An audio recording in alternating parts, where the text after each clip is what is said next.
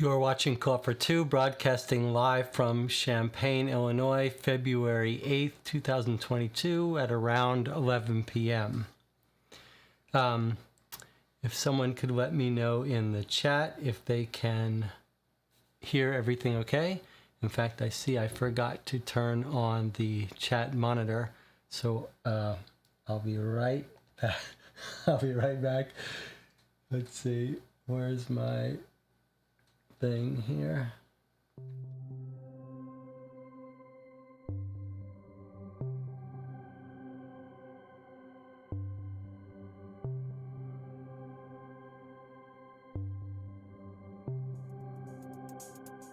Okay, there we go. All right, Jonathan Warner's here. He says audio is working. Okay, some preliminaries. Everything seems to be working okay from my end. And we've got confirmation in the chat channel that everything's working. I wasn't sure if the brightness was down a little bit, but I think it's okay. So let's talk about some preliminaries, then we'll talk about the game. You can see I've got some extra stuff here to talk about. I won't go in too much into the history, but we'll go into the game, we'll review it, and then we'll take a little break and start playing. This will be full of spoilers when we actually start playing, so if you intend to play this yourself, you should not watch the actual playthrough, which could take us 7 or 8 hours, assuming we can finish it in one session.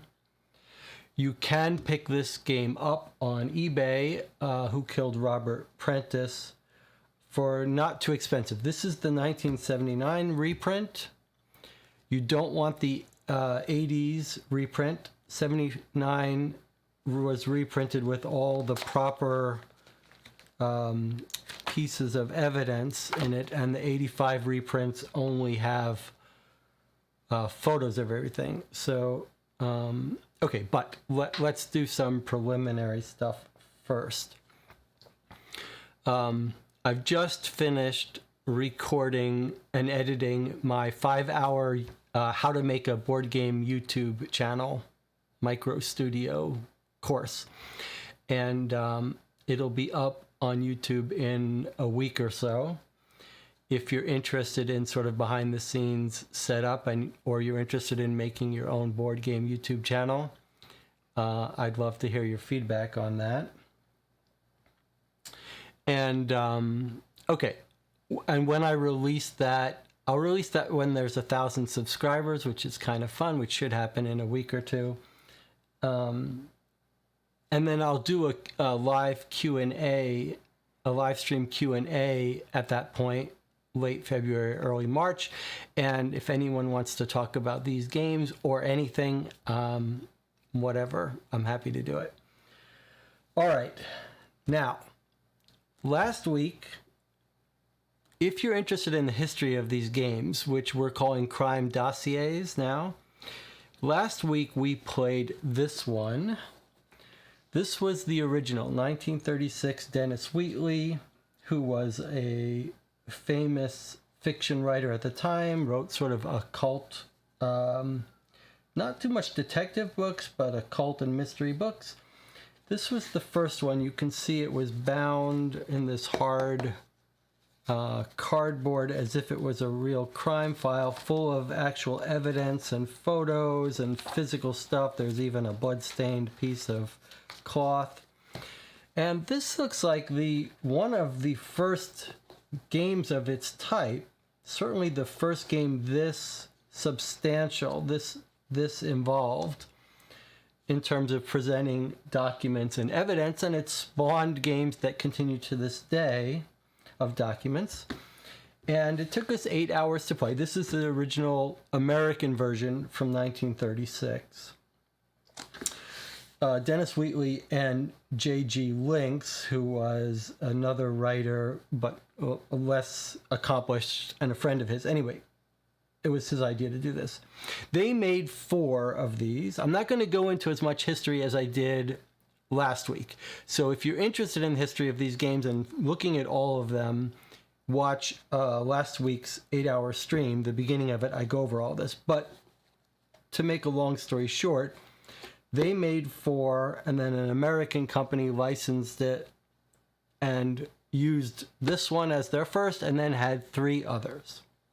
So we are going to play the second in the original set, which is called Who Killed Robert Prentice. And one thing that's interesting about this is that when we played last week's, one of the things that jumped out and was so interesting and enjoyable was the way it was framed, the way the story was framed and the structure of it. It was framed as a detective on the ground, this guy Kettering, who I remember his name because we grew quite attached to him. So the book is broken up into 4 sections or 5 sections, his 5 reports. So he collects evidence and he interviews all the important people, and he does it over and over again each day over the course of these 5 days. Then he hits a dead end and we have to step in and solve the case. When we finished that book, File on Bolitho Blaine, otherwise known as Murder in Miami, the mystery was so-so, but the thing that really hit home with me was the idea of framing this as told from the standpoint of this detective and the way it was sequenced into these 5 reports.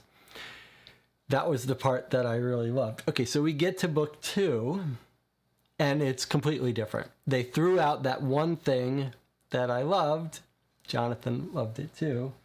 And this is structured differently. This feels more like you're just reading a novel. So this might be about as inappropriate for YouTube live stream as we could get, because it just looks like pages and pages and pages of text. So you're forgiven if you don't want to watch it. But there's a little back and forth between the authors to start the book out where they talk about it. So I'm curious to see what's different. One thing to keep in mind, if you want to leave a comment about this, is we have to decide after this whether we want to play the other 2 games in this series, which I have, and then I can review all 4, or whether we want to take a break from these crime dossiers and play a more modern game. Okay, so that's Who Killed Robert Prentice. That's what we're playing today. We'll play it after the break, but I have a couple more things I want to talk about. These are the other games in this series.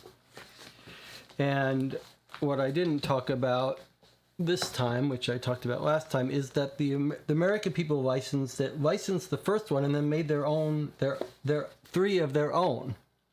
This is the 4th one, File on Claudia Cragg.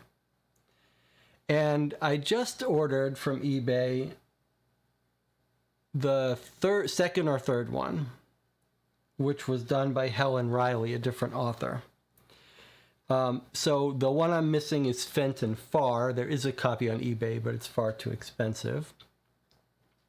The person that I just ordered the Helen Riley crime file from eBay, I was just talking to, and it just turns out by chance that I bought another book from them, which I'm going to show you in a second here.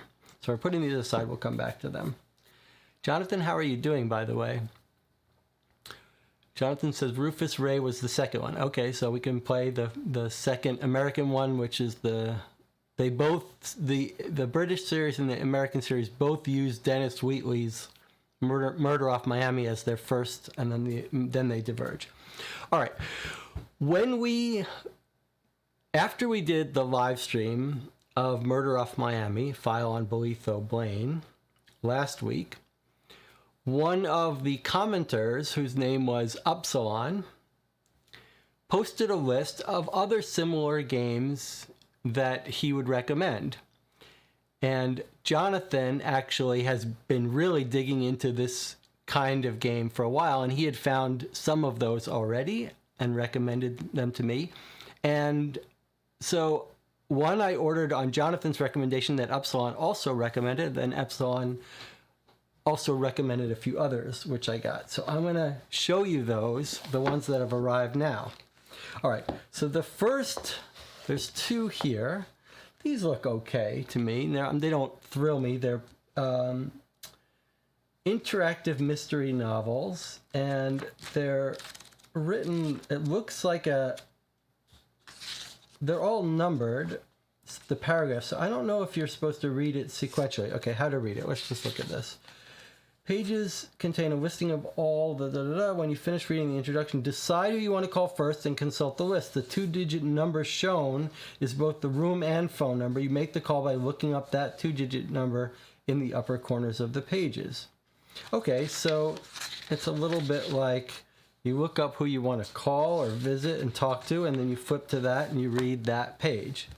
And this is presumably same system. Okay, so that's a little more interesting to me.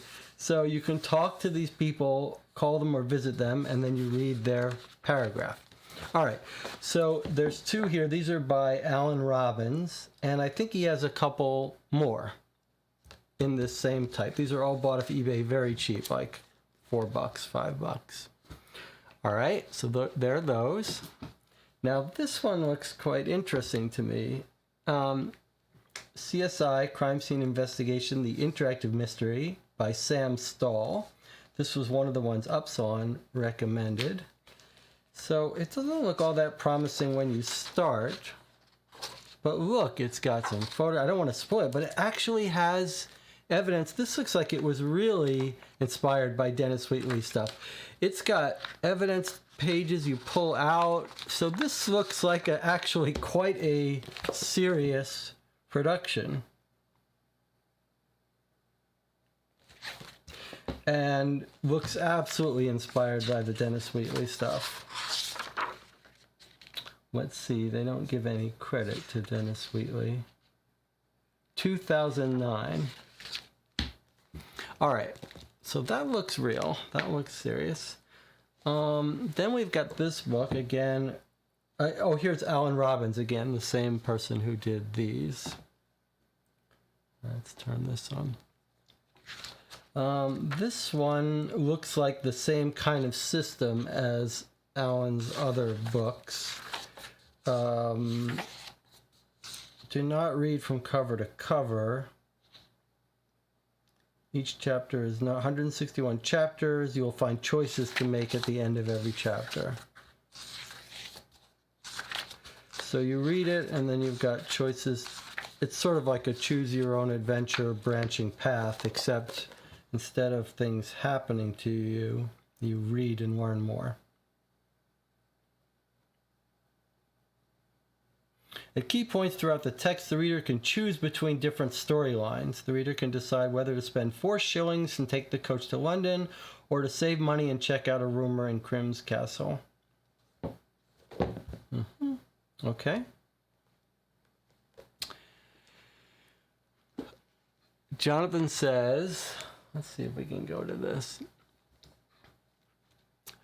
Jonathan is talking about, he finally watched Cold Weather. For his movie recommendation, it's scrolled off screen. You can't see it here. He says, Lake of the Dead, 1958 Norwegian mystery film. Group of friends go to a cabin to visit a friend. He appears to have drowned in a lake. Some think suicide, some think murder, some think a supernatural spirit is involved. Great atmosphere, entertaining and engaging, watching arguments about what happened. That does sound interesting. I'm going to pick that up. Speaking of foreign films, I just started rewatching it may be Norwegian. I don't know. Maybe French. It's the original version of The Vanishing. I'm not sure it's even called The Vanishing, the original. They did a remake with Kiefer Sutherland, which is reasonable, but the original is pretty great. It's very slow and methodical, but kind of chilling. I would definitely recommend that. All right, let's look at this last one. Murder Memo to the Commissioner. This is one that Jonathan recommended early, and then also Upsilon recommended last week. This was published in 1950, so this is the second wave. After Dennis Wheatley's book comes Murder Memo. Originally was $1. And here's his attached herewith is my personal dossier on NYPD case, so-called Houston case. So this is absolutely derivative of the Dennis Wheatley cases. This one's set in New York City, which is very exciting.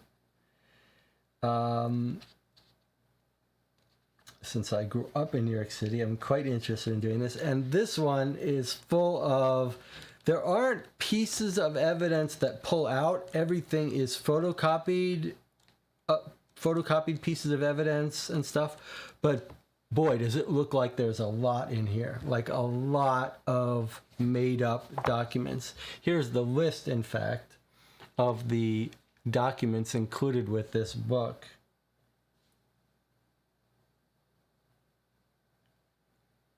Tons of photographed letters, newspaper prints, documents from the police department. So this actually looks fascinating to me. I'm very interested in playing this one. Okay, so those are a stack of more, they seem to grow, of historical crime dossier books to play, to read through. Remember to keep in mind, after we play this one, we have to decide whether we should continue with Dennis Wheatley's series or take a break. I do want to show you one other thing I got. Jonathan says that he watched Cold Weather. I'm very curious, Jonathan, what you thought of Cold Weather. It's a what they call a mumblecore movie genre. There aren't that many of them, but that's one of those movies that I could completely understand someone watching and being like, "Why have you told me to watch this low budget, silly movie? There's nothing in it for me." When I watch that movie, there are a couple scenes that are just feel very subtle and natural, and then the end of it that just really sat with me. Okay, the last thing I want to show you is after playing one of these, I forget which one, maybe Sherlock Holmes Adventures by Gaslight, I started thinking maybe we need to maybe we should be educating ourselves. There have to be some good homicide detective textbooks that maybe it's worth reading through. So I found one. This guy Vernon Geberth seems to be the author of the homicide textbook, and he sells a 1,000-page textbook, which is on its like 8th printing. It's very expensive to get the most recent printing. It's like 1,000 pages long. And I was just looking through it on Amazon, and you should not read that. You should not look at that book unless you've got a strong stomach for photos, because there are real photos of crime scenes, and they are brutal. But it's exactly what you would expect a real homicide detective to have to confront, and so it's a serious book, but it actually looks quite fascinating. If I can ever find it cheap on eBay, or maybe I'll buy an earlier copy. But they did have this companion thing that's on eBay cheap, so I just picked it up just for fun. And it's a little checklist, like what first officer on the scene, checklist of what they should do, canvassing, just a whole bunch of cool checklists. I'm a super fan of checklists, so I get a kick out of this. But things to do when you get in the scene, what to do the first time you get a suspect in custody, collection of specific types of evidence, little checklists if you pick up blood that hasn't been messed with.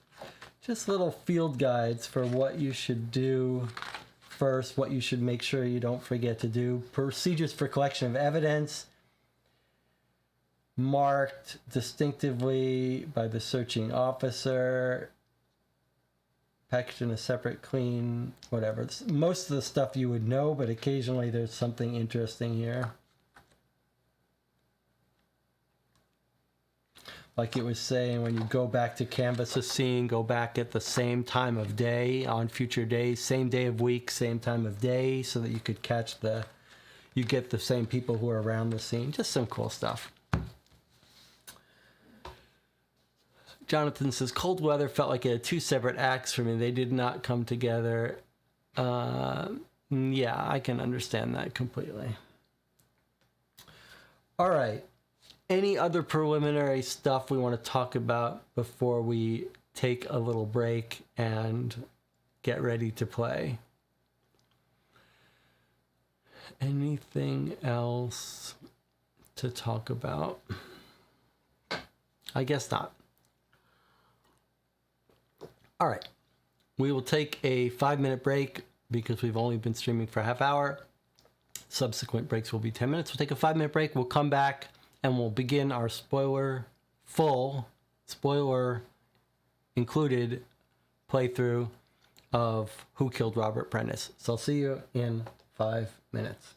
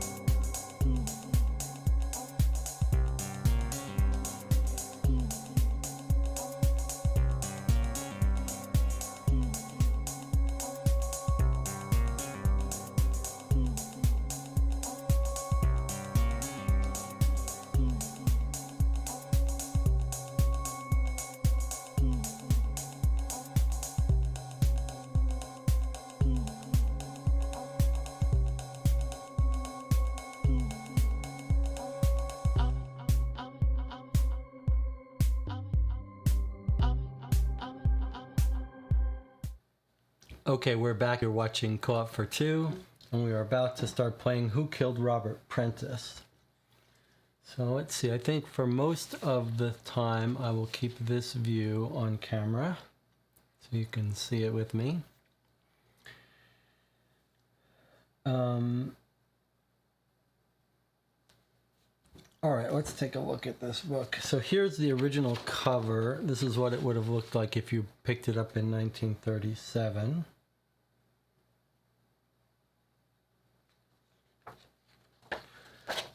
And we're playing the 79 reprint.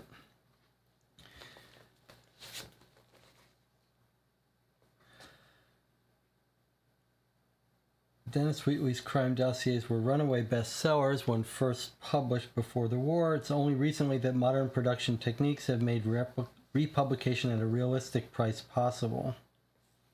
All right, let's read the introduction here, which is actually quite an interesting decision. So here it starts out with a dialogue between Wheatley and J.G. Lynx. He says, "Do you really think we ought to do another?" "Yes, Joe." This is Dennis Wheatley talking. "Yes, Joe, I didn't mean to, but look at the countless letters we've had from people who enjoyed Murder Off Miami. And every bookseller I meet asks me when he can promise his customers a second dossier like it. Of course, the public gave it a marvelous reception. Do you know what it's sold to date?" Wheatley, "Well, on its way to 200,000 copies. Well on its way to 200,000 copies. If you add the French, German, Swedish, Dutch, Italian, Danish, Hungarian, and Finnish editions to the known bestseller figures of its sales in the Empire and the United States. We have the press to thank for that, since at 3.6 there was no margin for the publishers to spend a penny on advertising to launch it. And all the people helped to get it going by talking of it to their friends, and the more courageous booksellers who gave it free window displays. All right, let's think out another story." 6 months later, J.G. Lynx says, "But this is not the sort of thing I meant." Wheatley, "It's the story we worked out together, and you were keen enough about it then. I've hardly altered a word of that splendid inquest you wrote for me." "Yes, the story is all right, but my dear Dennis, you've told it in a completely different way. It's not a straight police investigation at all." Wheatley says, "I hate repetition. Surely we're not so lacking in imagination that we must become imitators even of ourselves." "I think we ought to have stuck to the accepted formula," says Lynx. Wheatley says, "Why? We're giving crime fans a problem just the same. In fact, 3 problems this time instead of 1. And by substituting letters for formal examinations, I think we've been able to bring out characters a bit better and give the story more human interest."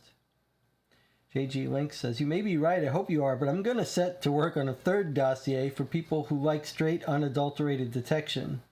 Wheatley says, "Grand, let me know when you're ready to talk it over."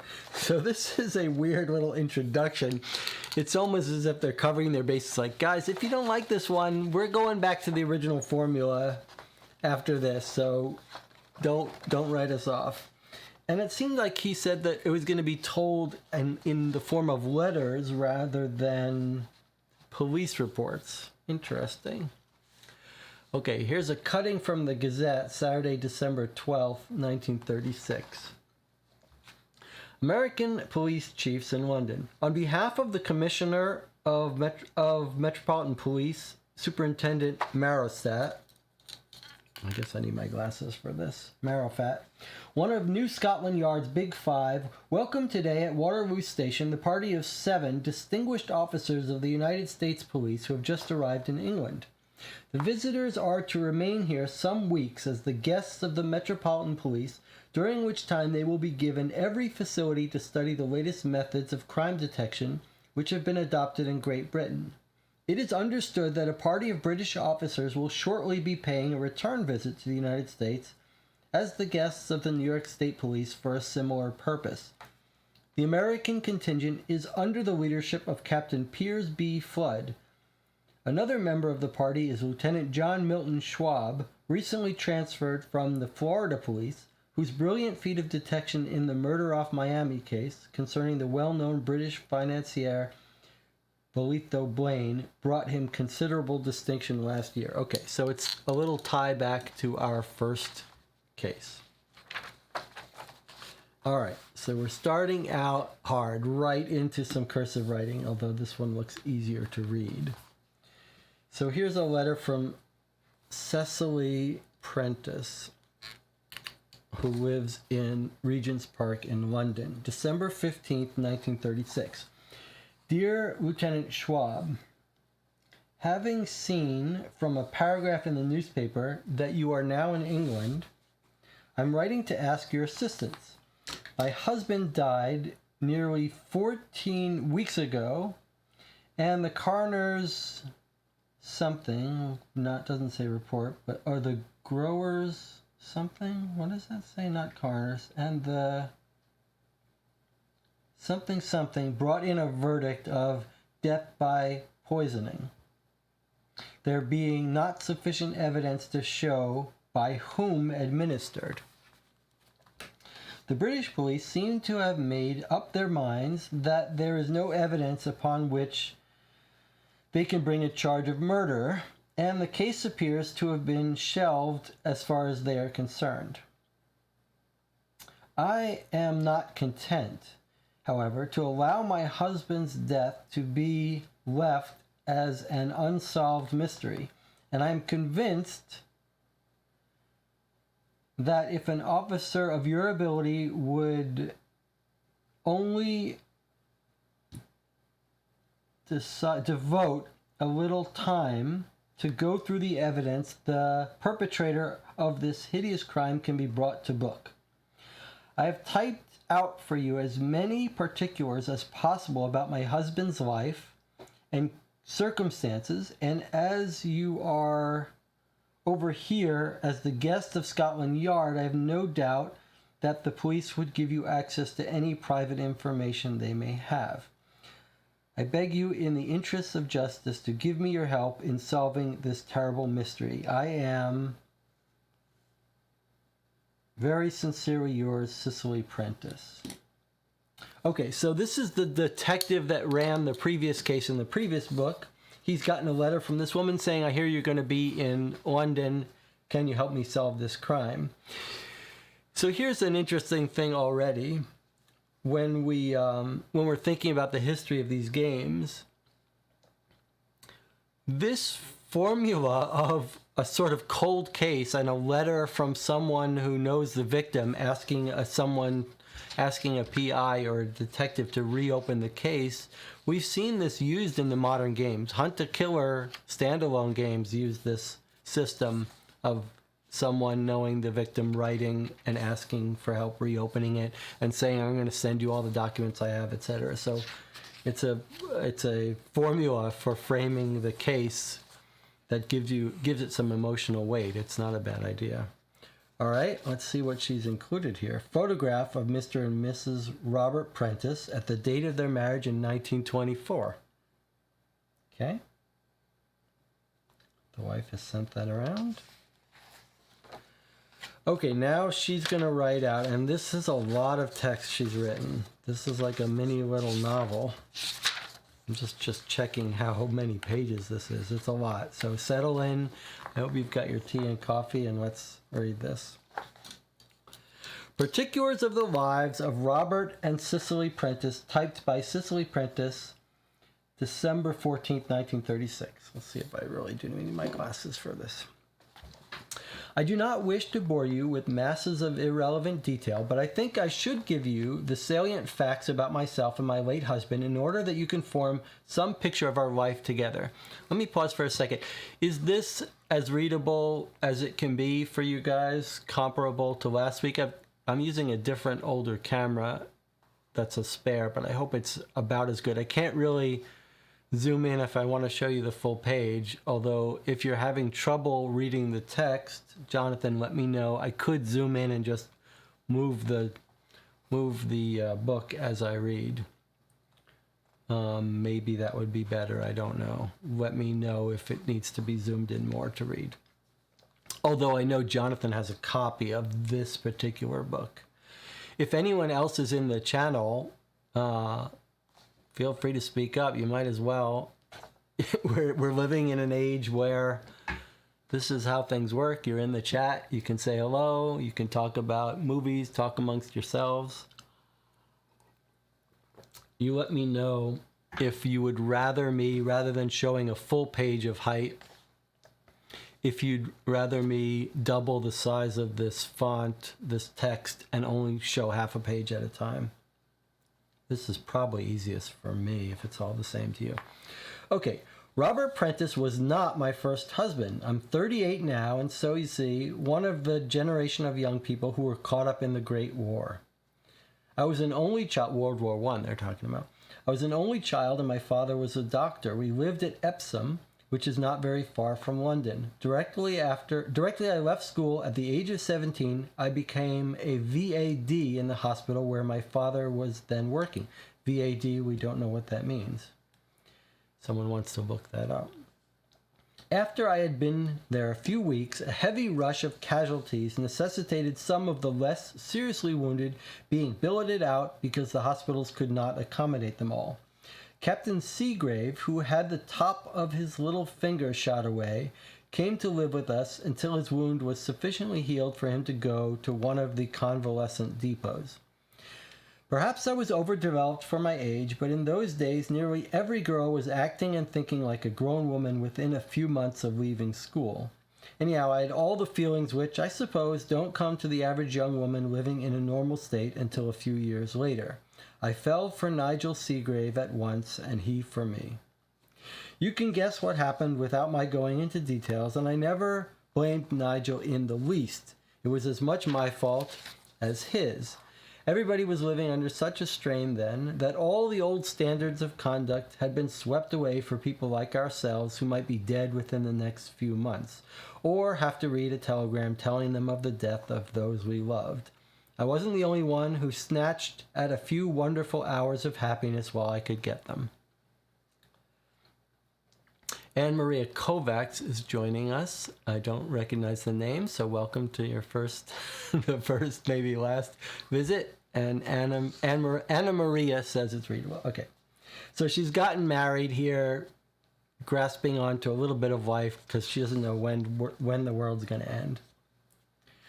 Nigel had left our home and gone to a convalescent depot in the north before I realized my condition. I did not dare tell my parents, and I passed through a most ghastly time. It wasn't an easy pregnancy, and my state was made infinitely worse by the terrifying knowledge that sooner or later they were bound to find out, and then I should have to face their anger as well as disgrace among our friends. I tried to get rid of the baby by all the methods I'd ever heard of, but none of them proved any good, and the things I took for the purpose only made me more depressed than ever and wretchedly ill.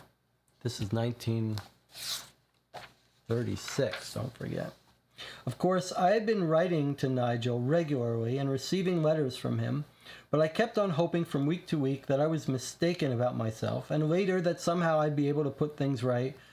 So Nigel had been in the north for over 2 months before I realized that there was no escape, and I wrote to tell him what happened. Imagine my distress when day after day went by and I received no reply. At the end of a week, I was frantic and telegraphed him to get special leave for 24 hours in order to meet me in London. When there was no reply to that either, I felt as though the end of the world had come, because through all the previous weeks of uncertainty, I had been counting on Nigel as the one person in the world who would see me through my trouble, whatever attitude my parents might take up. But in doubting Nigel, I misjudged him. The next day brought a letter from the Colonel Commandant of his depot to say that he had been drafted overseas the week before with urgently needed reinforcements. The following post, a letter arrived from Nigel himself to say that he was back in France and desolate because he had been unable to see me before going abroad. I wrote to him again at once, as my first letter telling him the bad news must have gone astray, and he replied immediately, just as I thought he would, that I wasn't to worry or tell my parents. He was arranging for special leave in order to come home and marry me, and he would tell my father about what happened himself when he arrived. 10 days later, he turned up at Epsom and broke the news. Mother was terribly upset, of course, but Father took it better than I expected. That was because he was a doctor, perhaps, and knew that the same sort of thing was happening to girls all over the country. Anyhow, in the face of Nigel's declaration that he meant to make an honest woman of me, delicious phrase, they couldn't really say very much. Nigel took me up to London and introduced me to his people. His father was nice and his mother kind when she found how young I was, but his sister was horrid. She did not attempt to conceal the fact that they all knew why Nigel was marrying me in such a hurry, and that the family really regarded it as a calamity. The Seagraves weren't what I suppose you'd call landed gentry. Landed, meaning they owned land. Gentry, I'm not sure. This is something about the upper class and lower class in England. They'd a big place in the country before the war and were still struggling to keep up a large mansion in Kensington when I first met them, whereas my father was only a professional man who had made his own way and not a very rich one either. Actually, my father was no keener on the marriage, from the worldly point of view, than the Seagraves were, because Nigel had left his public school in 1914 to go straight into the war, and his father could make him no allowance. Nearly all the Seagrave money had been locked up in Russian oil fields, so they were struggling along in what, for them, was almost poverty. When we married, 2 days later, Nigel had no prospects, only his army pay and my adoration. However, the marriage turned out far more successfully than most of those hasty war marriages brought about by propinquity and a few days of hectic intimacy when the men were on leave. It's true that we knew awfully little of each other, as, even during the fortnight that Nigel had been billeted in our house, I had been hard at it all day in the local hospital. But Nigel was a simple, straightforward type of man, very easy to please, and with the most even temper that any woman could wish for in a husband. Perhaps it was my utter devotion to him which made our marriage a happy one. He had to go back to France again after his special leave was up. My baby was born, and to my delight it was a son who resembled Nigel in every feature. I had reproduced my man in a way that very few women ever managed to do, and Alan, who is 20 now, amazed old friends of the family by his perfect likeness to his father. So this is all 20 years ago?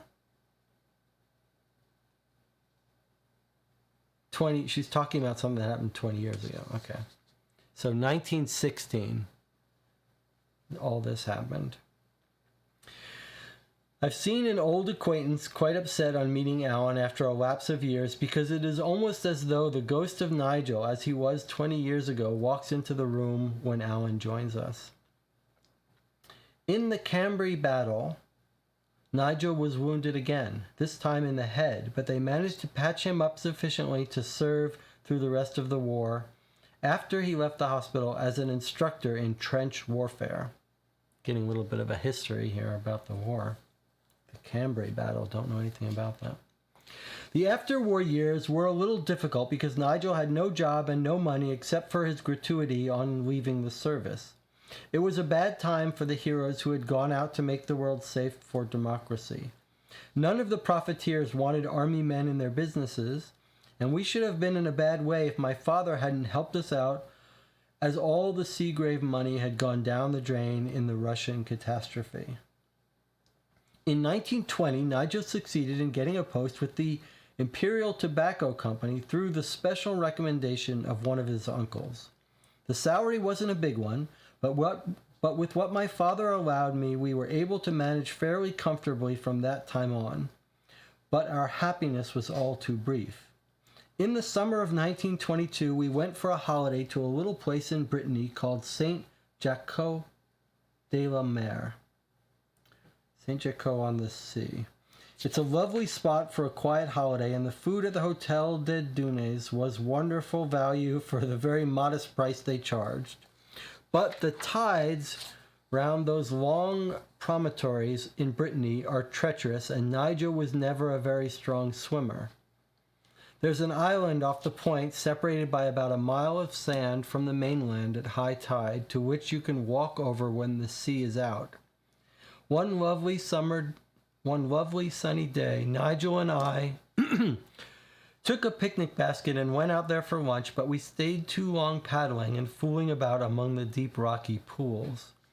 We left our return journey until half an hour too late, and both of us were caught halfway to the mainland by the incoming tide. We had to swim for it. I could swim better than Nigel, so I was well ahead, although I had all my work cut out to battle against the strong current. We were both rather frightened and saving our breaths, so we only called out to each other once or twice. The last thing I heard from him was a shout that he was quite all right. I staggered ashore a few moments later and fell more or less exhausted on the rocks. I thought he was only a few yards behind me, but when I looked up, he just wasn't there. The sea stretched right out to the island. There wasn't a soul in sight, and Nigel had disappeared.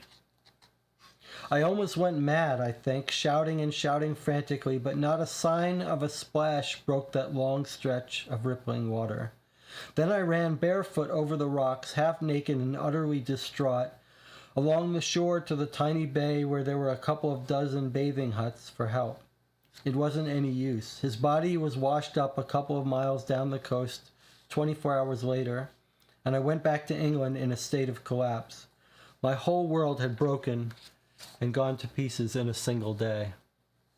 When I recovered a little, I realized that at least I still had Alan. He was nearly 7 then, a splendid, manly little fellow, and growing every day more like his father. I let my flat and took him to live with my parents. I can't remember now very much about those next 2 terrible years. I was almost numb and could take no interest in anything except the boy. I determined to devote the rest of my life to him. Then another tragedy befell me. Father had retired in 1921, but the house went on as usual, and Mother and I were under the impression that during his long years of practice, he must have put a good bit by. He died quite peacefully, sitting in his study looking through the medical journals, for he kept up his interest in all new developments, and when my mother found him, she thought he was asleep. But his death affected my life in a very important manner.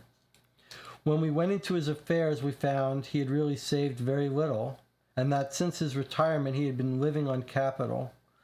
What remained of it was just sufficient to support my mother if she sold the house and took a cottage in the country or a little flat in some seaside town where living was less expensive. There wasn't enough for her to allow me anything, and what was of much more importance to me, she could not possibly provide for the education of my boy in the manner I had set my heart upon. Alan was 9 then, and due in a few months to go to his prep school. I had made all the arrangements, thinking that Father would be willing to foot the bill. But now I saw that I should have to get money from somewhere for myself, unless my plan for the boy's education was to be scrapped. I had never even thought of taking a second husband until then. For one thing, Nigel was the one man who really mattered in my life. Nobody else ever could. And to be quite frank, I've never been a great beauty, so although I was still only 26, the chances were all against my finding a decent man who was likely to offer me marriage, particularly when he knew that he would be saddled with a little stepson to support through an expensive education. Let's take a look at this woman again, Cecily. And her first husband. Well, let's take a little pause here for a second. I mean, I have to say, it's pretty compelling writing. I don't know if you feel the same way, but the first book we read was just pure procedural detective stuff, very straight, flat. This is setting this whole scene of this woman's life, which is quite compelling. Jonathan has looked up a couple things. We wondered what VAD stood for. Jonathan says it's the Volunteer Aid Detachment. Civilians providing medical care for soldiers. And propinquity, thank you for looking up that word that I didn't know. I appreciate that. Being close to someone. Okay, kinship. Propinquity. Okay. All right, let's continue here. So she's talking about the idea of getting remarried. Her prospects don't look so good. Who would want to marry her with a stepson who needs an expensive education? First of all, I appealed to Nigel's people, the Seagraves. They had never really approved of his marriage because before the war they had been wealthy people, and I suppose they had hoped for a better match for him financially. I knew that through his sister, as I've told you, but I must say, in fairness to them, that they were always very decent to me. However, having lost nearly all their money, they weren't in a position to help me very much. They offered me $100 a year until I married again, and that, as a matter of fact, was the thing which first put the thought of a second marriage into my head. Of course, they made their offer really because Alan was their grandson, and they were just as anxious as I was that he should have a decent education. But even that $100 a year meant them pinching themselves still more, and it wasn't enough to send Alan to a decent prep school, even if I could have fended for myself. It was during these bad months I went to Pittman's and learnt shorthand and typing in the hope that I might be able to get some sort of job. That's how I'm able to type this out now for you instead of inflicting a long letter on you in handwriting. After Father's death, Mother was naturally pretty broken up. She made 2 longish visits to old friends, and while she was there I attended to all the details of selling the house and furniture in my spare time after attending Pittman's. She decided she would like to go back to Bath, where she had lived as a girl, so I took a little flat for her there, which I thought she could run quite economically if she had a woman in every day. It had 1 spare bedroom where I could sleep with Alan until I secured some sort of job. Everything was fixed for us to move in there, but when I went down to spend a few days with the friends with whom Mother was staying at Reading, I was so shocked by her appearance that I called in a doctor. I told him what had happened, and he said to get her out of the slough of despond into which she had fallen since her husband's death, she needed to see more company, to meet strangers who would compel her to take a grip on life again for the sake of appearance. He suggested that as it was the height of summer, I should take her for a month to some seaside hotel before she settled into her new home. I was a little worried about the money part of it, yeah, no kidding, but I saw that he was right. If I had got a job, as I hoped to do, that would most probably have meant my living in London or somewhere near it, so she would have been all on her own down there at Bath. The main difficulty was to persuade her to go to some summer resort where she would meet crowds of gay, happy people. The doctor hatched a little plan with me to overcome that. He told her it was essential she should do a cure, which, of course, being a doctor's wife, she swallowed like a lamb. Harrogate was recommended, and I took her up there to the Hydro, where, while she thought that she was just doing a cure under doctor's orders, she only actually went in for a mild diet and drank the waters every day. But she was compelled to some extent to play up to the strangers that we met and pick up a new interest in life again. It was at Harrogate in 1924 that I met Robert Prentice. Robert wasn't everybody's money, I admit. That's an interesting phrase. Robert wasn't everybody's money, I admit. It's no good my telling you part of the story and concealing the rest. There were times when that hare lip of his used to make me shudder with repulsion. But apart from that, he wasn't at all a bad little man. The hair lip, she's saying his mustache, right? That's what she's complaining about. His either a particular kind of mustache or just she didn't like that he had a mustache.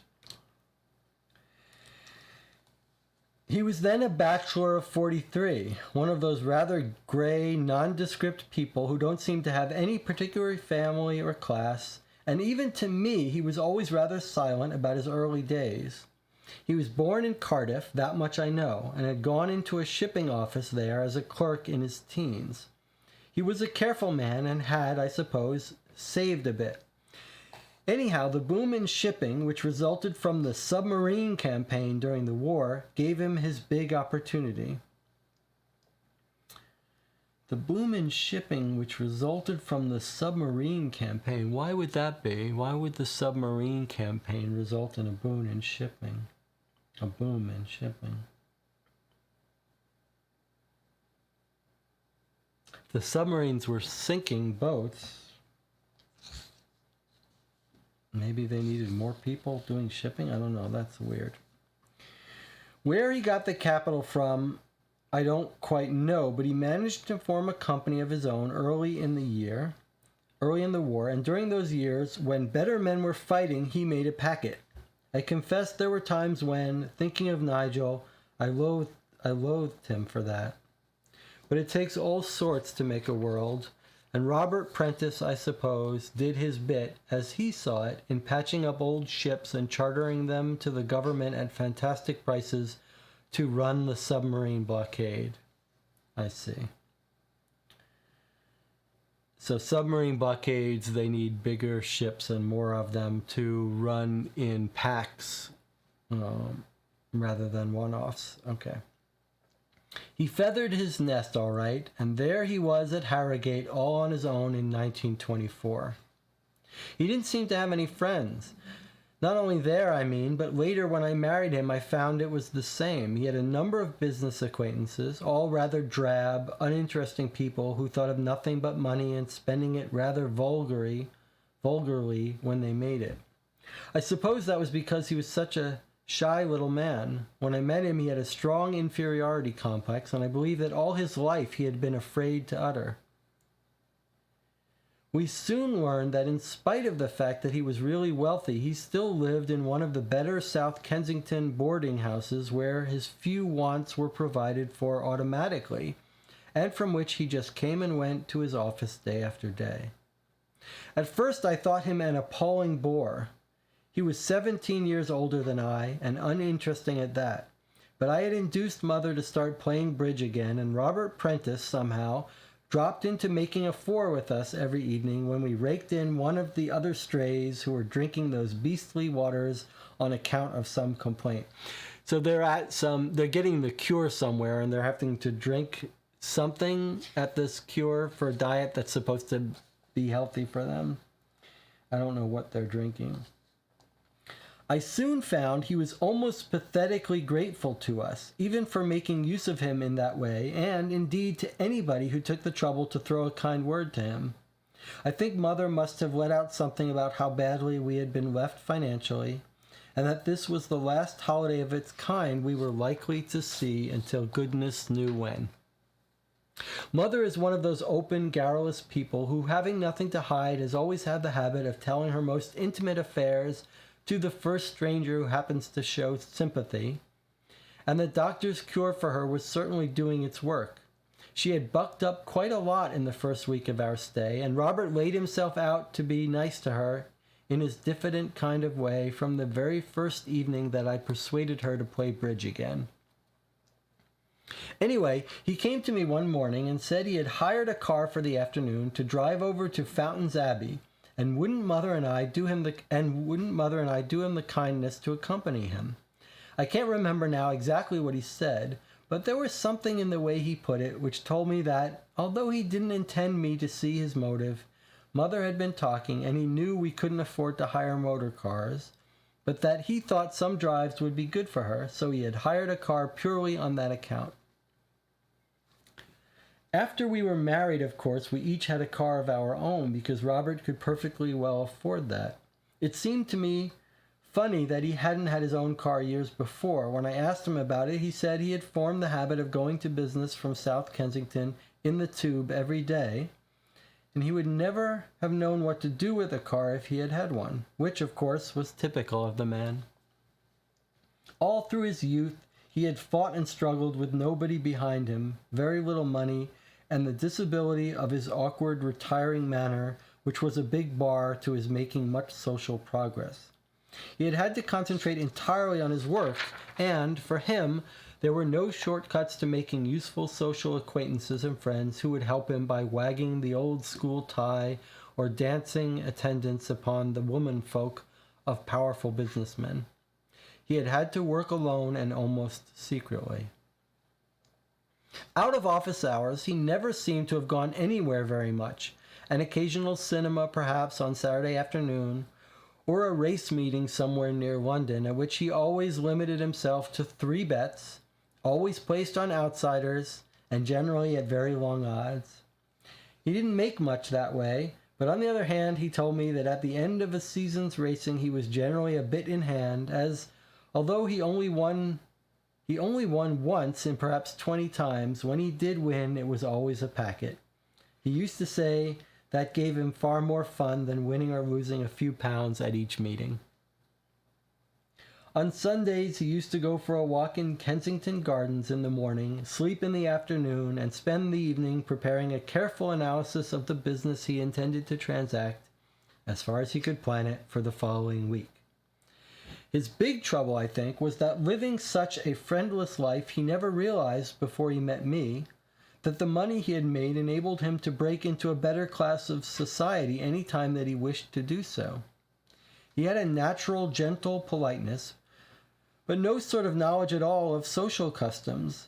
His outlook at the age of 43 had altered hardly at all from what it must have been 20 years earlier, when he was a shrewd, lower-middle-class young man, concentrating his every thought upon making money out of the shipping business. I doubt if the few girls he did know in his early years ever gave him a second look.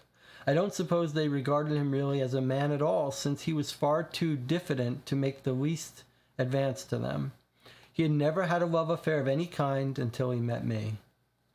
I think he had become almost reconciled to the thought that women were reserved for the strong, clever, and amusing men of the world, but quite outside the scheme of things for an unattractive fellow like himself. I accepted his attentions almost automatically at first, without really looking at him as a man. I thought of him rather as a good-natured soul who was doing a lot for Mother by rousing her interest in life again.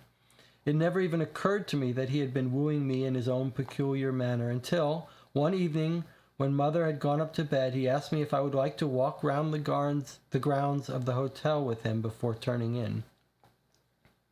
It was a lovely summer night, and directly we were outside, he began to speak much more freely than he had ever done before. I think perhaps that was because the semi-darkness gave him courage. One of the few attractive things about him was that he had a very charming voice once he got into his stride and began to talk with real freedom. It was then that he told me all about himself and of the miserably lonely life he had led for years without noticing it sufficiently to realize what a wretched existence it was in that Kensington boarding house. He went on to say that for 4 or 5 years past he had been going on working more or less automatically because he didn't understand any other way of life, yet he had already amassed enough money to keep himself and a wife extremely comfortably without doing another stroke in all his days. But could he find a wife? That was the big trouble. Women thought much more of external appearances than more solid qualities, and it had to be somebody whom he himself could love and respect. Of course, by that time, I saw which way the wind was blowing. It was a bit of a shock at first, but by a sort of natural intuition, he played his cards splendidly. He never even attempted to hold my hand, and he put his case entirely in the abstract, which left me completely open field, so that I didn't have to commit myself in any way and could hardly avoid reacting sympathetically. When I went to bed that night, I weighed the whole question very carefully. That he would propose, if given the least encouragement, I had not the slightest doubt. But the question was, could I stand the physical contact of letting him make love to me? It's pretty foreign. Michael Bork says, hair lip, I think, is actually a cleft lip from birth with no hair. Ah, he's got a cleft lip. Interesting. Okay. So she says, the question was, could I stand the physical contact of letting him make love to me? If I could, it really seemed that the gods had been very kind. Let's face it frankly, the chances were 100 to 1 against a more attractive man with a certain amount of money wanting to marry me as a widow with a growing boy to bring up. Whereas here was wealth being offered to me for the taking. Robert knew all about Alan, whom we had left with friends during our holiday, as Mother had given him most of the family history, And he had said only that evening that he adored children, particularly boys, and that one of the greatest tragedies of his deformity, that's the cleft lip you were talking about, which had hurt him more than anything else, was that little children were often so frightened of him. By that, you mustn't think that he was really ugly. He had quite decent features and the kindest eyes, but you know how children instinctively shy away from anyone who has lost a limb or is in any way abnormal physically. With this, I'm enclosing a photograph of Robert and myself. It was taken on our wedding day just over 12 years ago. I cannot send you any other pictures of Robert, since this, as far as I know, is the only photograph that he ever had taken. Naturally, it looks a bit old-fashioned now, but you will see from it just what Robert looked like when I first met him. That's our photograph again. I can't really see. I see there's some sort of deformity on his lip. Boy, this is a really compelling story so far. I have to admit, when I looked at this book compared to the previous one we played, which was all police reports, I had grave concerns that we were just going to be reading page after page after page of just flood of text, but this is actually a very compelling letter that feels of its time, but also feels quite sort of honest, open, realistic. It really does have you can't, no one would write like this in 2022. It really does help to put us in the place of the 30s and how matter of fact and practical they're all being, and how very open she's being about her thoughts, and her husband seems very practical and open about his thoughts. It's very sort of refreshing in a way.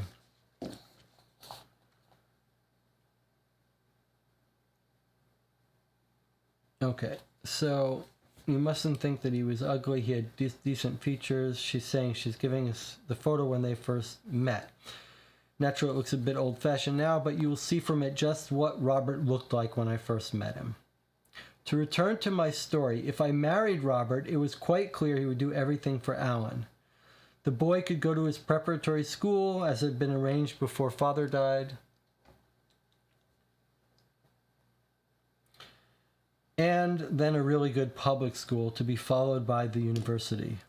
More, with Robert's money behind him, I could see to it that Alan met nice people, and there should be no difficulty in starting him off in whichever career he wished to follow. Alan mattered more to me than anything in the world in those days. In fact, he still does. Here is a photograph taken of him only a few months ago, so you can see what a splendid man he has become. It was on his account that I made up my mind to marry Robert Prentice. Okay, and here's her son, Alan, who she says looks just like her first husband, Nigel.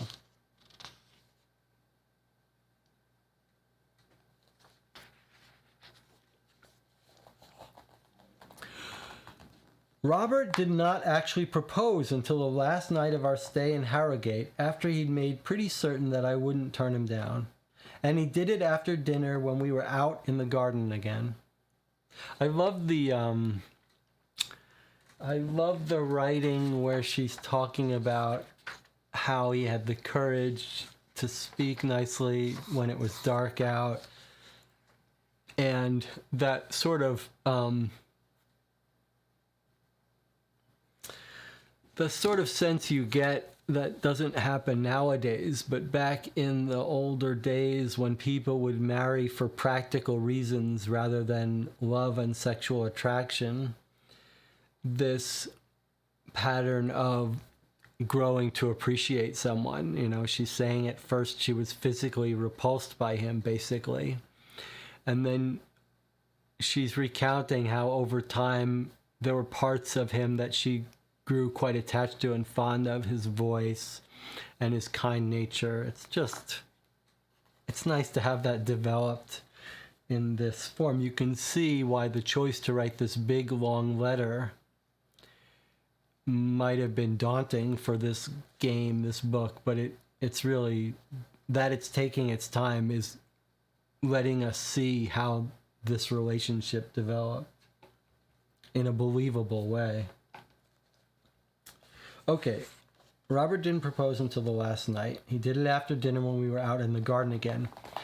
The kissing part was nothing like as bad as I had expected. In fact, out there in the starlight, if I hadn't known about it, I should never have noticed that he had a hair whip at all. I decided there and then that for both of our sakes, any lovemaking we did must always be done in the dark. Okay. He guessed how I felt about that, I think, because he never attempted to kiss me in public or where there was light of any kind during all the time we were married. And our unspoken decision was a wise one because that enabled me to do my part perfectly naturally without cheating him in any way. It's a little harsh, but it's honest. She's being honest. From the moment we walked back into the hotel that evening, Robert showed a completely different side of himself, and one that I had never seen before. He was still the essence of tact and deference to my mother and myself, but in a quiet way he took charge of all our arrangements. I suppose it was the side of him which, against so many odds, had enabled the little Cardiff shipping clerk to become a wealthy London businessman. He thought clearly and quickly, and never had to be told even the most unimportant things a second time. He just smiled at Mother's protest that she ought to support herself and me until the marriage, but, knowing already our financial circumstances, he wouldn't hear of it. He said that having spent half his life doing nothing but make money now, if ever, was surely the time to spend some of it. He meant to take a suite of rooms in one of the big London hotels where Mother and I must stay as his guests. Then we would go house hunting together and make all the necessary arrangements about furniture and so on. I don't think he himself had ever traveled first class before, but his whole attitude seemed to change overnight, and nothing was too good for us. He took us back to London the next day in a Pullman coupe, and in the succeeding weeks he showered presents of every kind upon us both. Well, that's how I came to marry Robert Prentice, and the marriage was unquestionably a happy one. I did not love him in the real sense, of course. I could never love anyone again in the same way that I loved Nigel, but I was immensely fond of Robert, and although he was the least exacting of men, I never spared myself in any way to do things which I thought would give him pleasure. At first he proposed to give up his business, but I persuaded him that, as he was only 43, it would be a bad thing for him to do, since he hadn't gotten even a hobby upon which he could engage his mind. So, after a long honeymoon, spent in various countries on the continent, he took up his regular work again, but his life outside the office underwent a complete change. During the years I was married to Nigel, we never had very much money, but that did not debar us from meeting plenty of interesting people. In the pre-war days, the Seagraves had been in a position to entertain lavishly, both in London and at their big house in the country, and Nigel himself had been educated at one of our leading public schools, so, although we could not do much more than give occasional cocktail parties and little dinners for our more intimate friends, we used to be asked out quite a lot and lived a much gayer life through the generosity of his friends than would otherwise have been the case upon our comparatively small income. After Nigel's death, of course, I dropped everything. I couldn't bring myself to go to parties for months afterwards, and even if I had wished to, I was so short of money then that I was very badly off for clothes. But now I had started life afresh with more money than I'd ever had before. I was in a position to gather together all the friends that I had made through Nigel. Robert was nervous about my social activities at first, but I was determined to develop a big circle of friends because of Alan. Later on, it would be so useful to him if I knew lots of people with boys and girls of his own age, and I felt sure that Robert would enjoy it too once he had got over his shyness. Our honeymoon did a lot for him, I think. Before, he had always been shy, even of servants, and stayed mostly in little places. But he had soon found out that the waiters and porters in the big continental hotels were just as deferential to him as to anyone else who tipped them lavishly, and in those weeks abroad I made him grow a mustache. It didn't conceal his deformity entirely. Where the split of the upper lip came, there was no place for the hair to grow, so it was hardly the sort of mustache that a guards officer would have been proud of. It had to be trained downwards, which gave Robert rather the appearance of a miniature Old Bill. I think that means a cop, an Old Bill. Someone can look that up. Or a small walrus. But it improved his appearance a lot since it made the split lip very much less obvious. More important still, he grew to believe that it concealed his deformity almost entirely, which, of course, strengthened his self-confidence enormously. I only asked my oldest friends along to begin with, and by exercising the greatest tact, I taught poor Robert party manners. It wasn't that he was in any way rough or uncouth when I first met him, but he had never been anywhere, and so had only the vaguest notions about the right things to do and wear and say.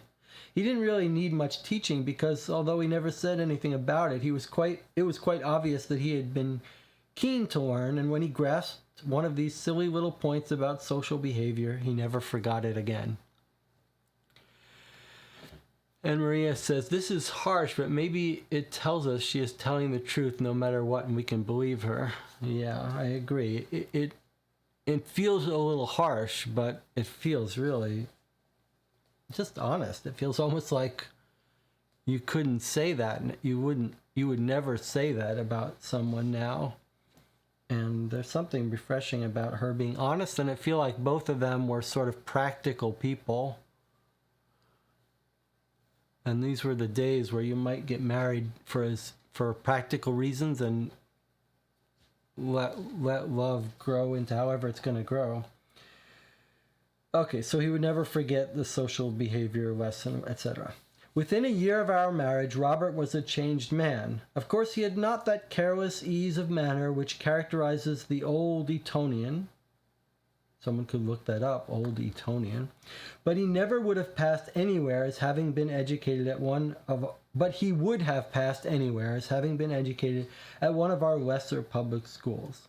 And his own natural thoughtfulness for other people's happiness and comfort did far more to make him liked among my friends than any tricks I could teach him. We had taken a big flat at Gainsborough Court, just off Regent's Park. Regent's Park we've seen when we played Sherlock Holmes Consulting Detective. Remember, it's off on the left, I believe. Alan lived with us in the holidays and seemed happy at his school during the terms. Robert was always sweet with him, and the boy appeared to be genuinely fond of his stepfather. Mother had settled into her flat at Bath. I went down to stay with her now and again, and sometimes she would come up to London for a few nights to do a couple of theaters with us. So you see, with my darling boy's future splendidly provided for, a dear and generous husband, and plenty of friends, I really had nothing more that I could wish for. I think Robert and I might have gone on quite happily for the rest of our lives like that if it hadn't been for Suzanne Lestrange. Robert and I had been married over 10 years when she appeared upon the scene, and Robert was such a steady, reliable man that it did not occur to me for months that she might cause our marriage to go on the rocks. Ouch. Jonathan says, an old Etonian is an alumni of Eton College. Okay, so a fancy college. Robert never retired from his business. He thought of doing so again in 1929.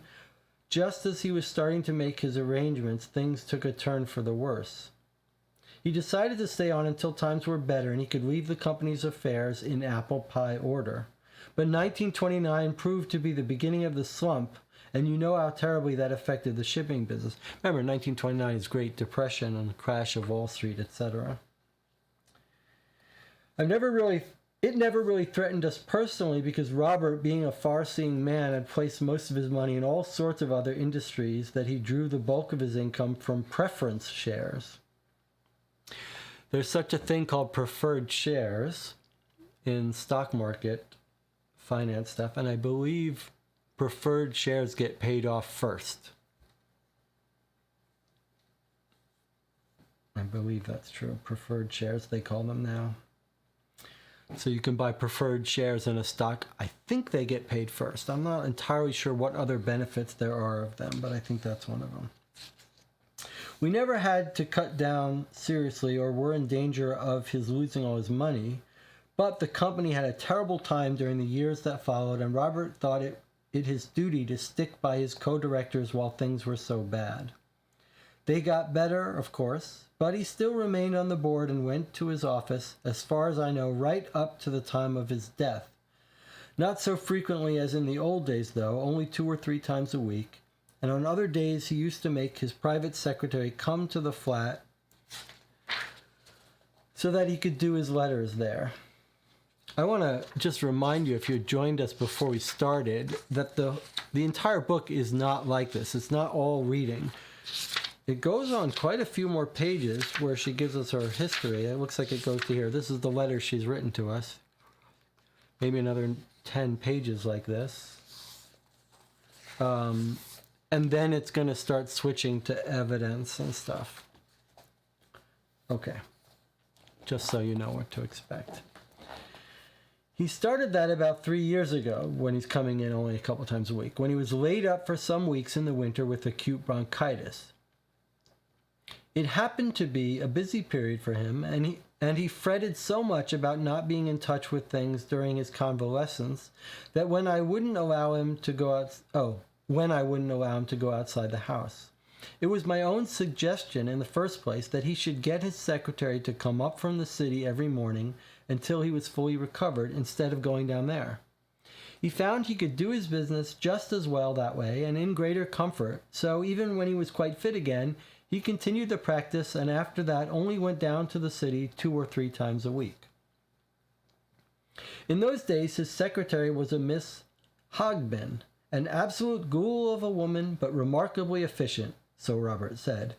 She had been with him since the Dark Ages, even in the Cardiff days, and probably knew more about him than I did myself.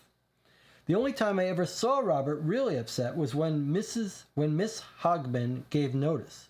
Some relative of hers dies and left her a nice little sum of money, so she decided to go and live in the country. Suzanne Lestrange was the new secretary. When he first saw her, Robert said that he didn't think she would ever do. She had formed the habit of not beginning his work sometimes until after tea, and then he liked to work on right up to dinner time unless we had friends dining.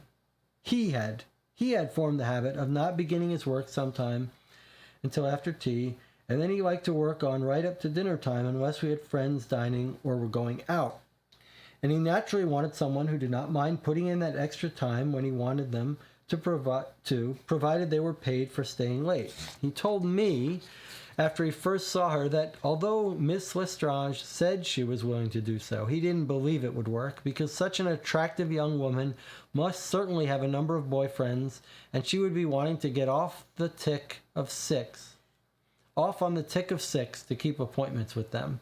He would never have considered her for the job at all, I'm sure, except for the fact that his old secretary had found the girl for him and recommended her most strongly, and of course, in Robert's eyes, old Miss Hogben was infallible. I admit, too, that as far as work was concerned, Mrs. Hogben was right in her choice of Miss Lestrange. She may have had the appearance of an empty-headed mannequin, but in actual fact she is one of the most competent young women I have ever met. She had men friends, of course. Robert and I ran into her once or twice at West End restaurants and theaters, so we saw her with them. But whatever her arrangements for meeting them may have been, she was absolutely adamant when it came to doing her job. She was paid very well for it, of course, but if Robert wanted her to stay until 8 or even 9 o'clock, she rang up and put off any engagements she had without any hesitation. Miss Hogben retired about 2 years ago last April, after Robert had satisfied himself that Miss Lestrange was competent to fill the post. Life went on just as usual. Suzanne Lestrange is a queer girl. To look at, she is certainly very lovely, tall and willowy with dark curly hair, regular features, a lovely skin, and really magnificent eyes. But there was always something rather secretive about her. One hardly noticed when she was in the flat because she moved so silently, and she had that rather mincing, cat-like walk you sometimes notice in French women. She was always most polite to me and never the least bothered to the servants. But she was one of those women whom you never get to know any better however long they may stay with you.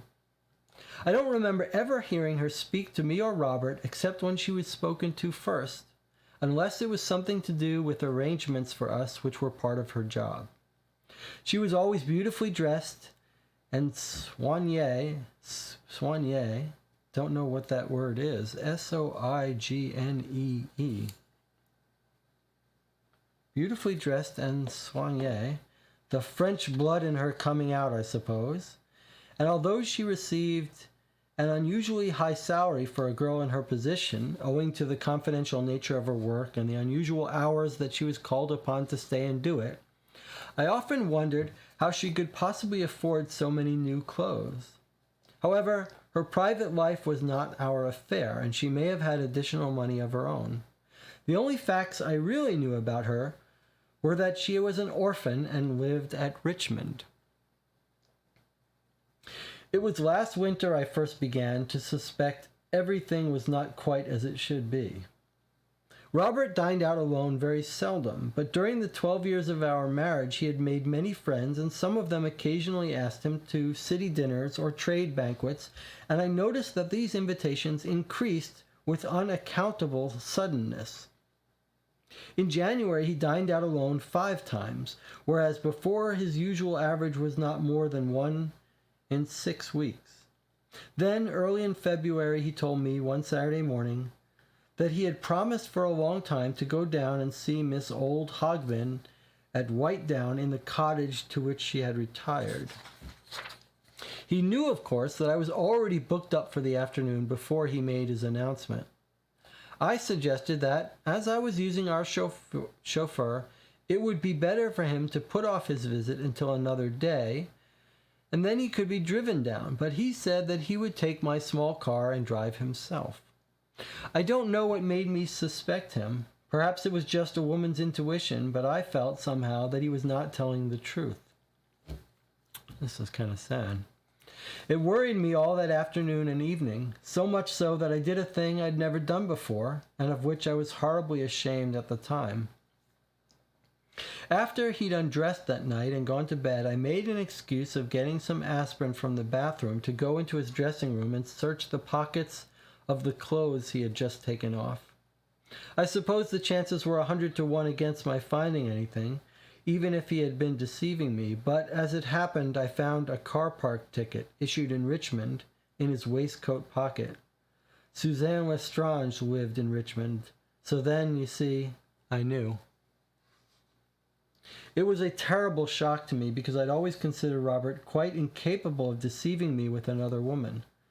There was something horrible, too, in the thought of that slinky girl who came to the house nearly every day, having a secret love affair with Robert, who was a far from attractive man of 55. I didn't say anything at the time, but decided to watch them and see if I could find out how far the affair had gone. I still hoped that Robert was only taking a friendly interest in her. But if that were so, why should he have concealed it from me? And knowing the young woman, I couldn't believe it. Perhaps you'll think it only jealousy on my part, but if you see her, as I hope you will, I believe you'll agree with me that she is the real still waters run deep, silent but very sexy man-eating type that other women distrust instinctively and yet from whom men can never keep away. They were very careful about their affair. I could not detect the slightest difference in Suzanne Lestrange's manner, either to Robert or myself. But once my eyes were opened, it was Robert who gave the game away. From having been a very placid man, he became nervy and restless. It was obvious to me that he was struggling all the time to suppress some secret. On several occasions I caught him not listening to me when I was telling him things, and found that he had forgotten particulars about dates and people I had invited to the house, of which I had already told him. That was so utterly unlike Robert. It was clear that he was living some secret mental life of his own, which engaged his thoughts to the exclusion of nearly everything else. In March and April I discovered nothing definite.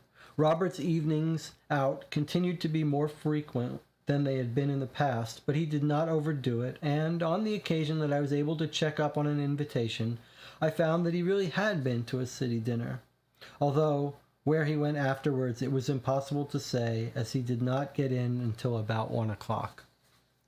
On the other hand, it had always been his practice to go on with any friends he might meet at these functions to one of their houses or a West End restaurant for an hour or so's talk over a few more drinks. I think, although I have no proof of it, that during the early summer he was seeing a lot of the girl in the afternoons. He spoke of business being better and needing more of his personal attention, so began, ostensibly, to go to the office again much more frequently. On 4 occasions I tested that out by thinking of some excuse to ring him up, yet I only found him there once. The other times his manager told me that he was out at a conference and that they had no idea if he meant to call at the office again before returning home. From the time I found the car park ticket in his pocket, I continued to search his clothes whenever opportunity offered, and from time to time I went through the papers in his room when he was out to see if I could find any evidence that he was actually being unfaithful to me, but without result. There was, however, one big drawer in his desk which I never had the chance of going through because he always kept it locked. At the end of May, it suddenly occurred to me that I could quite easily take an impression of the key one might have one night and have a duplicate made to fit. On June 10th, he went out for the evening, presumably to one of his big dinners, and as I had the key ready by then, I shut myself in his study, feeling certain that I should be undisturbed, and went through the contents of this special drawer. Robert was a methodical man by habit, and he had kept everything to do with his illicit affair. Receipts for flowers, chocolates, bags and hats, and even rough drafts of a lot of doggerel poetry that he had written to her. I was furious, of course, but it was with that cold, level-headed fury that I read the whole lot through down to the last almost illegible squiggles. It was quite obvious then what had happened to poor Robert. During his youth, his unattractive appearance and his poverty had robbed him of all chance of romance. By the time I met him, he had definitely put away from him the thought that any woman would find him sufficiently attractive to care to marry him. The fact that I did so gave him a self-confidence that he had entirely lacked before. Yet even if Robert adored me for myself at that time and for years afterwards, he must have known that I was not one of the really great prizes. Not, I mean, one of those outstandingly beautiful creatures who are reserved almost exclusively for the joy of men possessing great personality and charm. His confidence in himself must have grown enormously in the 12 years of our marriage after he found himself readily accepted by my many friends and this sly, silent girl, Suzanne Lestrange, must have done or said something or other which suddenly carried him a step further and showed him that even at 55, and lacking as he was in most of the male attributes more generally prized by women, she was not outside his scope if he liked to make a play for her. All the dormant romance in Robert's nature, which had been suppressed for so many years, must suddenly have blossomed, and from those absurd scraps of verse it was quite obvious that his mental state was simply that of a schoolboy in the throes of his first real love. He was barmy about that woman, absolutely cracked. There was no doubt about it from the extravagance of his expressions. Think of a man like Robert at the age of 55 and imagine him sitting down to write poetry, of all things, for a young woman of 23. I put all the things back and locked the drawer again. I saw now that I must do something to bring matters to a head. I had no doubt at all as to what the girl's game was. She was after his money, of course. It simply couldn't be otherwise.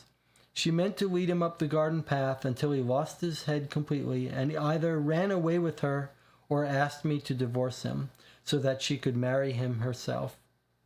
But I had Alan to think of. I had always counted on Robert's money going to him, and I wasn't going to see it diverted to Miss Suzanne Lestrange without putting up a fight. When he came in that night, I tackled him at once and told him that I had been through his private drawer. The poor little man was absolutely shattered. He confessed, of course, to being in love with the girl. He could hardly do otherwise since I had read his poems to her. But he swore that I was the only woman who really counted in his life. He said he simply could not help himself about Suzanne, that he had not actually been unfaithful to me, and that the last thing he wanted was a divorce. Interesting. I replied that if that were so, he must sack Miss Lestrange the following morning and give me his word that he would never see her again. But he said that he simply could not do it. Although he loved her, he hated her at the same time, because he knew that she was bad and had caused him to deceive me in a way which made him utterly ashamed. But she had got right into his blood, and that there was just nothing he could do about it. He simply had to go on seeing her, or else he would go mad and commit suicide. We argued for hours, but at about 3 o'clock in the morning, I found that we were just going round in circles. It was quite plain that he still really loved me in his heart, and had no intention of breaking up our marriage, but that, on the other hand, he simply could not bring himself to give the girl up. The situation was not quite so bad as I expected. I tried to take a broad view of it. Any number of men who have been married for a dozen years have their affairs on the side. Often their wives know all about it, and yet they continue to live fairly happily together. In most cases, I believe it's almost a disease, like measles, which catches a man at certain times and lasts only a few months. If the wife is prepared to be discreet and tactful about it, the man works it out of his system and comes back to weep on her shoulder like a naughty schoolboy. Then everything goes on just as it did before. Okay, well, we're really getting a picture of this being written in a different age. That would not go today. I told Robert that, and he agreed. He said that although he could not bring himself to give Suzanne up at the moment, he felt sure that if he only could see enough of her, the time would come when her physical attraction for him would lose its hold, and he would be able to come back to me if I could see my way to overlook it. Fascinating. All right, we've only got 3 pages here. I guess we'll finish these, then we'll take a break. I told him that I couldn't possibly live with him while the affair was going on. So I proposed to go down and stay with Mother at Bath. She's getting on in years and had been ailing for some time. That would give him complete freedom to see just as much of Suzanne as he wanted without the practice of any of these miserable subterfuges which he had used in the past. When his passion for the girl had burned itself out and he had finally broken with her, he was to send for me and I would come back again. On that arrangement, we parted the following morning, June the 11th, and I never saw poor Robert alive again. Now we see the context in which he was poisoned. Mother was worried about it when I told her, as I had to, why I proposed to stay with her for so long, but when we had talked it over, she agreed with me that I had done the wisest thing. I suppose I was mad to leave him, really. I should have realized that I could not judge Robert on what other women said of their husbands. Between the ages of 17 and 30, the average man has a series of affairs with different women. When he marries, he has sown most of his wild oats, and even if he's the sort who goes off the rails again afterwards, he is generally able to see his act in its correct proportions as an episode which should not be allowed to wreck his settled life. Poor Robert had no hectic youth to provide him with the experience of such affairs, and when I left the Lestrange girl a free field, she got her claws more firmly into him than ever. I ought to have stayed in London and played on Robert's deep affection for me to make him break the affair off gradually.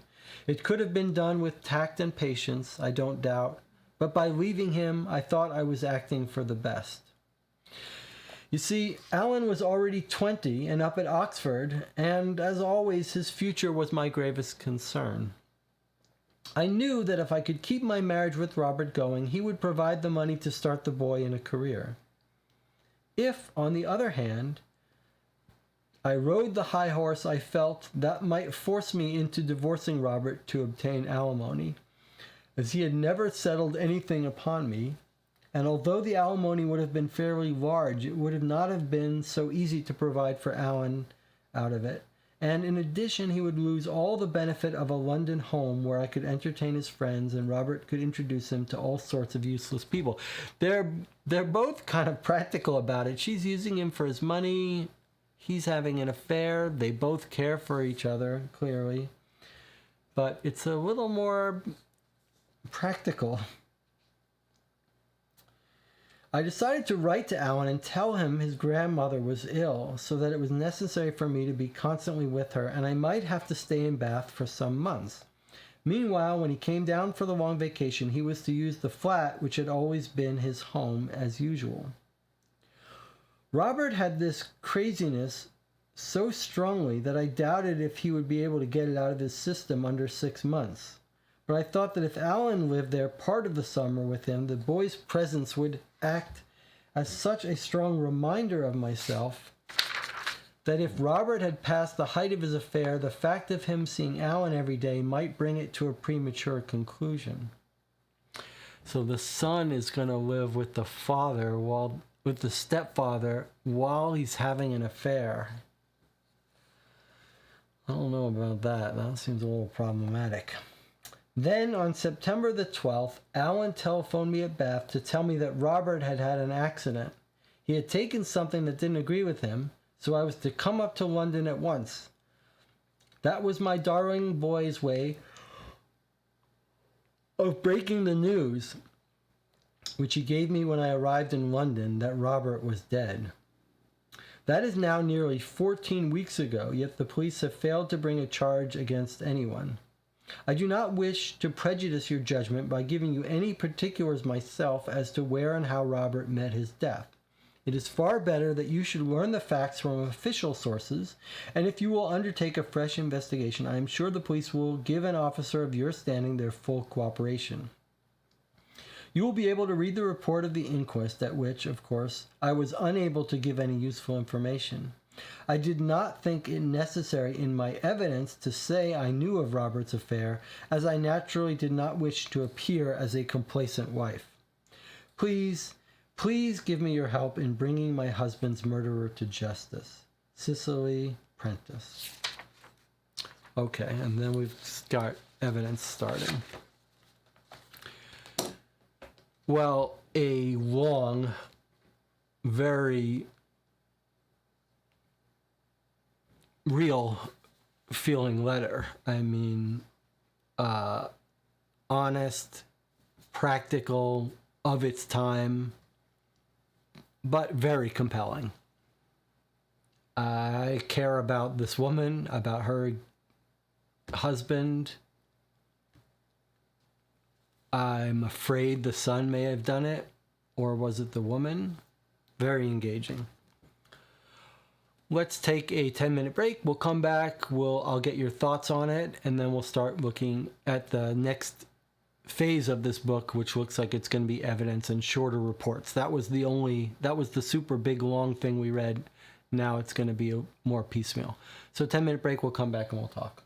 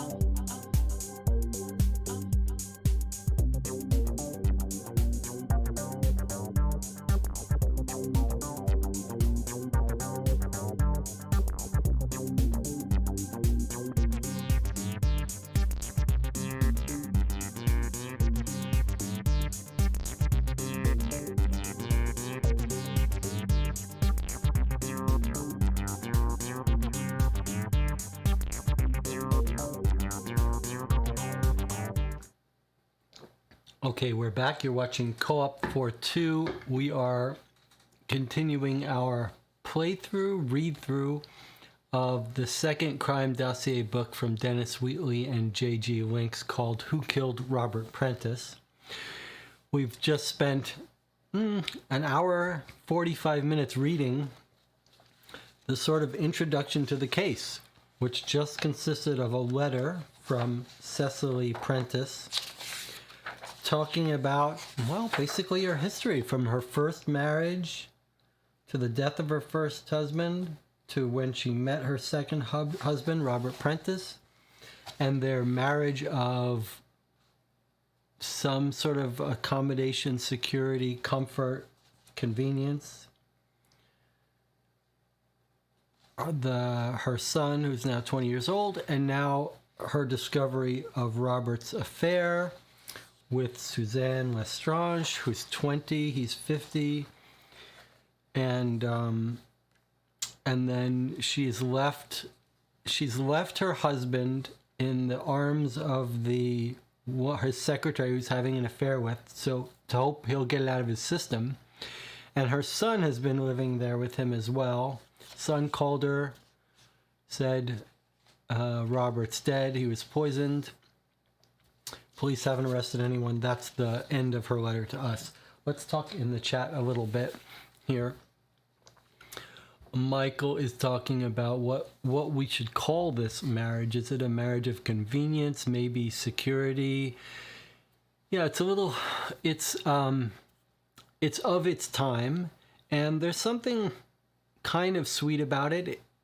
It's a practical marriage of two people who find themselves not in the happiest circumstance in life in terms of finding another partner.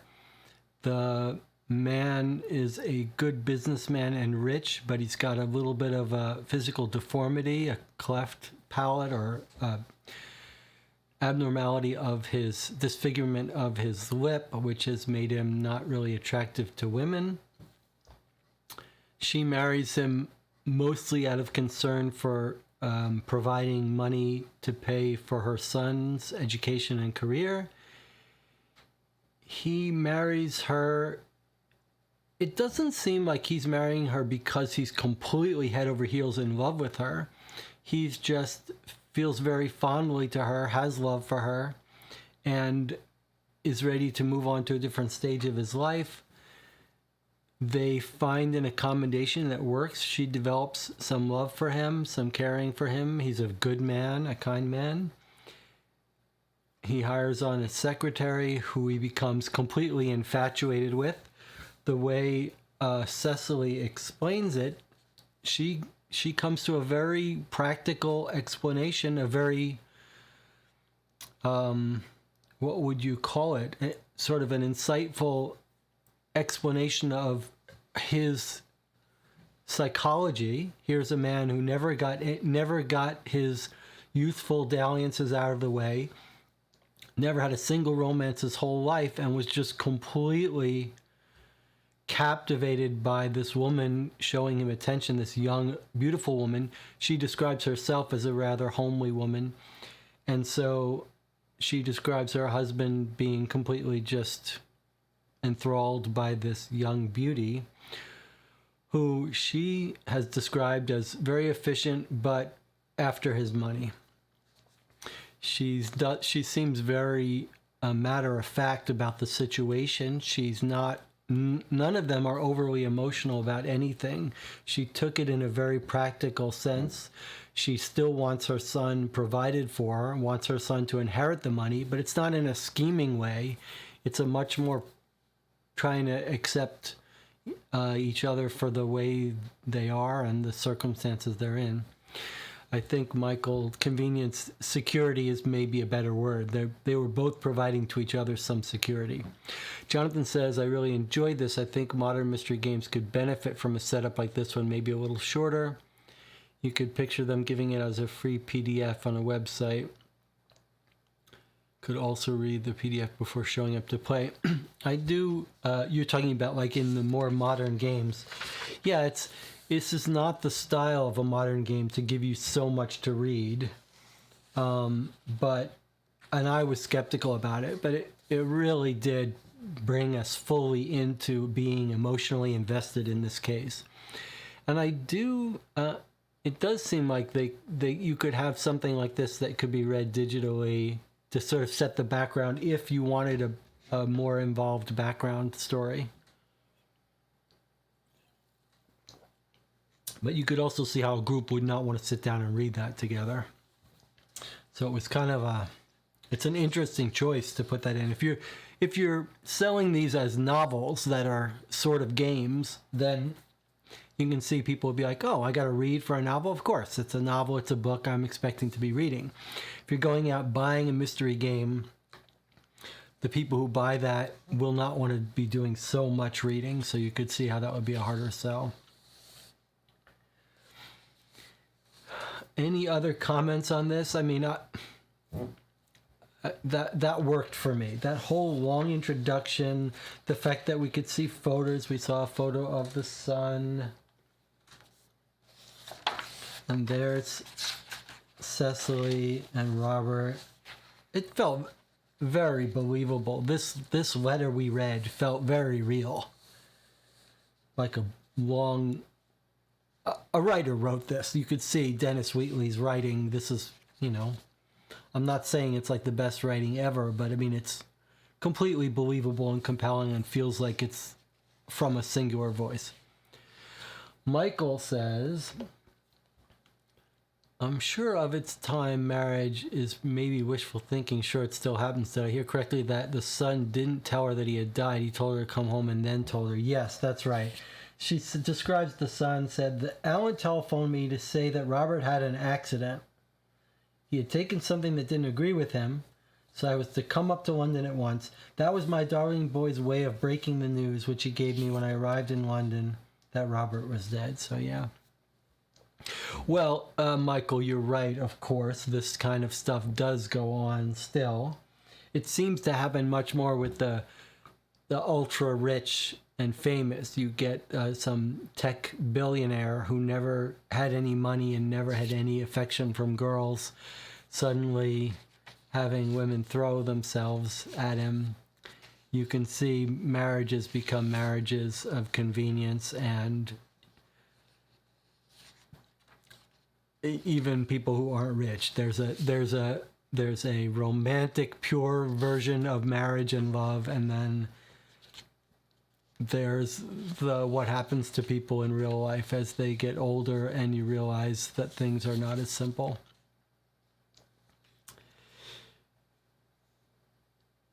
Any other thoughts before we start diving into some evidence stuff here? This is going to be a complete change of pace for the rest of this the rest of the book. We're not going to see any more of these super long things, I think.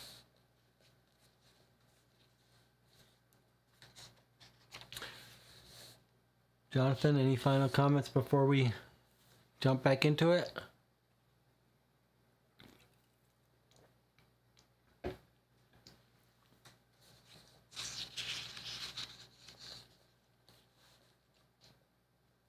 We believe Cecily's not involved, but boy, you think her son's involved? It's a little odd she's bringing us to investigate this. She must be confident that her son is not involved. Otherwise, she would not bring us in this.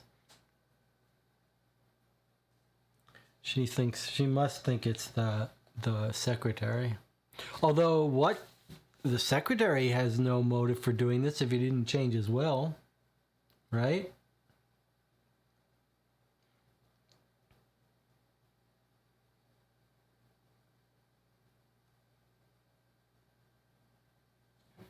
All right, let's get started and see what we got here. So we're starting to see some exhibits from the scene. Exhibit A, this is the inquest documents that she sent us. Exhibit A, produced at the inquest, found on the table in the sitting room of the cottage. Oh, that's interesting. So this is every other piece, let's just say, every other piece of evidence, document that we found in the previous book was never something that required us to look at it. It was just like, here's this cool thing. to give you a sense of realism. This one is like, here's an exhibit. Maybe you do have to, this one we have to open to understand what it is. It's got writing on the front and back. It's sealed. I'm going to have to unseal it to get at it. Let me see what it is. See if you can see. It's a railway ticket. It says Southern Railway, Hazeldew to Louisville. For conditions, see the back. So it's got a ticket number. Look, this is the how a train ticket was. A little square piece of cardboard. And on the back, it's just conditions. I mean, I guess we should open this and look at it. Let's see if we can open it without tearing it. But I'm not going to worry too much if we do. It is tearing a bit. Does it open from the top? No. Alright, I'm going to open this one up so you guys get the full experience. These 1979 versions are not super expensive, so let's not panic about experiencing them. We're not here to buy toys to keep them in their shrink wrap. We're here to experience it.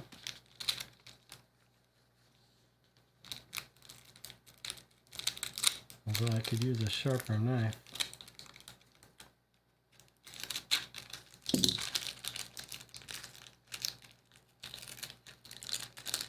Okay. Let's see what we got here. All right. So it's from Southern Railway. Cheap day ticket. Available as advertised. Hazeldean to Louis. See conditions on the back. 11 September 36. This ticket is not transferable.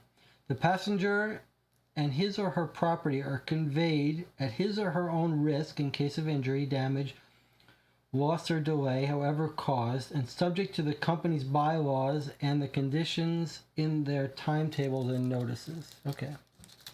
So, Hazeldean to Louis. We'll worry about that, whether that's important later on. I'll put it back here.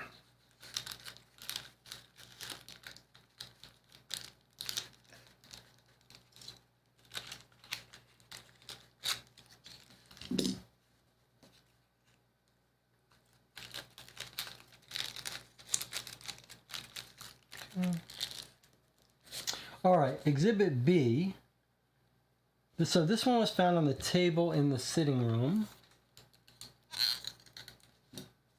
Unused, and it did have a date. All right, well, we'll come back to these if we need to.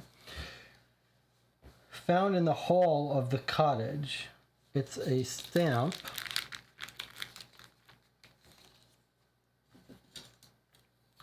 It's a stamp. It's got a mark in it that might suggest, can you see that little mark? Is that a mark saying it was used? I don't know. It doesn't look used. Nothing on the back of it. I'm going to leave it sealed for now until it's 5 cents. All right. That's Lestrange. This is the great beauty that was 22 that pulled him away. It says, photograph of Miss Lestrange found under a cushion of an armchair in the bedroom. Found under a cushion of the armchair in the bedroom. What do you suppose that's all about?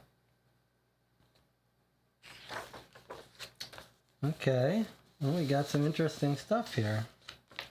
Contents of the dead man's pockets. Okay, so here's Robert Prentice's pockets. What have we got here? Wow, some fascinating... This is... What is this? Is this a ticket to the subway? What is this? It says 444444 ST Cash, London. It's got someone's photograph in it. Is that his ID card? 444444444. What is that? That's bizarre. I don't know what document that is. Is that his? It's not his photo. Is this the photo of whatever company this is? How strange. 444. Is that a subway station?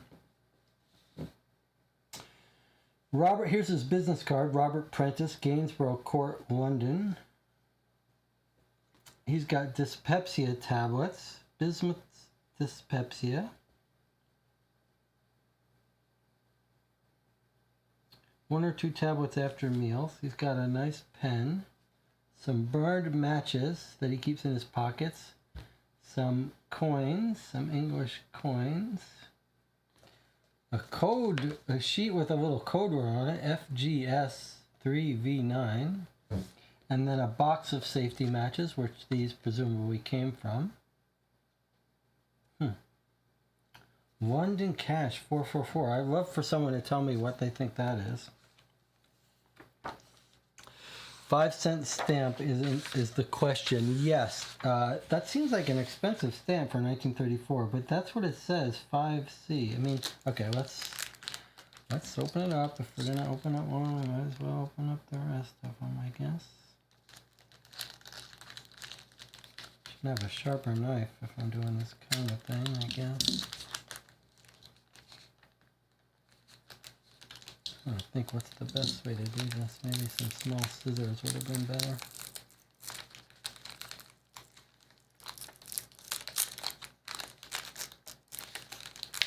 They really put some effort into this as 1979.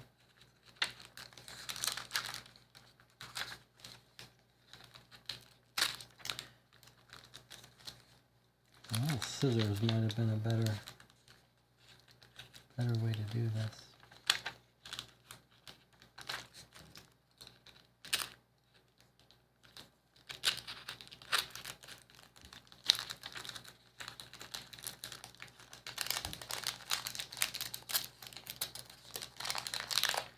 All right, let's take a look at our stamp here. So it's a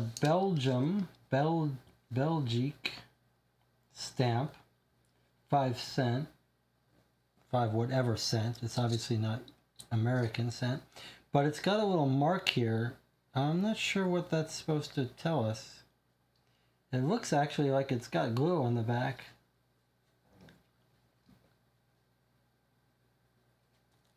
Does that mean it's been used? Or is that something else that we don't understand? All right. So there's our beauty, Miss Suzanne Lestrange. She doesn't really do it for me, but maybe in the 30s she'd do it for you. Jonathan says, I can't figure out the 444, you know.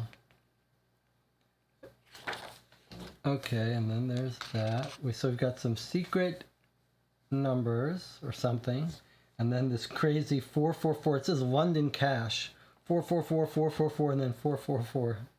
There's a little address on that. It says, or it's not address, it says Portera Printworks Ltd. ST. How strange. And then he's got 3 keys.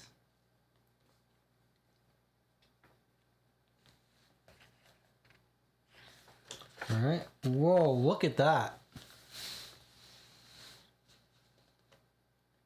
Well, there's Robert Prentice.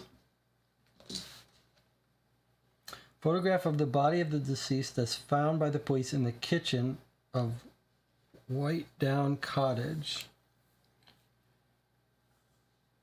So let's see. He fell. He pulled some stuff off the table when he did. It looked like he was having tea, eggs, apples. Fell off his chair. Spoon, plate upside down, napkins. I don't see anything else of note on the table or floor. Tea and eggs.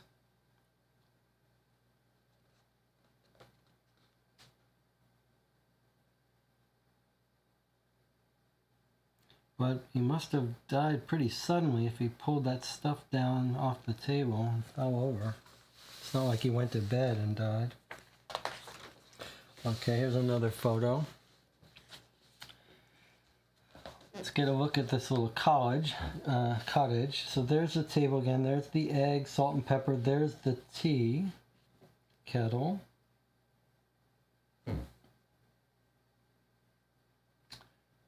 I see some little sign here, some little note of some sort. Let's look at these tin jars for fun they have here. That one says raisins, sugar, coffee, tea, rice, more sugar. Sugar, coffee, tea, rice. Alright, I don't see anything all that.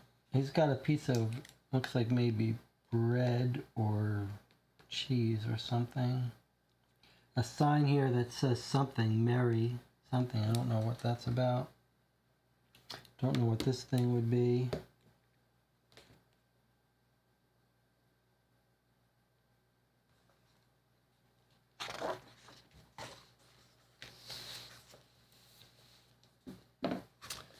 All right, photograph. Well, wait. What was important about this thing? Photograph from the opposite angle of the kitchen. Yeah, I'm not sure why they're giving this to us. I don't see anything of importance here. All right, let's look at this. Photograph of the bedroom. All right, so he's got a phone. There's the old style phone. I see some more matches and cigarettes. There's his matchbook. There's the bed. He's reading a paper. It says Palestine Army embarks.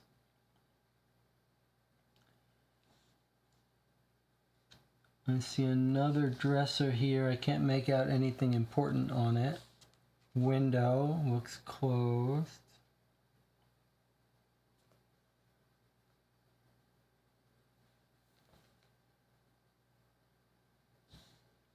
Book. Nothing here jumps out at me as being out of place or odd.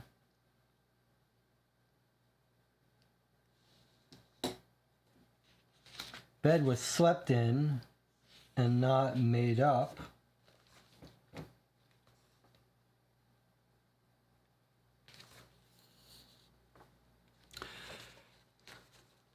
Jonathan says, looks like a notebook, top left shelf on Exhibit F. Do you mean this thing, Jonathan? Top left? Oh, here you're saying you think you see a notebook here. Yeah, quite possibly.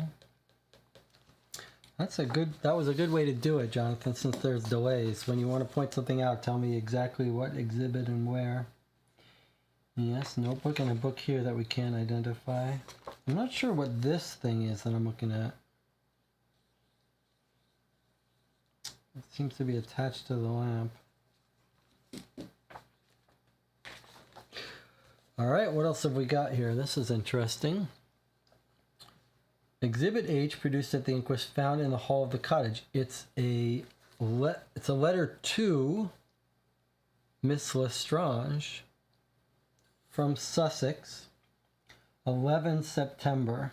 I have a feeling we're going to have to start keeping track of some information like dates. So, because I'm not good at remembering stuff, and I need to remember. So let's try to keep track of dates. Okay, so 12th of September, September 12, Robert Prentice dead. At least that's when she gets the call. So I'm assuming that's the day he died. We'll clarify that later. This ticket, the train ticket,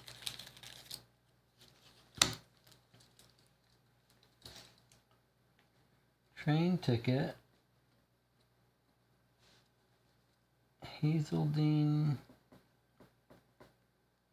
to Woos,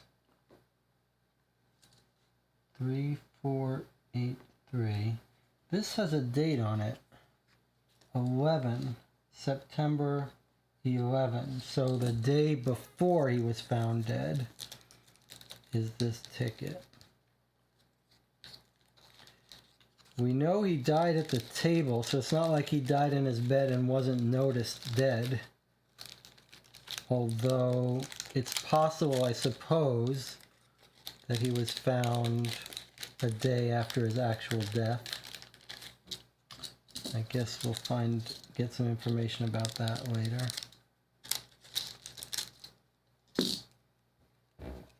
Okay, that cute little train ticket.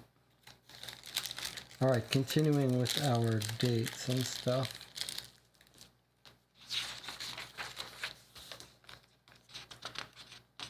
Under the cushion, okay. No dates on this, anything here. There he is dead at the table. Apples still look good, so he died.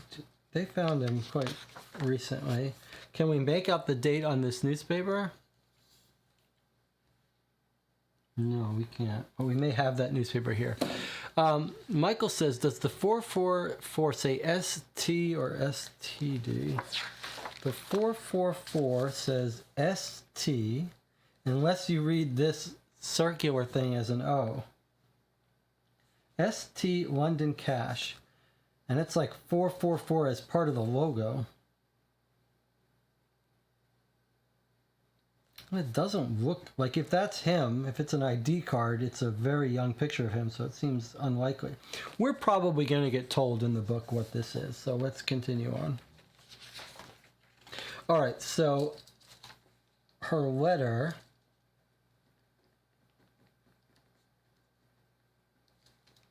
is postmarked 11 of September, but boy, that arrived quickly, huh?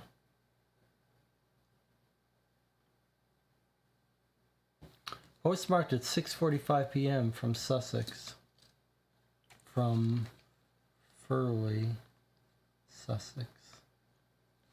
All right, and then look, Exhibit I, produced at the inquest, found in the dustbin under the kitchen sink in the cottage. It looks like, oh look, they opened this, someone opened this one. It looks like it's a torn up photograph. We'll look at that in a second. Michael says, or Jonathan says, Exhibit G, what is the distortion between the ashtray and the matchbox, and is there female jewelry on the table? I can't tell what all this is. I don't see what this is or what this is. Female jewelry. I think you might have a point there. In fact, there's a mirror showing something else at the back of this. I can't quite make what it is. That would have been a cool idea, though. This does look like it's a woman's mirror, brush, and perfume. So this would be the wife's area. Don't forget, they used to live there with the wife. She went away, but yes, it looks like female stuff.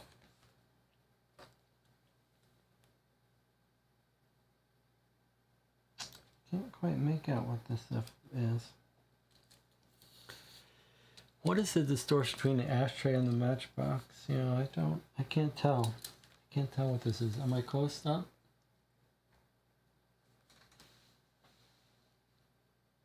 Is that better? Can you tell what this is? I mean, I see like matchbook, and then something weird. Looks like some plastic or something next to the ashtray. And then this, I can't quite tell what that's supposed to be.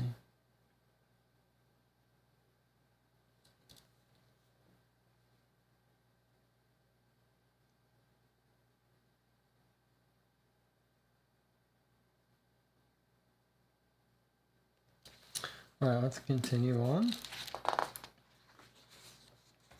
All right, so we've got this letter, and then we've got photograph pieces. Let's see if we can't put this photo back together. So this was found in the dustbin under the kitchen sink. Found in dustbin under the kitchen sink.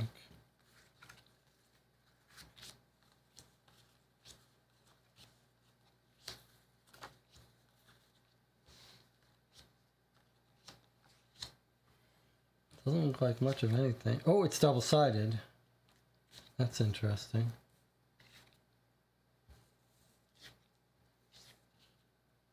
There's some stuff on, at least that.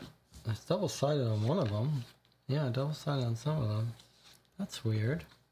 Oh, I see. It's not double-sided. It's folded over. I see.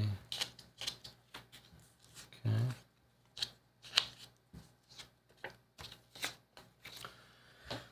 All right.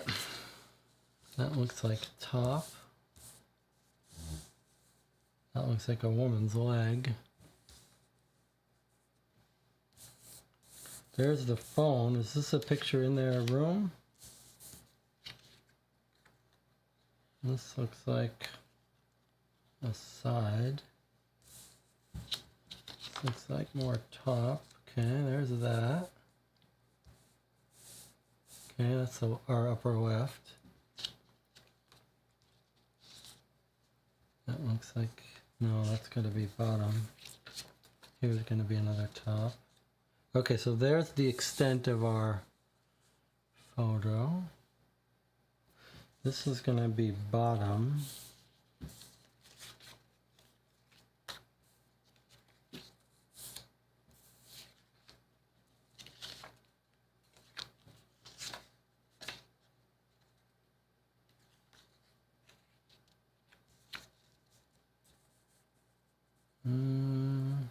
Not quite.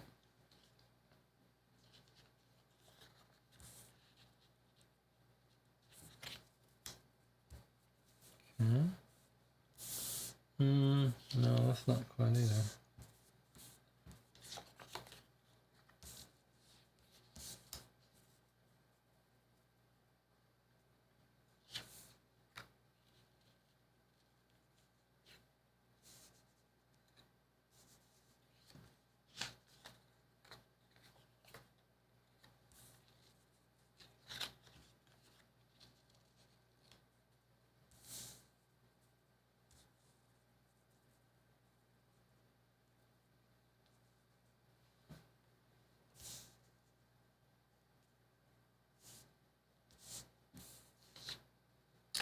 This has got to be down there.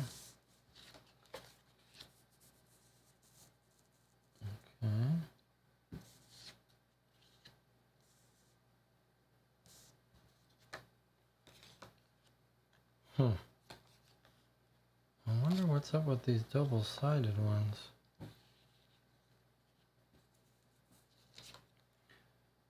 Well, okay, there's that.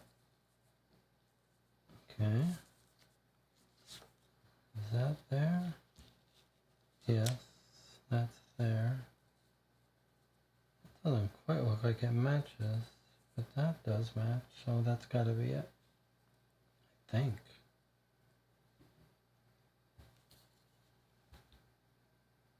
This is confusing me a bit. But, okay, that does match, actually. That does match. Okay, then that's there. That's going to be... Is it double-sided? Yes. There.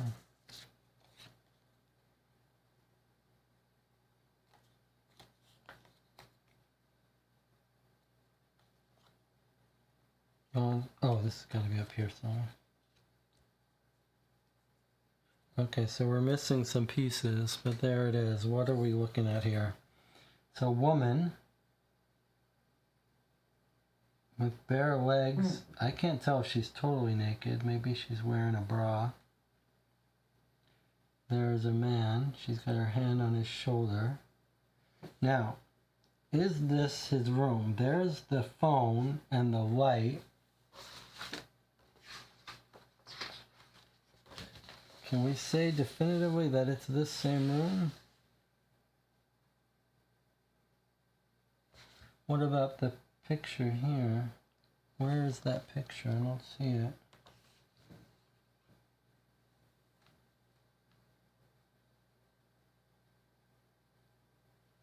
There's a headboard. We don't have that in the picture.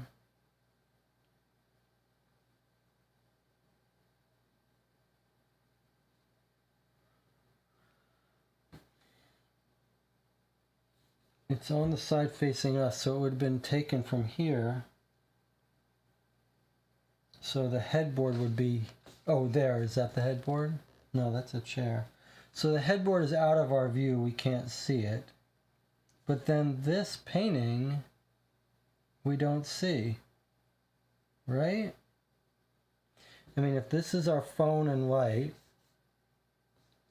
which I'm not convinced it is our phone and light, although it's very similar, it would have to be shot this way, in which case we should see a painting here, which I don't see.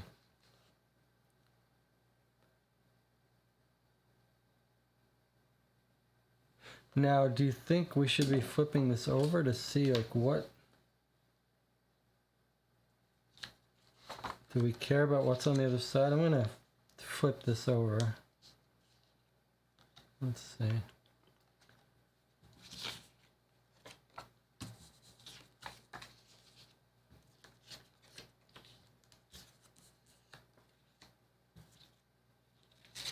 Oh, is that because it's not open? That's right. Okay, sorry. That's what you were saying, Jonathan. Yes. Okay, you're right. You're right. You're right. It's because I didn't open them up. It's funny. I figured that out early, and then I forgot that I didn't do it on all of them. Okay, so this one flips open and gives us this, and then we've got one more that needs to be flipped open. Okay. Yes. Thank you. What would I do without you, Jonathan? All right, so there's our full picture. All right.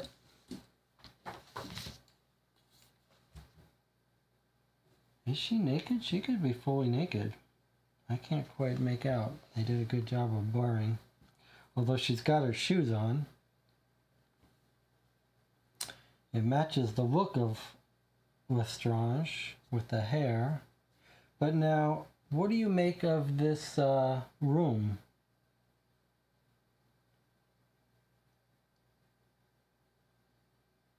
I mean, it's got the phone, same model. It's got a light that looks awfully similar. I see an ashtray. But what I don't see is this painting.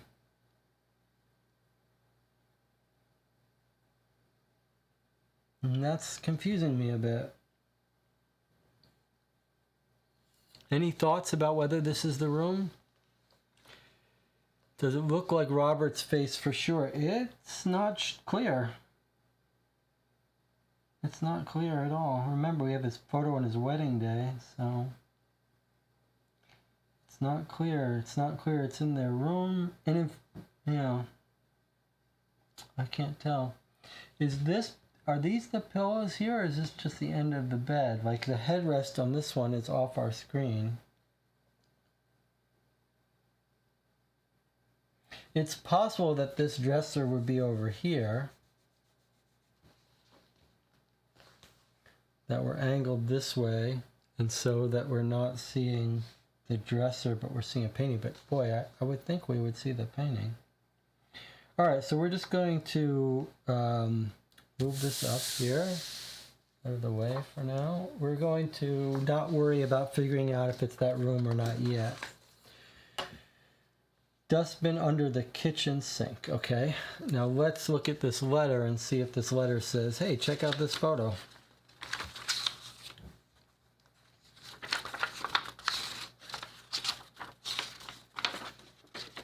Jonathan says it looks like a different room to me. Okay, more cursive. We've already figured out cursive is the most important skill for any detective to have. Reading cursive. That has to be the first part of your detective entrance exam. All right, let's see what we got here. Suzanne, your wine canceling your wine? Your wire canceling your weekend here has just been telephoned onto me from the host office.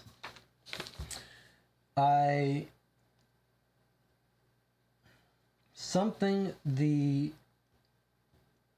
reason instantly. I guessed the reason instantly. Alan sprung it on me this morning that you and he are in love and wish to marry. That he may have become infatuated with you. Oh, this is a letter to Suzanne. That's right, okay. All right, got your wire. Canceling your weekend here. Just been telephoned onto me, from the host office. I guessed the reason instantly. Does that say Alan sprung it on me? Someone sprung it on me this morning that you and he are in love and wish to marry.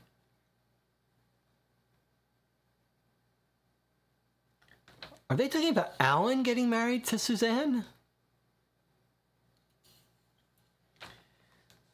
He may have become infatuated with you, and I can understand. But what you can see in the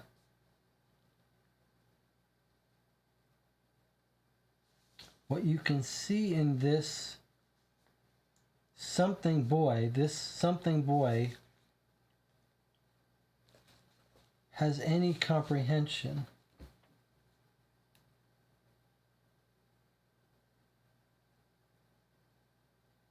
I think he's saying whoever's writing this. Oh, Robert. Oh, it's from Robert. Whoa, it's from Robert to Suzanne? Oh, that's weird. His announcement came as an appalling shock, but it is obvious from your wire that you prefer him to me. Whoa. In any case, sorry, I should let you see this better. Okay, Robert is writing to Suzanne saying, Alan just told me that you and Alan are going to get married. Holy Christ. His announcement came as an appalling shock, but it is obvious from your wire or something that you prefer him to me. In any case, you have been carrying on an intrigue with him between nights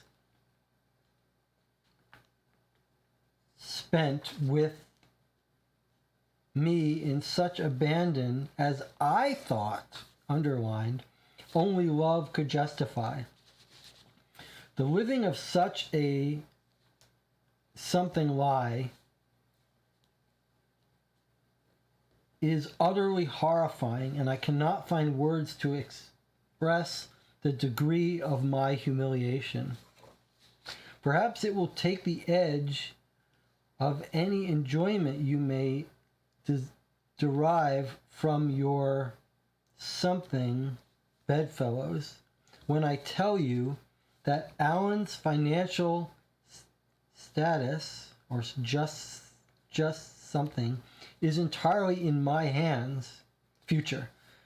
Alan's financial future is entirely in my hands, and that I will never provide something of you with another penny, either of you with another penny. Wow, that's rough.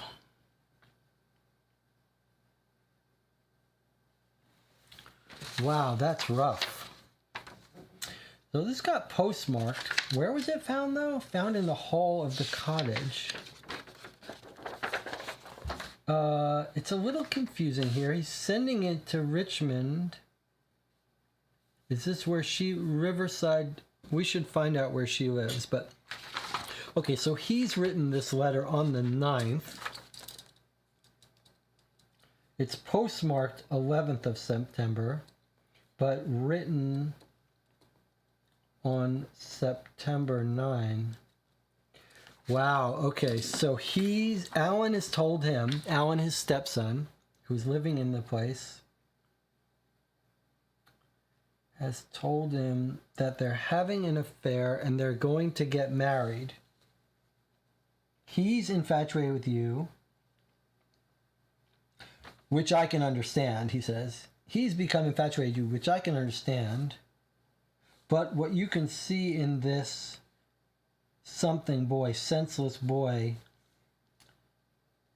defies any comprehension. So she wires him and says, I'm not getting together with you this weekend. He guessed the reason, and that you and he are in love and wish to marry. It's an appalling shock. And he says, well, guess what? This kid you're going to marry, I'm in control of his financial future, and I'm not going to give him or you a single penny more. Ouch. That is pretty painful. Anything else in there? No. Yikes. Okay, and then this is our photo. Do you think this would have come in this letter? Who would have taken that photo and developed it? That's a little... Maybe we're going to hear about it. All right. Well, that was a shock to the system. So this woman, Lestrange, was having an affair with the married husband, broke up his marriage, and now she's having an affair with the son. And the son says they're going to get married. And now the stepfather, Robert, is like, no more money for anyone.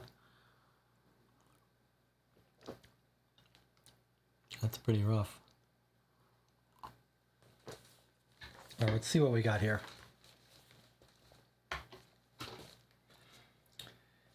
It's typewritten note. Oh, and we got another letter here. It's actually quite long. It's another long one. Okay. All right, settle in. We got some reading to do here.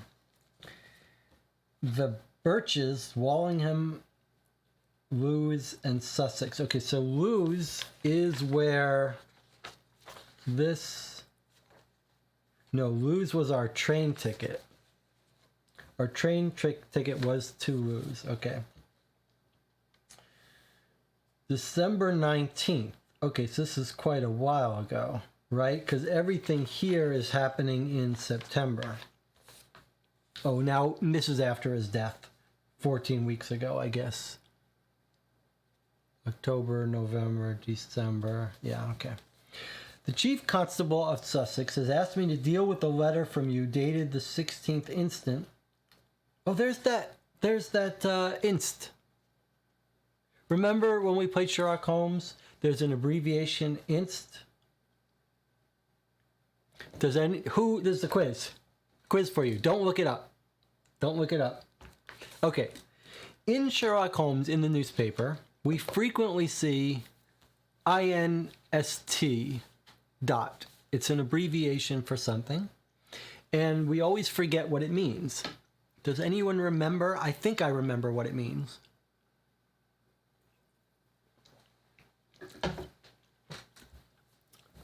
My memory was it means from the current month. So, 16th inst, I'm guessing it means 16th of December. That's what I think. And here we see it's filled out, 16th instant. I think that means of the current month. It's a very weird turn of phrase. Okay.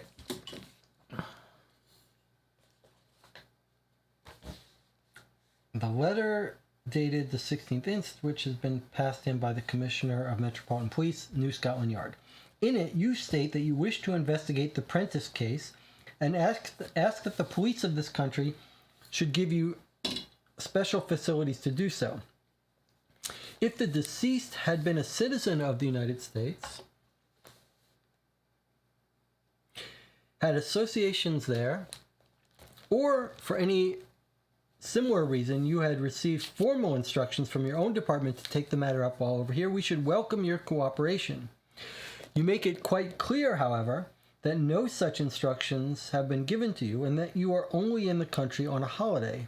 In consequence, we can hardly regard you officially otherwise than as a private person, and in view of your unofficial status, your request is a most unusual one.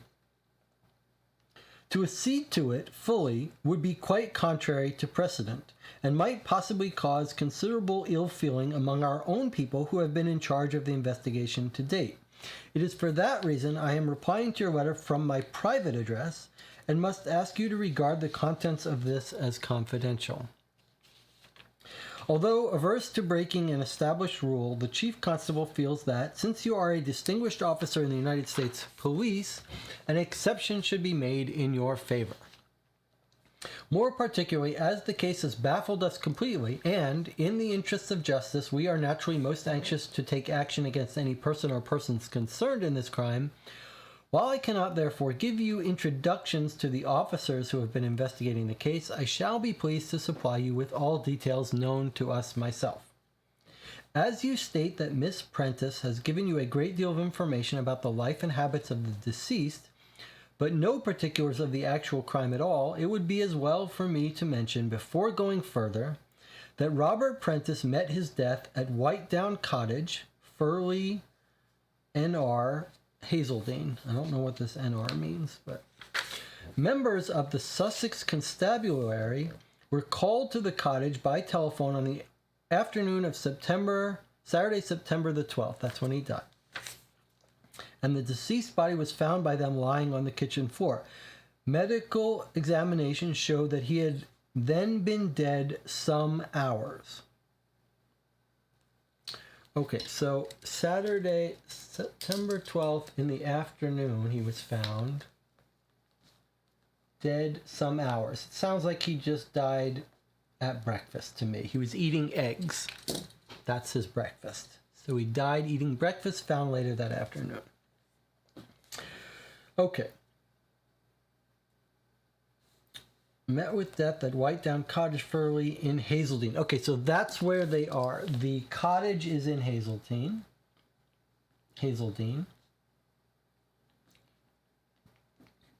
And the train ticket was from Hazeldean, where he was found, to Lewes on the previous day.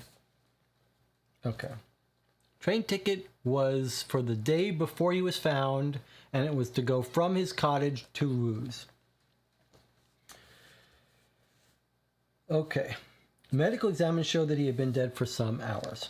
I should be pleased to arrange for you to visit the scene of the crime as a private individual if you wish, and I have already dispatched to you by registered post a copy of the local paper, which gives a report of the inquest in considerable detail, together with a box containing the exhibits produced in court.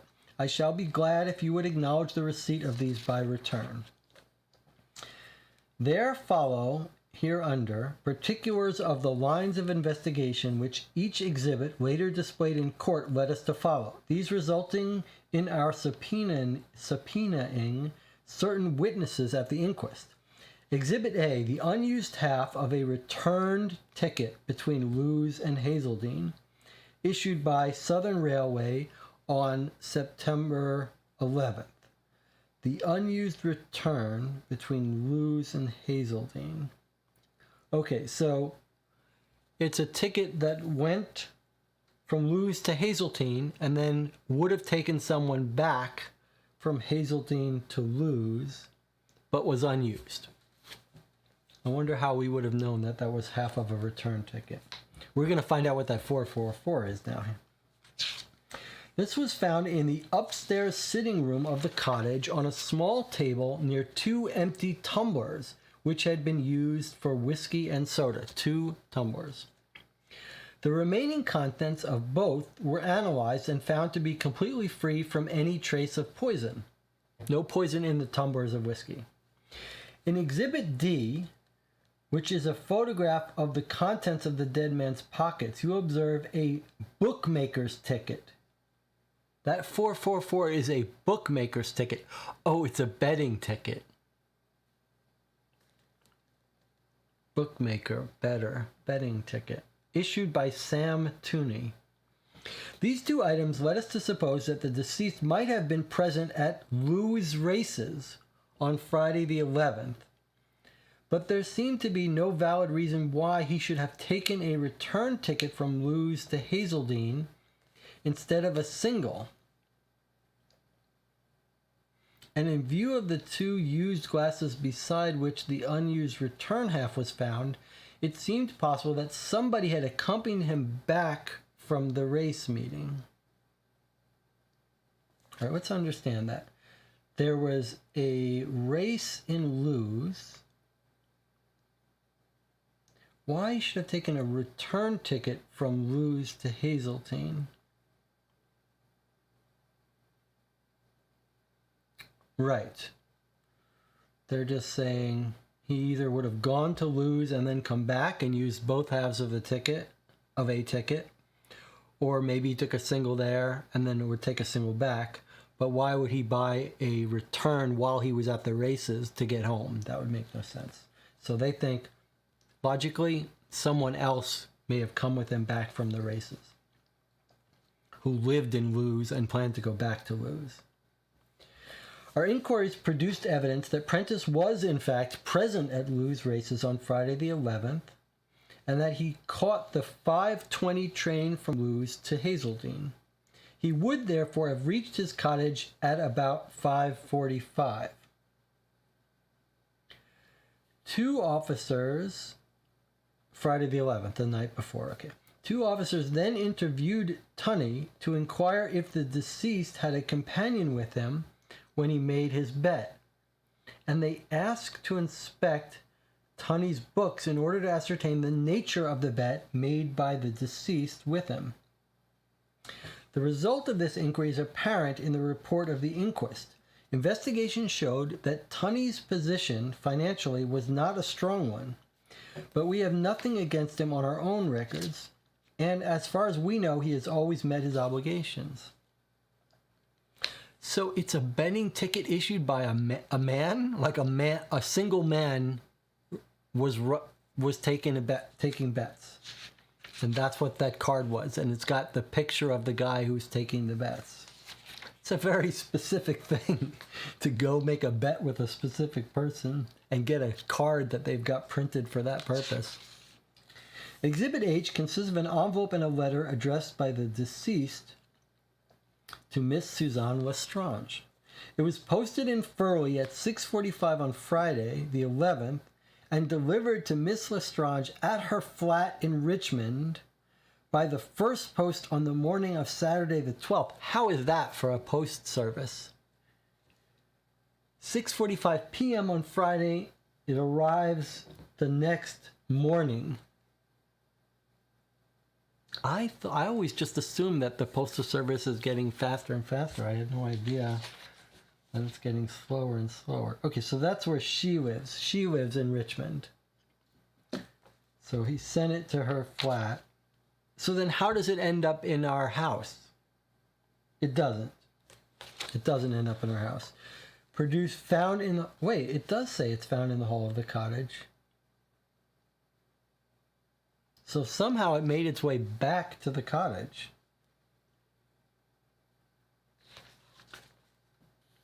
Addressed to the deceased, posted in Furley, delivered to her flat in Richmond, and then it somehow gets back to the cottage where the guy lives. Okay, interesting.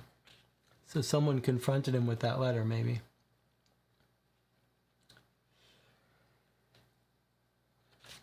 All right. This was found on a hall table of Whitedown Cottage. It gave strong reason to suppose that the woman Lestrange had visited the cottage sometime during the morning of the 12th, upon which Robert Prentice died, as she could not have received it at her home in Richmond before 8 a.m., and yet it was found at the scene of the crime when the police arrived at 3:30 p.m. It might, of course, have been brought down from Richmond to Whitedown by some other person, but our assumption was that she had brought it down herself and left it on the hall table by accident when making up her face in the mirror which hangs above the table. Therefore, before leaving the cottage. This is keeping consistent with the approach of these books, which is fascinating. It's not like it's a modern mystery game. Is like, here's a piece of evidence, and it gives you the clues to draw conclusions. These games so far have been very happy to give us the detective's explanation for this clue. Like, he's telling us, oh, she probably brought it and left it there, or someone else could have brought it. It's very, like, it's interesting, again, that we are seeing the police come to reasonable conclusions slightly after us. Okay, so it had to come between 8:30 and 3:30, had to make its way to the cottage. But it could have been, it might, of course, have been brought down from Richmond by some other person, but our assumption was that she had brought it down herself, left it on the hall table when making up her face in the mirror which hangs above the table before leaving the cottage. This assumption was strengthened by information from the local postmistress, who informed us that she had telephoned a priority telegram from a Richmond number signed Suzanne to the deceased at 9:40 on the morning of his death. In this, she said that she was coming down and he was to expect her for lunch. So let's just write in our timeline that Suzanne telegraphs cottage, presumably to Robert Prentice, but it could always be Alan, because Alan lives there too. And that's at 9:40 a.m. on September 12th, the day of his murder. Expect her for lunch.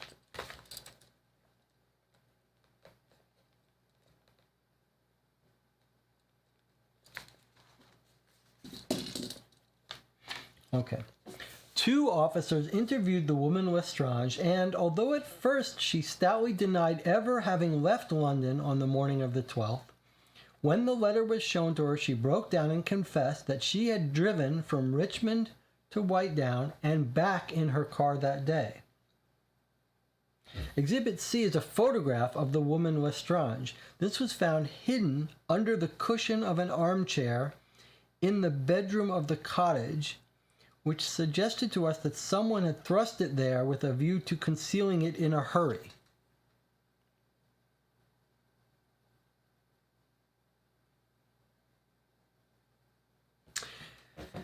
Exhibit B is an unused Belgian 5 centime stamp. Is a centime a smaller than a cent? It's like 1/100th of a cent, maybe? This was found in the crevice formed by the hall mat and the side of the sunken rectangle constructed in the hall floor to contain it. What? This was found in the crevice formed by the hall mat and the side of the sunken rectangle constructed in the hall floor to contain it. So it sounds like they're saying there's a mat in the hall floor and it's got a custom cutout in the floor to house the mat. Was that a thing in those days? And it had just sort of fallen down there or been concealed, but sort of. You would cut? You cut a space for the mat to sink into the floor? That seems awfully weird. Maybe that's how you did it, so the mat wouldn't move around. But anyway, the scent was just stuck there.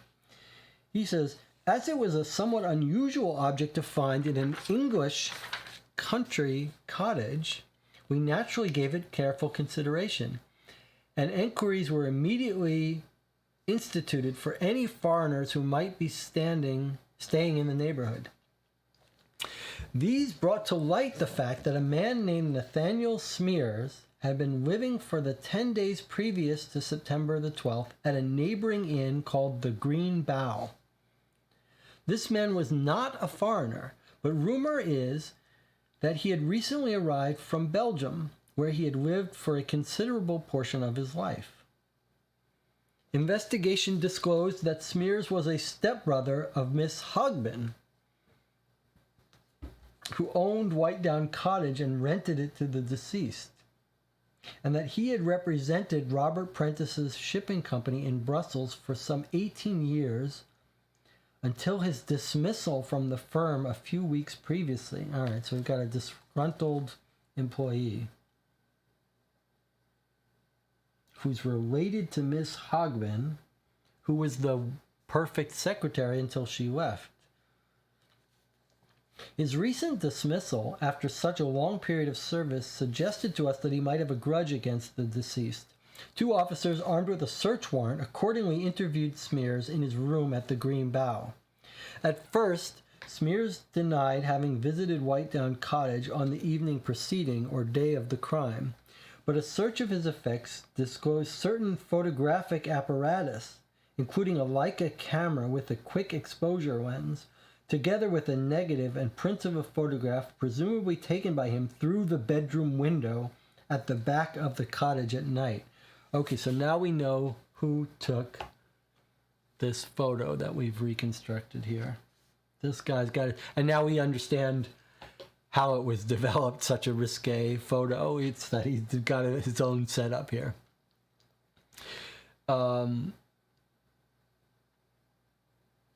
Interesting. Okay. Exhibit I consists of the torn up pieces of a further print of the photograph concerned. These have not been pieced together as they were easily identifiable as having been printed from the negative found in Smear's possession. The pieces of the torn up photograph were found by the police in the dustbin under the kitchen sink in Whitedown Cottage. This gave us strong reason to suppose that Smears had in fact visited Prentice on the night before or morning of his death. Under examination, Smears later admitted that he had visited the deceased on the evening of Friday the 11th to plead his poverty and beg for reinstatement in his old position. I'm just going to write down in my timeline here that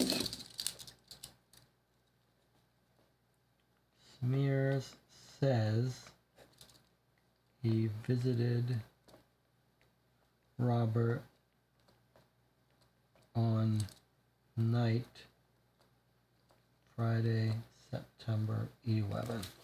Okay. So he arrives to plead poverty, beg for reinstatement in his own position. At the age of 60, the possibility of his obtaining permanent employment elsewhere seems extremely slender. He relates that when begging the dead man to reinstate him, he produced a handful of silver and copper coins from his pocket, held it out, saying that was all the money which lay between him and starvation. Prentice, however, struck his hand up and turned him out of the house. The coins rolled all over the hall floor. Having collected these but dropped the 5-centime stamp which was among them, Smears says he then left the house. Having collected these but dropped the 5-cent stamp which was among them. That's how he's explaining the stamp got on the floor. I thought it was going to explain where those coins came from. But this is saying that he picked up his coins. Maybe these are coins he missed some of them, or they're just unrelated. The nature of the photograph found in Smear's possession and the similar print, the torn pieces of which were found in the kitchen dustbin after the police arrived at the scene of the crime, will become obvious to you upon examination and show, beyond question, the true reason for his visit to this deceased on the Friday night. Blackmail. You will not, although, right, okay, he's going to try to blackmail him, assuming he assumes the wife doesn't know. You will naturally wish to know the results of our examination of the scene of the crime for fingerprints. Unfortunately, those we found gave us little to go on. The deceased prints have been recovered in considerable number in every room. Those of the woman Lestrange has been found in every room also. But our experts tell us that here are old ones, that hers are old ones, doubtless made during the weekend previous to the crime. Prints which subsequently turned out to be the bookmaker Toomey's appear upon the whiskey glass handled by him and upon a siphon from which he presumably diluted his drink, but nowhere else. Okay, so that's going to be the person who came back with him from the races, the bookmaker. The siphon from which he presumably diluted his drink. That's a weird phrasing of it, but I'm gathering it's not like it's not something that you would do surreptitiously. It's just the thing anyone would pick up and hold to add water to their drink. Miss Hogbin's prints were found on the bookshelves in the sitting room, but our experts consider that these may also be some days old. The charwoman's, Miss Mary's, prints appear in the kitchen and to a lesser degree in the sitting room. The charwoman, Charwoman. What is that? That's like a maid? We have some reason to suppose, however, that after the crime, somebody went round the doorknobs, bathroom taps, and certain other places in the downstairs rooms of the cottage with a duster, as only smeared prints can be found on these, which are useless for the purposes of identification. All right, someone was wiping fingerprints. With regard to the garden and surroundings of the cottage, these have been carefully scrutinized, and while such evidence as they offer tends to confirm our previous suppositions, it offers no new lines of investigation. 3 footprints on a soggy portion of the path near the gate tally with those of Alan Seagrave, who found the dead man and first informed the police of the tragedy. 3 footprints on a soggy portion of the path near the gate. About 100 yards to the west of the college, there lies an old barn which has been roughly converted to serve as a garage by the deceased. Tire marks in the soft surface at its entrance show that a small car was driven into it and backed out again. These tally with the tires on Miss Lestrange's Wolseley Hornet. That's her car, a Wolseley Hornet. That could be a real car. Wolseley. This checkup was an additional proof that she visited the cottage on the morning that the deceased met his death. No other surface markings of any significance have been found, and there is no evidence that any stranger was seen in the vicinity either on the night of the 11th or the morning of the 12th. The gardener could give us no assistance as he comes only 2 days a week on Tuesdays and Thursdays. Okay? At this stage, I do not propose to inform you of our reasons for refraining from bringing a charge against any individual witness at the inquest, as this might tend to prejudice any original views which you may arrive after a perusal of the evidence. The fact that the local postmistress spoke over the telephone to a person whom she believed to be Robert Prentice at 9:40 on the morning of September the 12th, together with the medical evidence, gives us reason to suppose that he was still alive at that hour. But it should be borne in mind that one of the visitors to the cottage on the previous evening may have been guilty of his murder by planting the poison at that time, which afterwards caused his death. Okay, good point. It's just saying we think he died on the morning, but someone, if he was poisoned, could have put the poison in place the previous evening. We have sifted the evidence with the greatest care, but so far been quite unable to construct a solid case against any of the persons concerned. In coming to the investigation with a fresh mind, however, it is possible that some point may occur to you which we have overlooked, and any suggestion of this nature will be received most gratefully. I shall be glad if you will send any further communication with regard to the case direct to me at this address. Yours faithfully, some name we can't understand. And now we've got a large newspaper, which Jonathan, we were talking about this before, thinks can be taken out without cutting it, but I don't quite see how, but we'll get it out one way or another.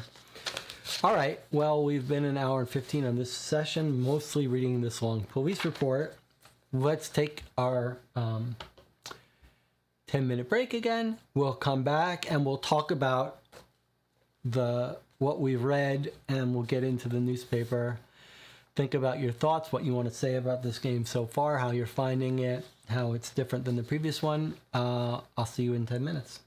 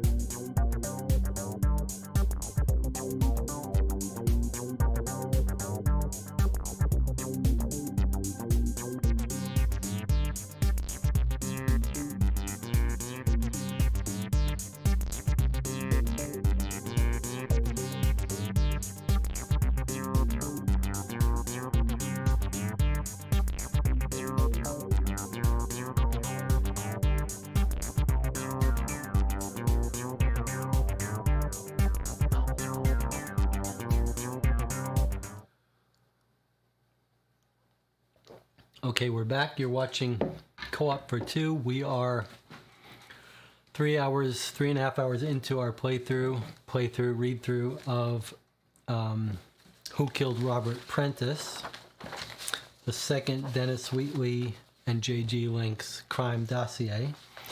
It feels very different than our previous game. Let's go to the chat and talk a little bit with the people who are playing this with me. Jonathan Warner, as always. Let's see. Jonathan had a good question that I think we should try to answer. And I'm just going to write it down so we don't forget it, which is, what is this cottage they're in? Is this his normal house where he's staying with Alan? I don't think so. But it's a little confusing. We're also told that the cottage is owned by Mrs. Hogbin. And that I'm just going to write down some of this stuff before we get to Jonathan's questions. So I'm going to write down these people here, and questions like, what is the role of Mrs. Hogbin? She was a great secretary for Robert Prentice, came into some money, left, but then recommended this woman, Suzanne Lestrange, who's the person who's ruining marriages and having affairs with everyone. Like, why did she recommend her? And then we've got this guy Smears, the blackmailer who took these photos. Like, why was he let go? And he's related to Hogbin? That's weird. Okay, then we've got the bookmaker, Tunney, who looks like he came back with Robert Prentice, presumably, from the horse race. Why did he come back to his home? That we don't know. And is it his ticket that got left there? Right? And Smears, the Belgian living blackmailer, said this whole thing about coins that dropped, and that's how his stuff that got there. And then we've got Alan is another suspect of ours. Alan and the son. And then we've got Suzanne Lestrange. I think those are the total list of our suspects, right? Smears, the blackmailer photographer, Tunny, the bet keeper, Alan, the son, and Suzanne, the woman. Let me know if I'm missing anyone. And then there's some weird interaction with them. And then we've got some other questions like, what is the cottage? Is the cottage where they're living with Alan or separately? Jonathan, that was Jonathan's question about the cottage. He's got some advice on opening the newspaper. He says it would be more fun to be Kettering. I think he was the proxy we were more invested in, but he did fail to solve the last case. This case has got me fully engrossed. Like, as far as the mystery of this case and the sort of players involved, I feel much more interested in than the previous case on the boat. But I do wish Kettering was here with us. Jonathan says, if Smears was let go first, maybe Miss Hogbin set up Lestrange as a secretary thinking there would be an affair for blackmail. Yeah, that's interesting. I mean, Mrs. Hogbin was described to us as a great secretary who was like, she was old though, wasn't she? Like 70? We're gonna have to read about her again. But yeah, it kind of almost sounds like she set this whole thing up. She set the woman up to work for them. And now she's setting up this other guy, Smears, to take photos. Yeah, I'm a little bit suspicious of her. We're gonna have to read again. We don't have a photograph of her. It was in Cecily's letter where she tells, so here's where let's see where she's saying when her old secretary left. Okay. His secretary was Miss Hogbin, an absolute ghoul of a woman, but remarkably efficient. She had been with him since the Dark Ages, even in the Cardiff days, and probably knew more about him than I did myself. So she was with him for many years, decades. A relative of her died, left her sum of money. She gave notice to live in the country. Then the new secretary comes on. He would never have considered her for the job, except for the fact that the old secretary had found the girl for him and recommended her most strongly. And in Robert's eyes, old Miss Hogbin was infallible. I mean, she worked for him for decades. Would she really turn on him and try to set him up for all this? It doesn't seem like she left on bad terms. So the circumstances make us suspicious of Hogbin, but nothing about her really does. But it is weird how Miss Strange was, how Smears was let go. I want to know about this cottage. Let me see where they said they were living. She found the affair.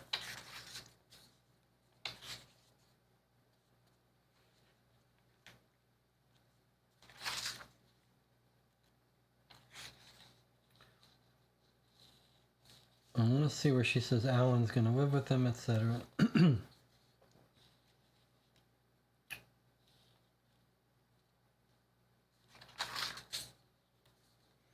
I couldn't possibly live with him while the affair was going on. So Cecily says, I'm going to go down, stay with my mother in Bath.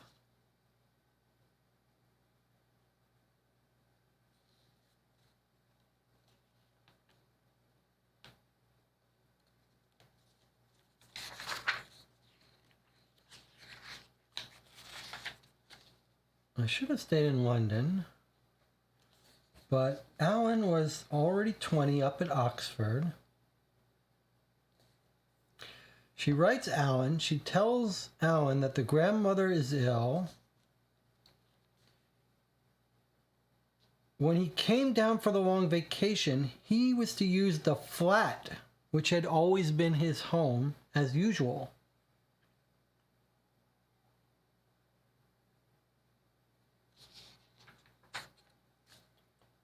So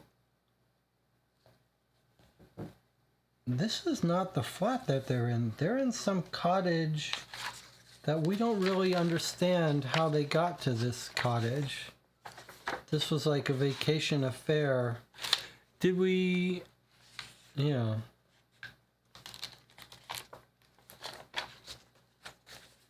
So we don't really know why they're... They know they're... Wait, what did the report say about the cottage being owned by Hogman?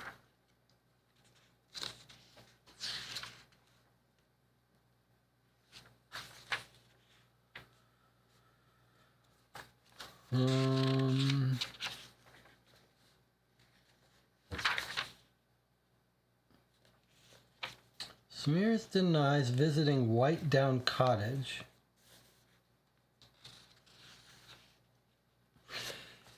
Investigation disclosed that Smears was a step-brother of Miss Hogman, who owned White Down Cottage and rented it to the deceased. I think this is their little vacation cottage that she has been renting to Robert Prentice. That's what I think it is. So Alan doesn't live there.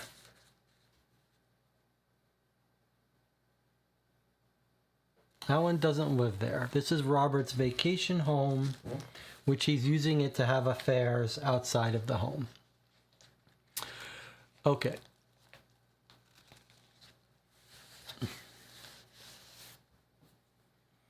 Any other thoughts before we open up this newspaper?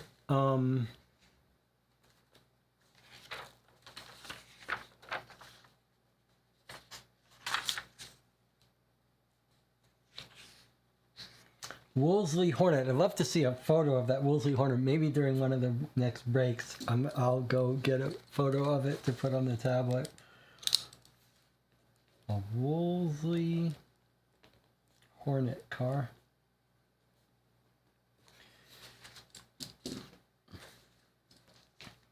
So we know that she arrives. We know that Alan found the body. We don't know what Alan is doing at the cottage. Like, if that's not where Alan lives, why was he there? Why did he find it?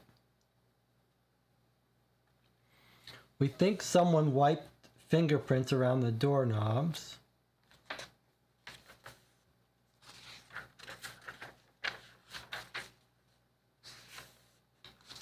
We don't know why the bookmaker visited. I'm just going to write that down in my suspects and questions, like why did he visit?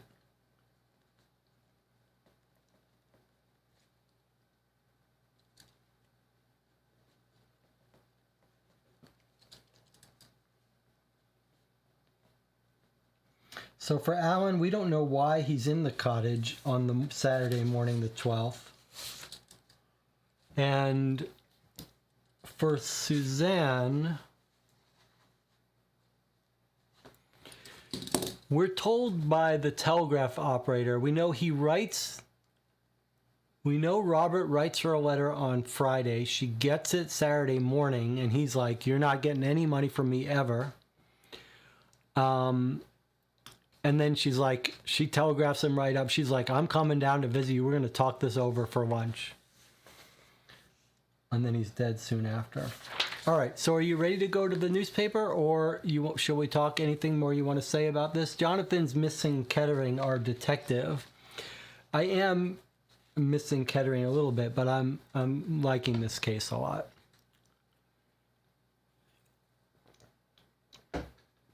All right, Jonathan, you were giving instructions on how to take out the newspaper.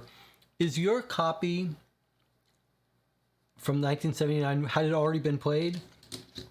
Because it looked to me like I had to break these bindings here in order to open it up, but that the binding, I had to break these bindings from the newspaper to get this newspaper part detached, but that the other side is meant to stay in. So I wonder if someone else before you had broken these binds, because you were saying how easy it was for you to take yours out. Jonathan says, we're about to get a lot of flavor with this newspaper. Yeah, we're about to see a 1936 newspaper. That's pretty cool. And, well, I got to be careful with this. This is actually quite, we're going to have to go to the wider top-down camera. This is actually quite remarkable. This may be the first book and game that ever included a facsimile newspaper with clues and details of the crime, and for a game. And you can see how this may have had a lasting impact on the game designers of Sherlock Holmes Consulting Detective, who included newspapers, because this just puts the Sherlock Holmes newspapers to shame. This looks like a serious, real, multi-page newspaper on newsprint. So let's try to enjoy this a little bit. It's the South Sussex Chronicle, founded in 1909. This is September 25th. So this is weeks after the crime.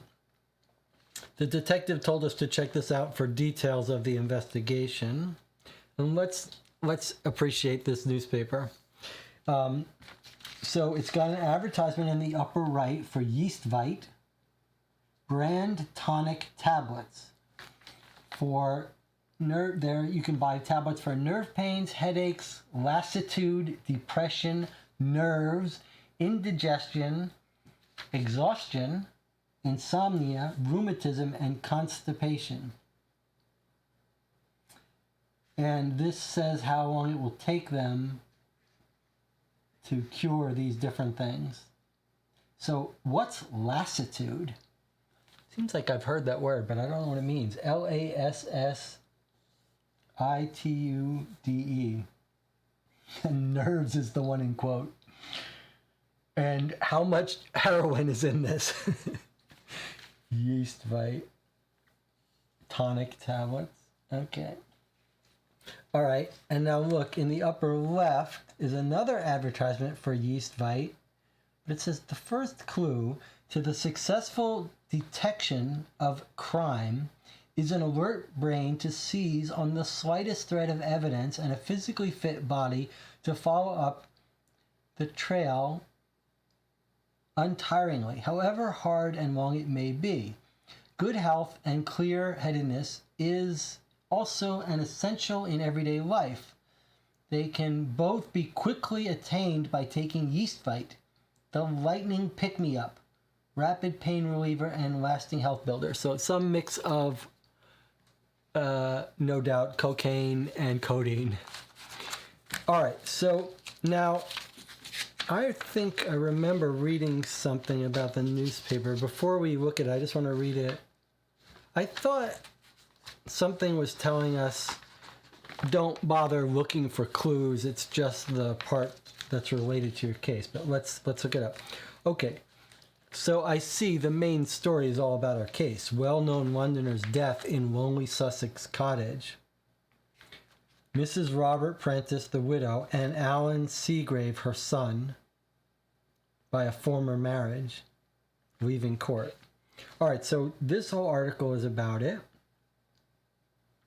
We've got another ad here. Mackeson's Milk Stout, the original and genuine milk stout first brewed 30 years ago, is now rapidly becoming a favorite all over the country. The absence of acid gives it a smoothness which has to be tasted to believe. And then an article here about the Harry Preston Memorial Fund. All right, well, let's read our article and we'll skim these as we go through them. Coroner warns jury. Sensational evidence was given at the inquest held on Monday last on Mr. Robert Prentice, who was found poisoned at Whitedown Cottage, Furley, near Hazeldean, on Saturday, 12th September, and who had been a well-known figure in London shipping circles. Mr. H.E. Fry, the South Sussex coroner, sat with the jury. Mr. James Hart appeared for the police, Mr. D.A. Russell for the widow, and for Alan Seagrave, her son by a former marriage. Mr. Darcy Paget was present on behalf of Miss Suzanne Lestrange, the dead man's secretary. Addressing the jury at the opening of the case, the coroner remarked, "This is a case which has had a great deal of publicity, owing to the fact that it involves a man of some position who has met a violent death either at his own hands or at those of another. It will be your unpleasant duty to examine closely the evidence put before you of his private life. But I must warn you that in the event of any of you having read or heard prior to this inquiry any of the so-called facts of the case, you must dismiss them entirely from your mind and form your opinion solely from the evidence which you will hear in this court. The first question for you to decide will be as to the cause of the man's death. And here I think you will have no difficulty in coming to a decision after hearing the medical evidence. The Home Office pathologist will tell you that examination of the dead man's organs disclosed the presence of a fatal dose of strychnine, which was undoubtedly the cause of his death. Moreover, that the analysis of a small amount of coffee remaining in a cup which was found on the table, by which the body was discovered, also disclosed a substantial quantity of this poison." Okay, poisoned in his coffee with strychnine. Jonathan says, lassitude is a lack of strength or energy.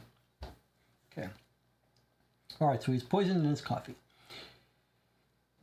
It remains for you to decide whether there is sufficient evidence to show that the poison was self-administered or that it was administered by some known or unknown person.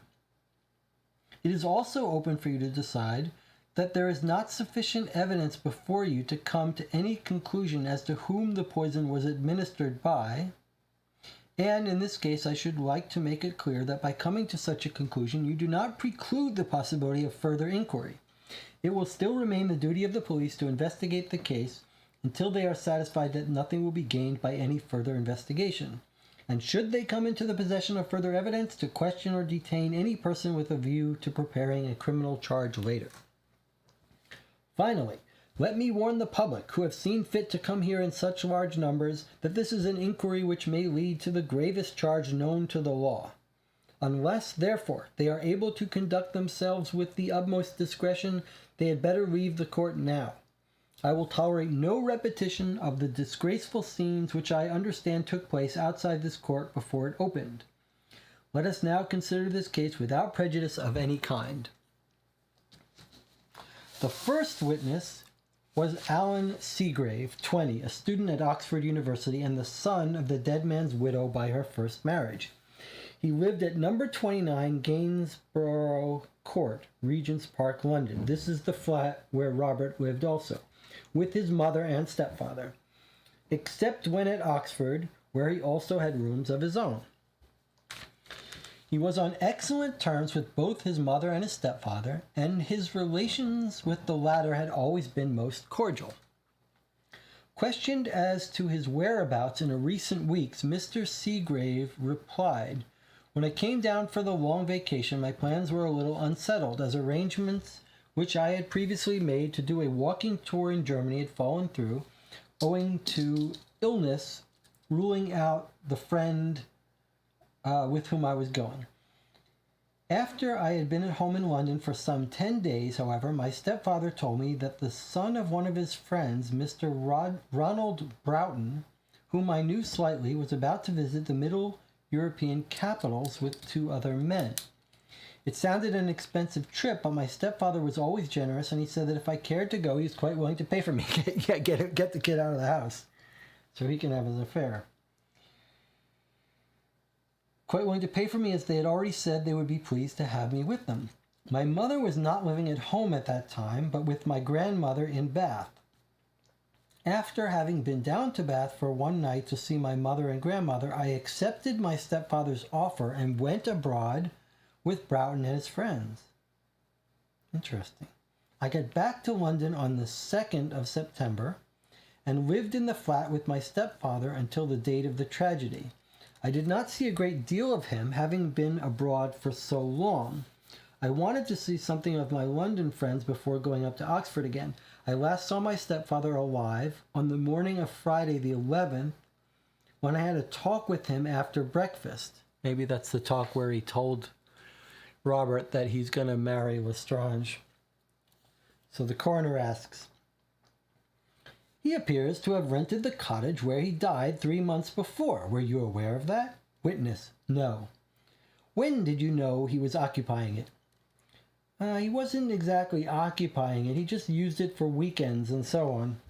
I asked when you knew of its existence. Well, I only knew definitely on the Saturday morning. What do you mean, only knew definitely? Either you knew of its existence or you did not. Well, I suspected he had some place he went to over weekends, but I only actually learned where it was on the Saturday. Whom did you learn that from? Reluctant witness. Must I answer that, sir? It can have no bearing on the case. The coroner sternly. I am the judge of what has bearing on the case. Will you kindly answer the question? Witness.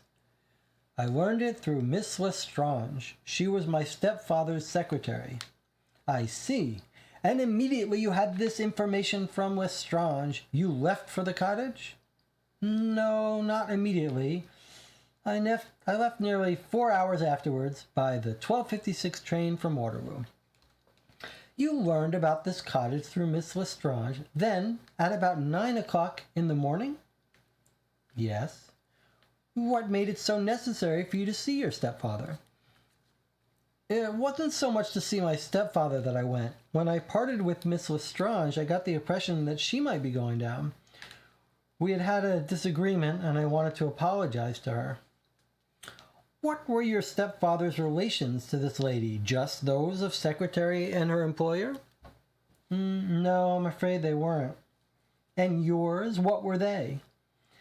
At this point, the witness seemed rather overcome and asked for some water. He then recovered and answered. So he takes a sip of water to compose himself.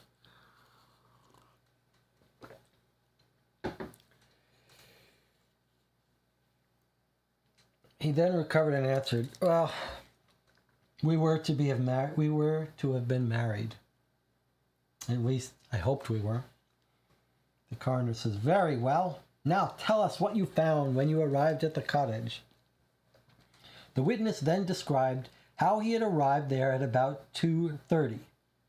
I'm going to write down some of this.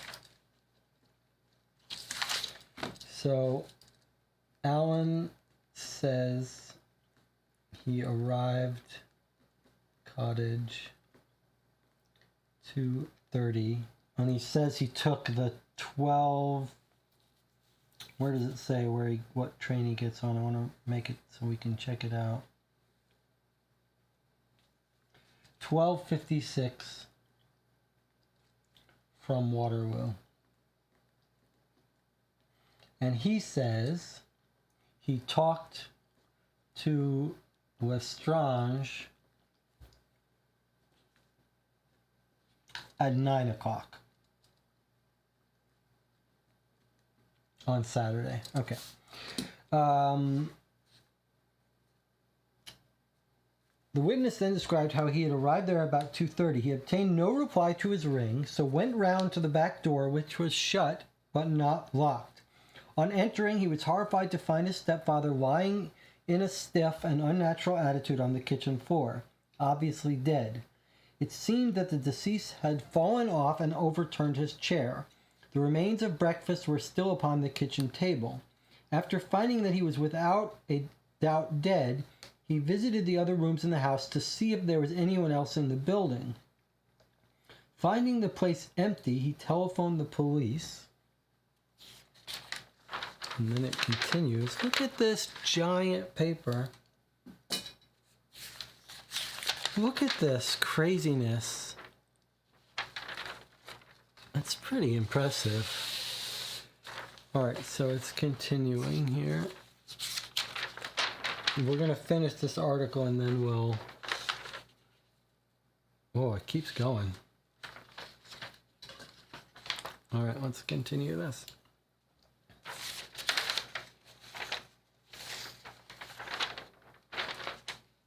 Finding the place empty, he telephoned the police from the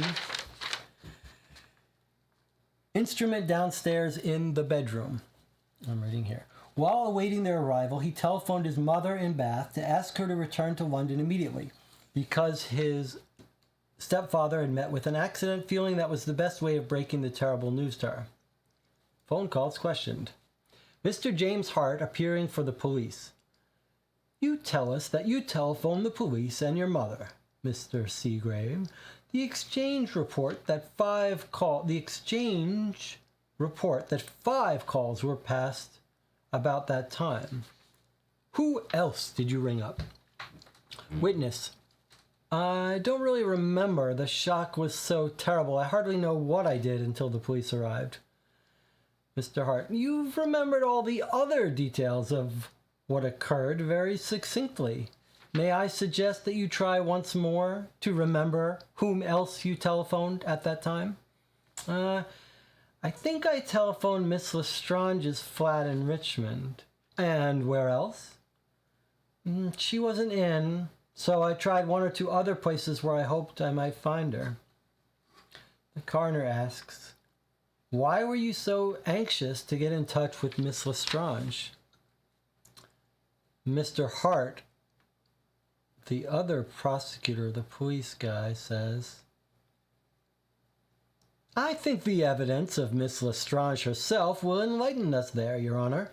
In point of fact, 1 call was made to Richmond, Surrey, and 2 to London, before those to the police and Bath. Oh, he called someone before he called the police. The coroner, very well, go on. This is the coroner, I guess, is like the judge running this. Okay, here's Alan, Mr. Seagrave, answering. The police arrived at 3:25 and they took charge. I returned to London by the 3:14 from Hazeldene. Returned by the 5:14 from Hazeldene to meet my mother, who missed the 3:30 and had to wait for the next train, the 5:30 from Bath. She reached the flat just before 8:30, and it was then that I told her about the awful thing that had happened. This concluded Seagrave's examination, and the coroner asked whether counsel wished to cross-examine. So here's Mr. Darcy Paget for Miss Lestrange. Mr. Seagrave, you have told the court that you telephoned to find Miss Lestrange. Didn't you know she was going down to Whitehall Cottage herself that morning? This is the witness. Yeah, she told me that she probably would before I left her, but when I found she wasn't there, I assumed she had thought things over and decided not to go after all. Mr. Darcy Paget. She told you quite openly that she might go down on the Saturday morning, though. Yeah, I just told you so. That was why I went myself. There was no secret made of it at all? No, none whatever. And you merely telephoned on the off chance, so to speak, that her plans, as detailed to you, might have been changed? Yes, exactly. Thank you. Mr. D.A. Russell, for Mr. Seagrave and the widow. This is another lawyer who's on behalf of the son and the widow, is now asking some questions. You arrived at the cottage at 2:30, having come straight down from London. Yes. You have heard the police doctor testify that the death must have taken place before 12:30. I heard him say so when he arrived at the cottage. That is what I meant. He said so on his arrival, and doubtless will give evidence to that effect here. Now the coroner's jumping in. I suggest that you do not anticipate the witness's evidence, Mr. Russell. Mr. Russell. Oh, I'm sorry, Your Honor. It is a small point, and once established will save the necessity of recalling this witness. Then to the witness he says, you would have no difficulty in retracing your movements between, say, 9 o'clock and the time you left London? None whatever. After I left Mrs. Lestrange in her flat in Richmond, I went straight back home to Gainsborough Court, Regent's Park. I had a drink, sat about there for a bit. And were you alone in the flat? No, the maids were there. I see. And then? I decided to go look up a friend of mine, Ronald Broughton. I had become quite intimate with him during my recent holiday with his party abroad. And what time was that? I left Gainsborough Court a little after 10:40 for Chelsea, where Broughton had a flat in World's End Mansions. He lives on his own, and as I got no reply to my ring, I assumed he was out. I then decided to go down to Hazeldean. When I reached Waterloo Station, I found that I had just missed the 11:58 train, so I had to kick my heels back there until the 12:56. Although Mr. Broughton was out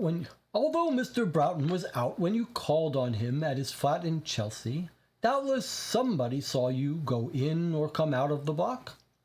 Oh, I'm sure the porter must have seen me, or someone. No doubt. Thank you, Mr. Seagrave. This concluded Mr. Alan Seagrave's evidence. Okay, so he's got probably some good alibis that show he only got down there until quite close to when he called the police. So probably he's not the cause of the murder. But it sounds like maybe he was afraid that the woman did. That's why he called her first, maybe.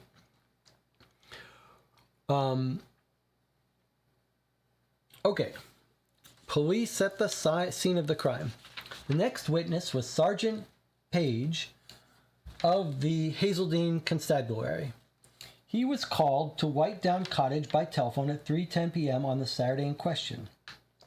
Taking the station photographer with him, he left immediately for the scene of the tragedy and picked up the police surgeon on his way. On arriving, he found the dead man in the position described by the previous witness. While waiting for the station photographer and doctor to do their work, Sergeant Page telephoned for a fingerprint expert to join them and made an examination of the house.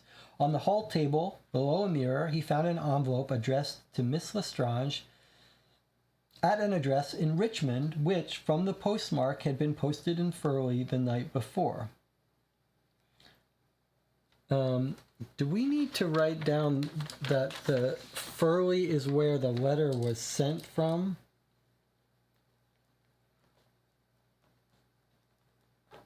Because I'm not sure what we know of Furley. Why is anyone in Furley?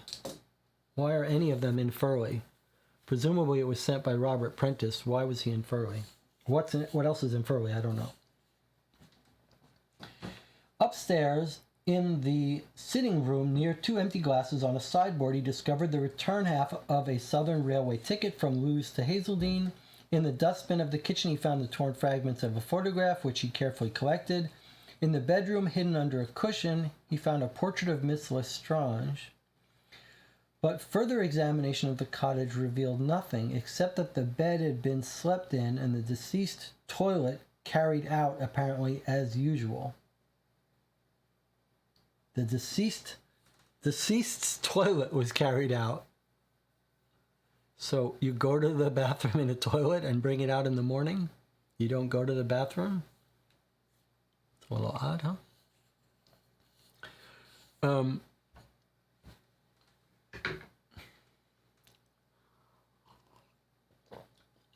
All right, let's continue here.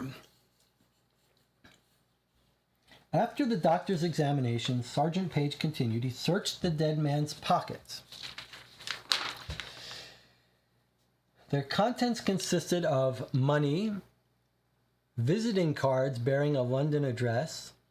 Visiting cards is got to be the other word for business cards, I think.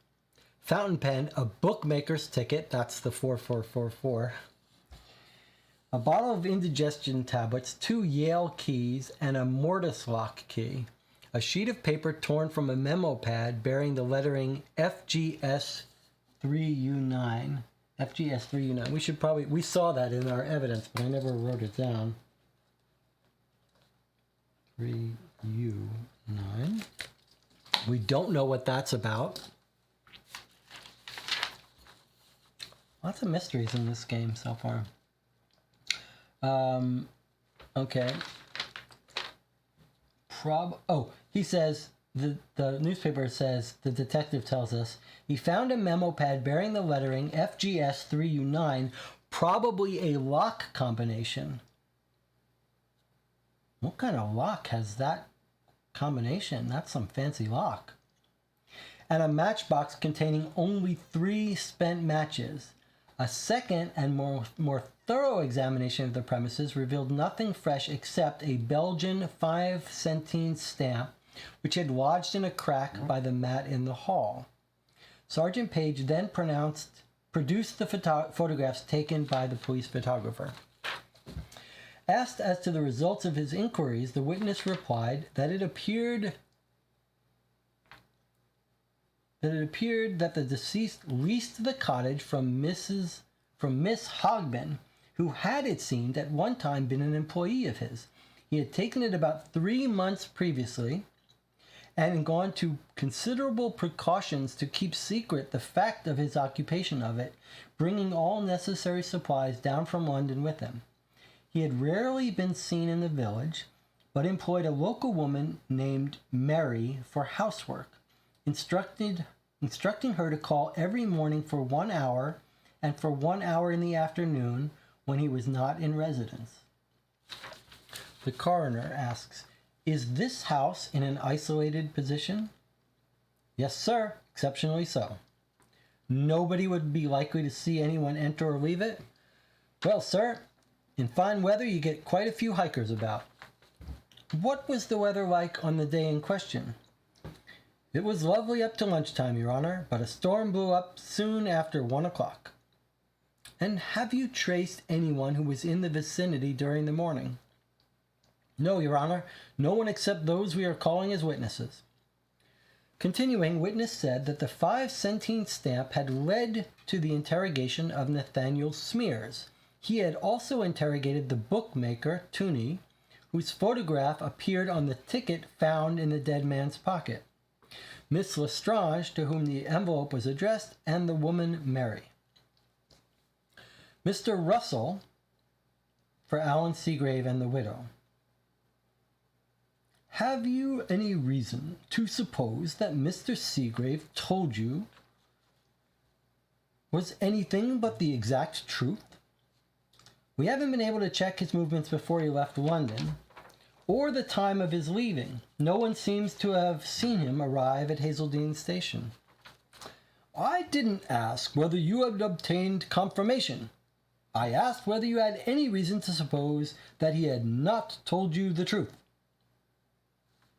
The coroner: "The question was an improper one, Mr. Russell, and you cannot complain of the answer." Mr. Russell says, "Let me put it another way. You have no evidence, I take it, that Mr. Seagrave was anywhere near the cottage until 2 hours after the surgeon says Mr. Prentice must have been dead." Witness: "We have no evidence that he was?" "No." Mr. Paget for Miss Lestrange: "In the same way, you have no evidence that Miss Lestrange was in the house before 1:30, have you?" "No, sir, we have not." The coroner: "Let us not waste time discussing what evidence we lack. If no one has any further questions, let us get on with the evidence we do have. Call the next witness." Dr. Cecil Lomax. This is more than we ever get in any newspaper in any game. It's quite clever, actually. This could have been just in a transcript of the trial in our report, but to put it in the newspaper lets them frame it like the newspaper writer is getting to decide what to put in, what not to put in, just the good stuff, and gets to add his commentary. Jonathan says the toilet reference might just mean that it looked like he performed his morning grooming and toiletries. Yes, okay, that makes some sense.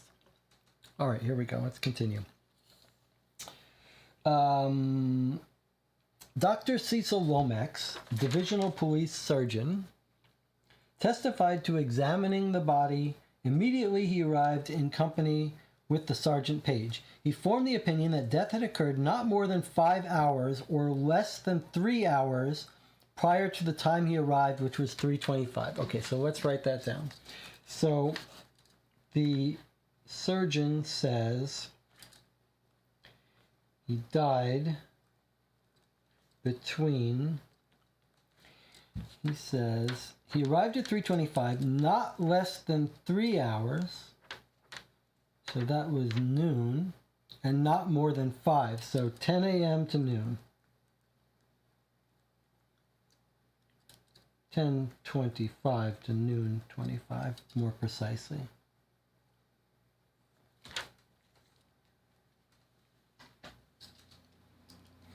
He suspected poisoning immediately, but was unable to form a definite opinion before making a post-mortem examination.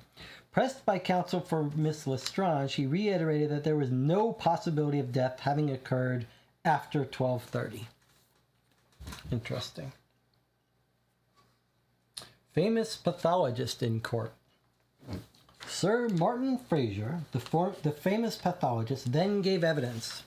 Death, he said, was due to poisoning by strychnine, 3/4 of a grain of which were found in the stomach and central nervous system. A fatal dose of this poison varied considerably. There were instances on record of persons having taken as much as 20 grains and yet survived through excessive vomiting, but that was most unusual, and from half to 2 grains could be considered a fatal dose if artificial vomiting was not induced. He had analyzed the remaining contents of the cup discovered on the kitchen table and found 1/30th of a grain of strychnine in it. It was, of course, impossible to say if the cup had been half, 3/4, or full to the brim with coffee when the poison was inserted into it. But the 30th of a grain found in the dregs suggested that the cup had originally contained not less than 1 and possibly as much as 2 grains. The body of the deceased showed evidence of catarrhal gastritis, which would have caused occasional distress, but was otherwise in a healthy condition. There were no signs of violence on the body. So some people can take 20 grains and force themselves to vomit and survive. And normally, half to 2 grains could be considered a fatal dose. And he thinks there were 2 grains in the coffee. Okay, enough to kill him. We've got some ads here. A GEC product, Ostrom, the wonderful lamp. Every Ostrom coiled coil lamp saves your pocket because it gives you up to 20% more light, yet burns no more electricity. Isn't that better than the so-called cheap lamp, which gives you less light and burns much more electricity? Play safe. Say Ostrom when you buy your lamps. General Electric Company. GEC, General Electric Company. And what have we got here? Another ad. Price's Motorine, used and recommended by Rolls-Royce for 31 years. Officially advised also for Aston Martin, Bentley, Singer, Wolseley, Talbot, Vauxhall, other car companies, some of which are still with us. The oil advised for the world's most famous cars is surely the oil for your car, whatever its make. Motorine is 2 oils in 1, a blend of mineral and fatty oils. Try this oilier oil in your engine and see for yourself the amazing difference in power, speed, and silence. Ask your garage man for the oilier oil. Prince's Motorine. There is nothing just as good, and it costs no more than other oils. Okay. Let's continue reading about the trial.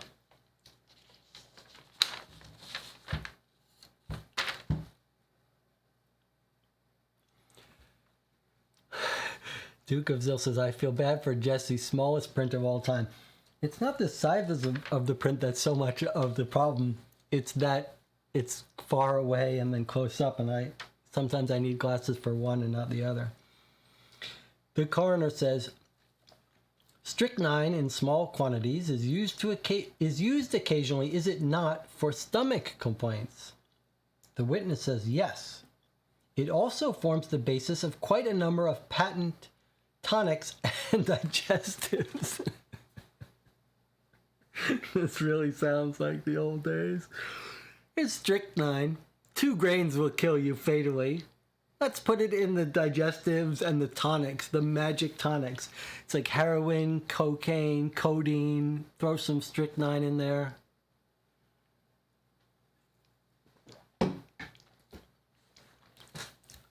And he was taking those medicines. That's pretty weird. All right.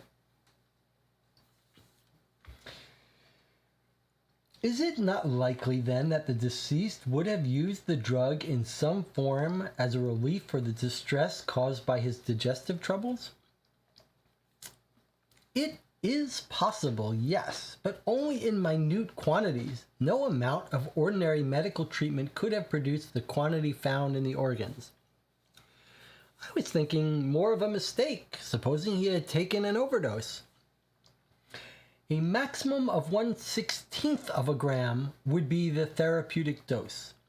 3/4 of a grain were found in the stomach and central nervous system. This gives us ground for believing that the deceased must have taken at least 1 grain. No man could take 16 times the correct quantity by mistake. No, I quite agree. Now about the catarrhal gastritis. Sir Martin, would the pain from it be acute? Occasional, rather distressing attacks would occur, but they would be quite brief, and he must have suffered from them for a very long time, some years in fact. This is the famous medical guy talking. Are you able to say whether the symptoms would have increased of late? As far as I can judge, they would have decreased both in intensity and frequency during the last few months. A particularly violent attack on the morning of his death is unlikely then? Most unlikely, particularly as he had an attack on the night before. One would not expect another for quite some weeks. Thank you, Sir Martin. We are much obliged to you. Now Mr. Hart is asking for the police.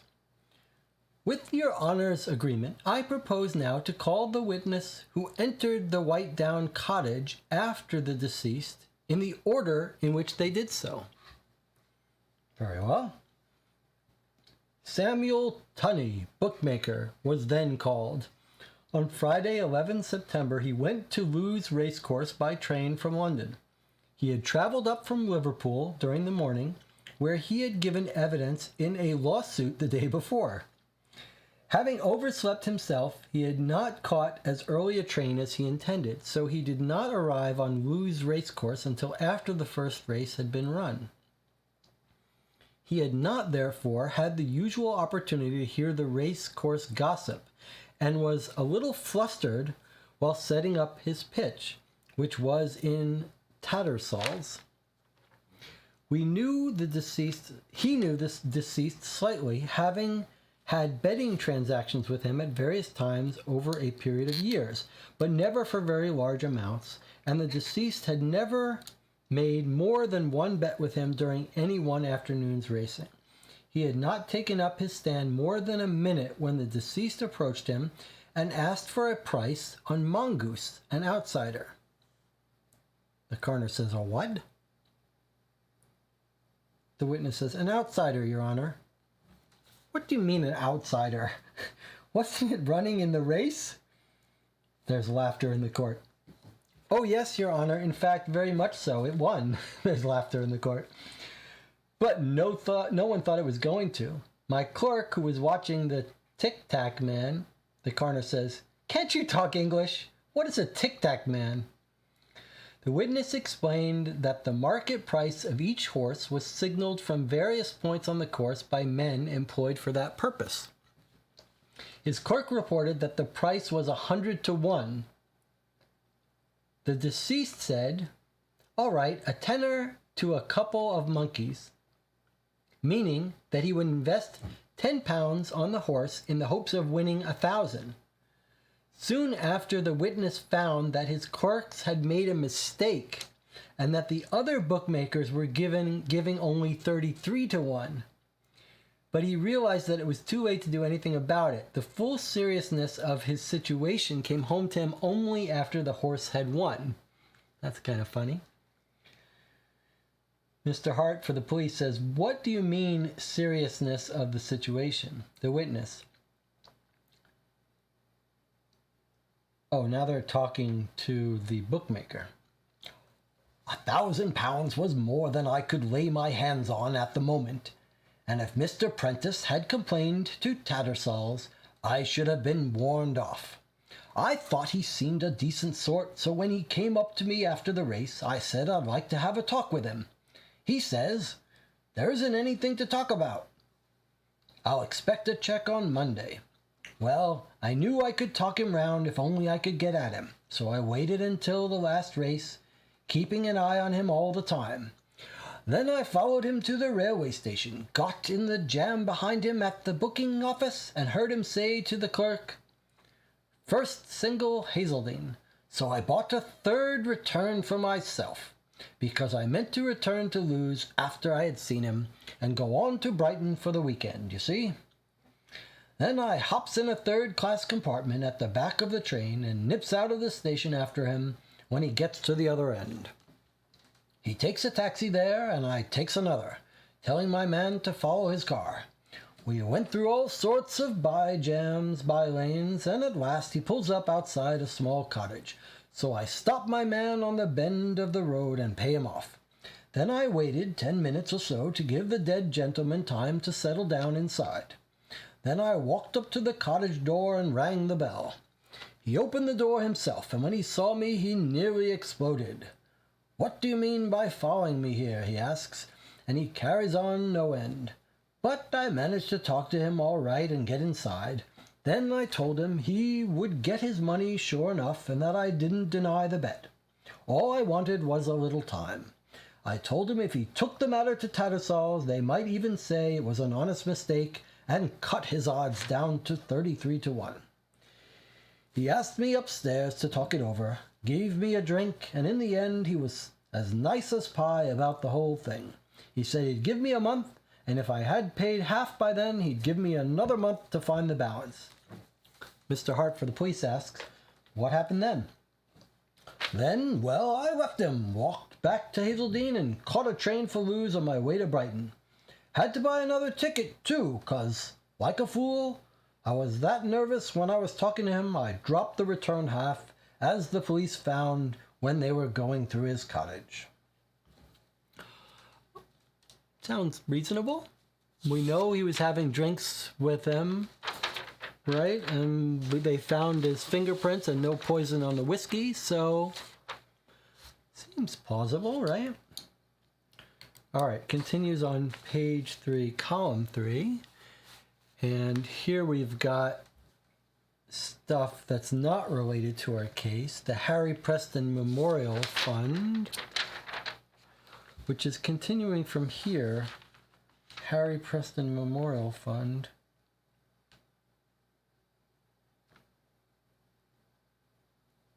I don't know if this is probably not related to our case at all. Just for flavor. I wonder, though, if it's anything of interest to us. Is this a real person, Harry Preston? Late Sir Harry Preston, a knighthood in 1933. Everybody knew Harry.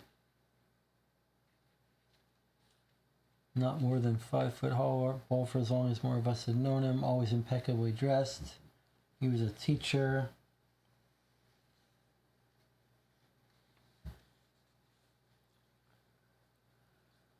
Who is the person that they give? Wheatley gives credit to someone who always was willing to take a chance and publish them. I wonder if he's giving... I wonder if Wheatley, the writer of this, is giving credit to someone. Midway through? Yeah, I think that's probably right. I think we're midway through. Maybe a little more than midway through.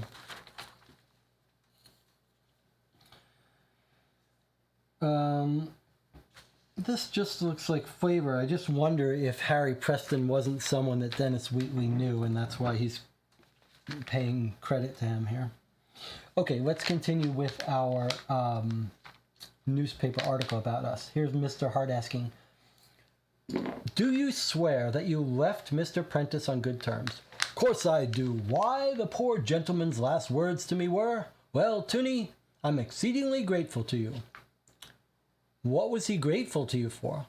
Why, when I managed to get him to talk sensible, and he took me upstairs to the sitting room, he said he had got indigestion and he wished he was dead, and I gave him some pills I always take myself.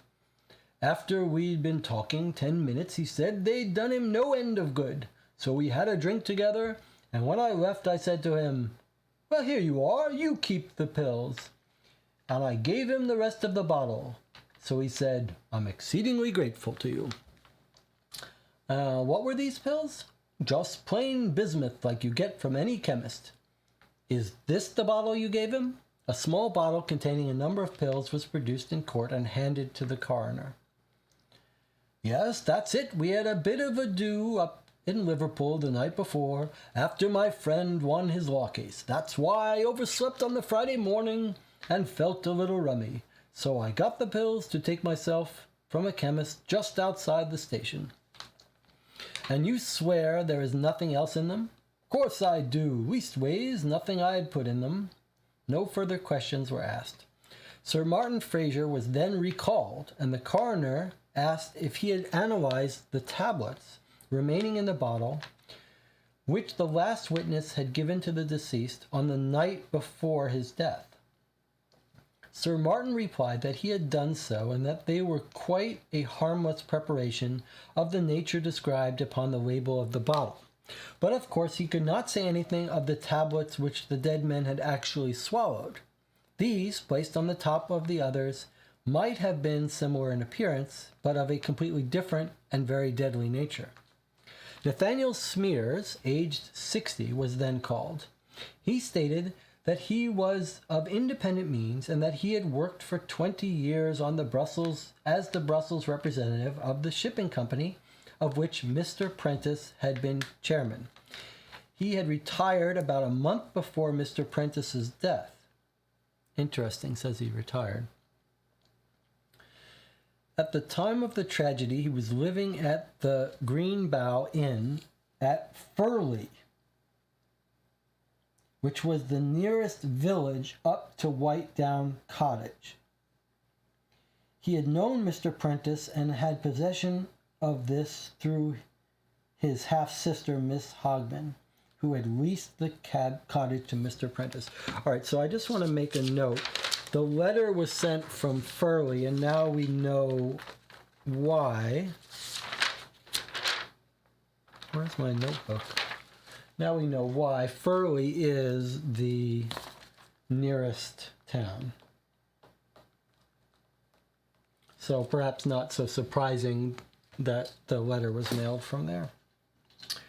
Okay. This says he retired a month before. Did we have reason to believe he was let go or retired? I thought we read that he had been let go, but maybe we're going to hear about it now. Amateur photography is the section head here. The pieces of the torn photograph discovered by Sergeant Page in the dustbin of this cottage kitchen were produced, and Smears acknowledged having taken this. He could not say why he had taken the particular photograph. He was fond of amateur photography. He had taken it to Mr. Prentice, thinking it would interest him.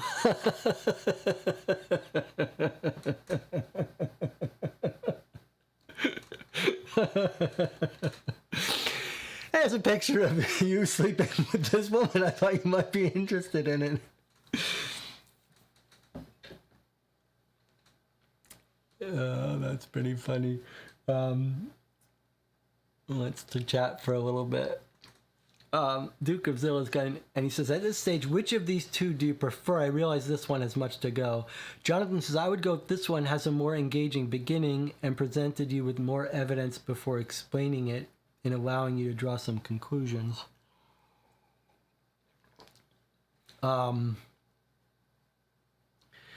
Yeah, for sure, this one is more engaging so far. They feel very different.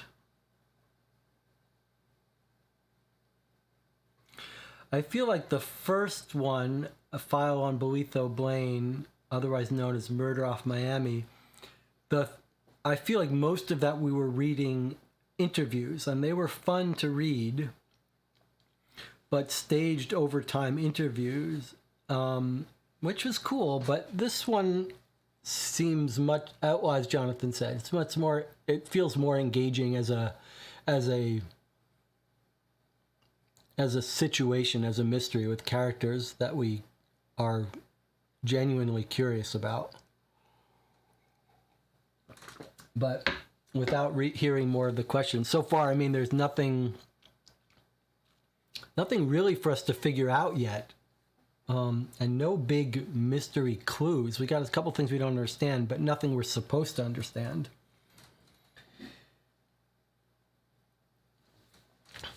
All right, let's get back to our reading.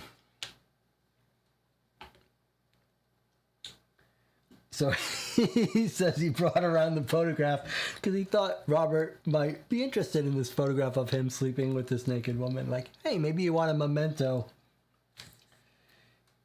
Okay. He had taken it to Mr. Prentice, thinking it would interest him. Mr. Hart for the police says, "When did you last see Mr. Prentice?" Witness, "The night before he died." "Were you questioned by the police last week? And did you sign a statement at the police station?" "Yes." "Did you, in that statement, deny having seen Mr. Prentice since you left his employ?" "Yes, but..." "Was that true?" "No. When I heard he had been murdered..." "Who told you that he had been murdered?" "Well, when I heard he was dead, I was frightened. I might get into trouble if I said I was with him on the night before." "And you denied it until the police produced the 5 centimus stamp that you had dropped, and, having secured a search warrant, came upon the negative and other prints of this decidedly questionable photograph?" "Yes." "What did you go to see Mr. Prentice about?" "I wanted to know why I had been dismissed without a pension after all these years I'd worked for his company." "And did he tell you?" "No, at least not to my satisfaction." "Well, what happened then?" "As I could get no satisfaction, I left him." "You were on sufficiently good terms with him before you left to leave him a photograph you thought he might like?" "Well, yeah." "And did he give you an order for more copies?" "No." Did you offer to sell him the negative?" The witness started a sentence, but corrected himself and said something incoherent. "I asked whether you offered to sell him the negative." "I don't know what you mean." "Mr. Hart, I think it is possible the witness fails to understand the line your examination is taking. If there is a possibility of his being charged with a criminal offense as a result of these proceedings, I think he should be given the opportunity of being represented by counsel." To the witness, "Do you wish to be represented?" "I demand to see my solicitor." The coroner, "There is no need to make demands. I have already given you the opportunity to do so. In the meantime, you are not bound to answer any question you do not wish. Go on, Mr. Hart." Mr. Hart, "There are really only 2 more questions I have for the witness, Your Honor, and it will be hardly necessary for him to be legally represented." Then to the witness he says, "What time did you leave Whitedown Cottage?" Must have been about 7:20, and I wasn't there altogether for more than 10 minutes before he threw me out." "Was Mr. Prentice absolutely well when you left?" "Absolutely." "And did you never see him again after that Friday evening?" "Never." "Very well, Mr. Smears. Perhaps we shall be able to discuss these photographs of yours in another place." Mr. Russell, for the widow and Alan Seagrave. "Mr. Smears, did you really not know why you were dismissed from Mr. Prentice's employ?" "I certainly did not. That's what I wanted to know." "I suggest you knew perfectly well you were dismissed as the result of serious defalcations which were discovered in the office of the Brussels branch of the late Mr. Prentice's company. Not at all. I had nothing to do with it. I can prove it. I suggest you had every opportunity to prove your innocence at the time and failed to do so. It was a put-up job, and I can prove it. Very well, let us leave it at that. Now's the charwoman's evidence. Miss Emmeline Mary was then called. She lived within 10 minutes' walk of Whitedown Cottage and offered her services to Mr. Prentice when he first took it. An arrangement had been entered into by which she was to call every morning at 8 o'clock to clean the place, and on those occasions when it was occupied, she had also to put out the things ready for breakfast in the kitchen. The coroner says, in the kitchen? Mr. Hart for the police says, yes, Your Honor. It is an old cottage and was converted by Miss Hogben when she took it some 2 years ago. Converted in a rather curious manner, because she turned the ground floor sitting room into her bedroom and the 2 bedrooms on the upper floor into one large sitting room. I understand this was done to enable her to get the fine view over the valley which is possible from the windows of the first floor of the cottage, but not possible from those on the ground level, owing to some trees bordering the road about 1,000 yards away down the slope. In consequence, if meals had been served in the sitting room, this would have necessitated carrying them upstairs. Miss Hogben, I understand, made a habit of preparing her own and eating them in the comfortable old kitchen. And when the deceased took the cottage from her, he appears to have adopted this practice. The coroner, indicating his satisfaction, the witness continued, stating that she was only expected to stay for an hour in the morning, and then she returned for another hour after lunch, except when Mr. Prentice was in residence, as he did not like to have her about the place when he was there. In consequence, she saw very little of him, and her really heavy work was usually on the Monday, when she had to wash up the whole pile of plates and dishes that had been left over from the weekend.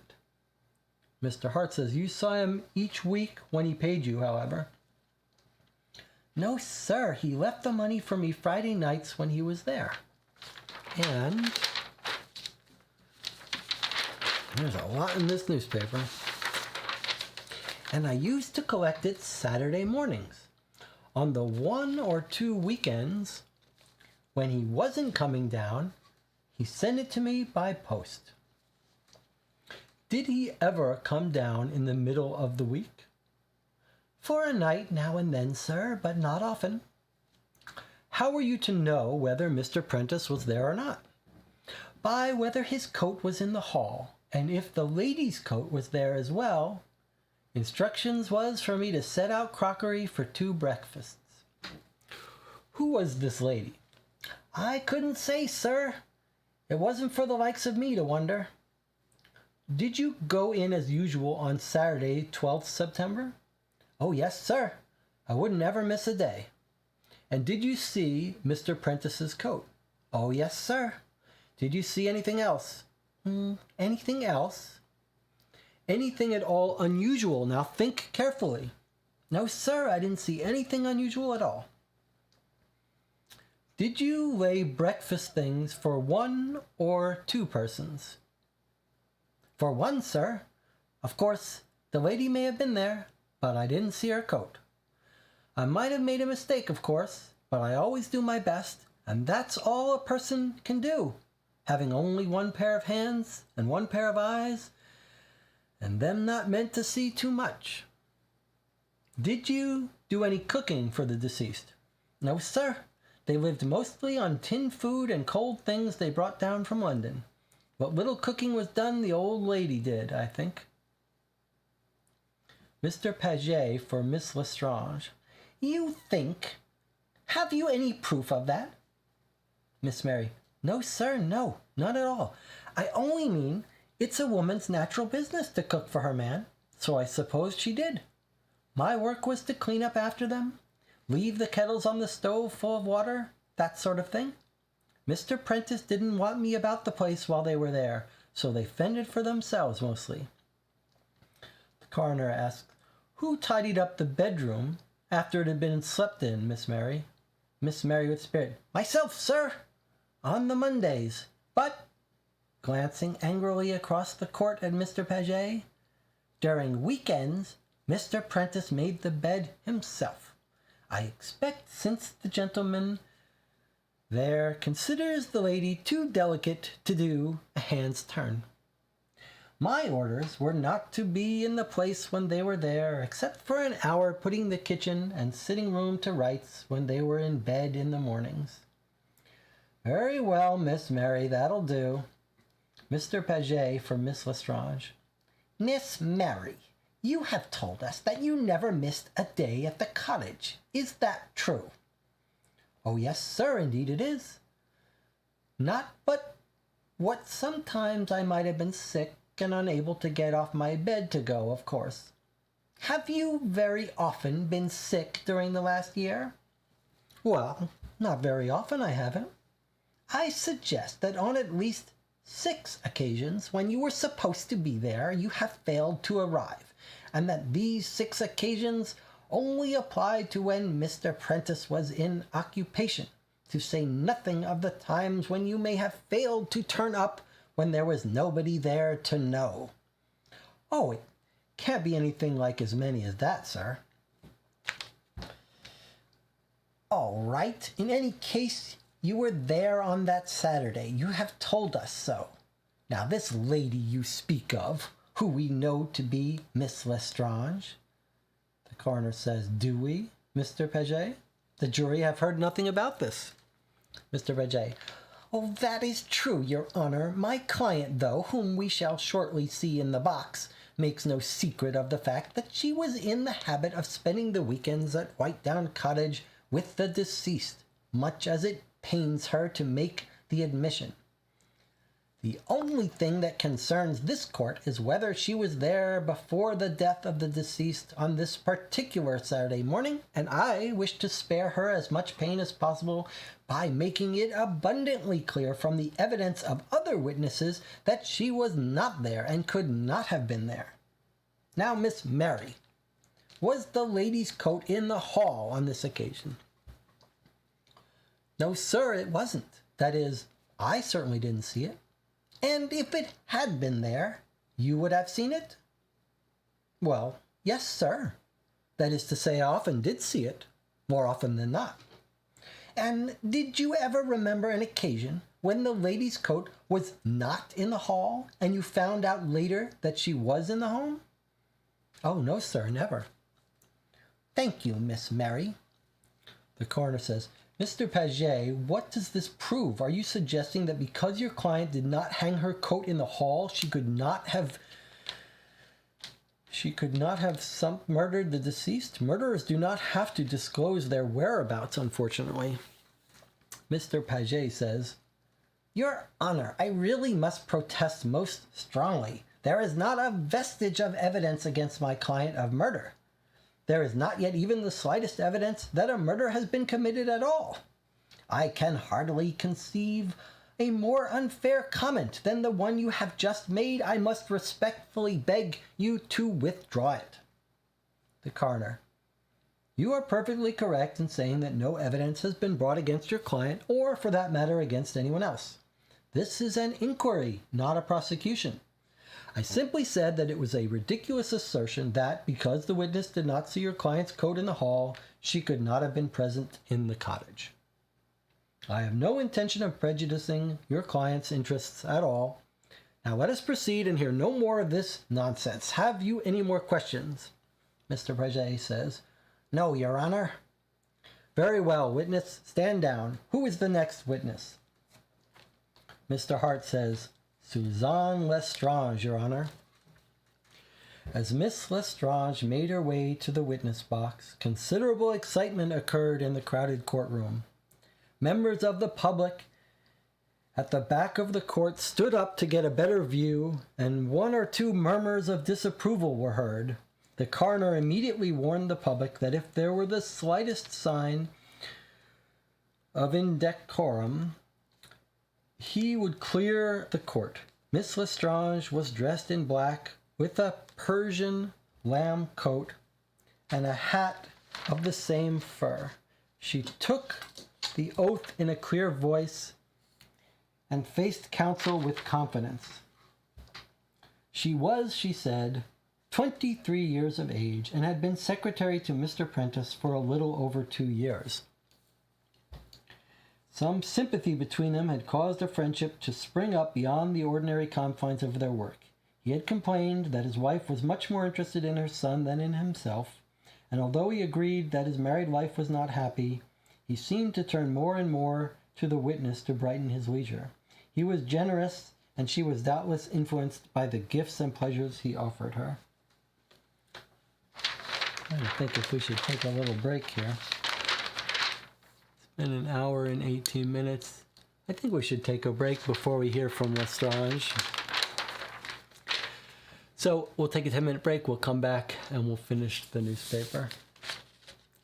I'll see you in 10 minutes.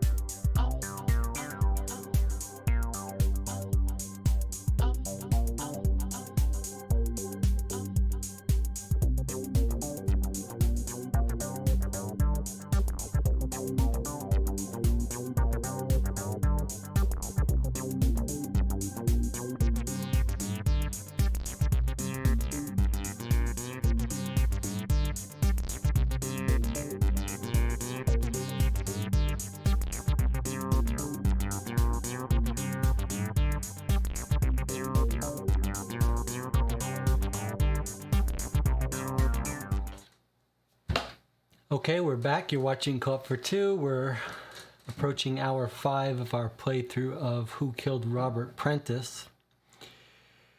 Jonathan Warner says in the chat what I was thinking as well. I did not expect this newspaper to be just one giant article transcript of the inquest. Well, it's so interesting that we've seen this newspaper mechanic used in lots of mystery games since then. This may be the first time it's ever been used, and in Sherlock Holmes, for example. But there it's used to hide little clues in unexpected lots of tiny little articles that are unrelated to the case, and you might get a little bit of a clue here and there. In this game, it's this big, giant, multi-page newspaper, but all of it is a very important, not exactly a word-for-word transcript, but a newspaper story detailing this inquest that occurred. So it's kind of got interviews with all of our suspects, but it's also showing us the lawyers talking. It's really actually extraordinarily compelling, if you ask me, because we've got these different personalities of the lawyers and the witnesses, and you know, they can snip and just show little segments of it that they think is interesting. It's actually quite fantastic. And it makes me think like, wow, maybe there's room for some of these mystery games that are more legally focused on courtroom drama and stories. But, and you could see when they were writing this, you could imagine them saying, well, how can we, what new kind of facsimile evidence documents could we give them that would break up the monotony of just reading transcripts and stuff?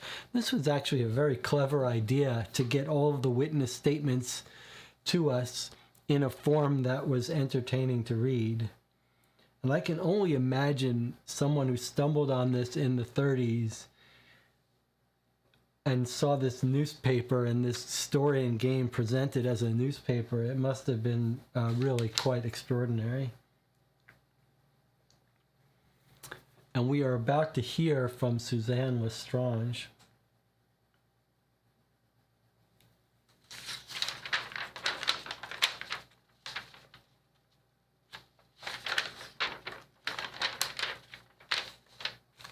All right, are we ready? Jonathan, any other comments you want to make before we hear from Suzanne Lestrange? I guess we could look at this. I want to point out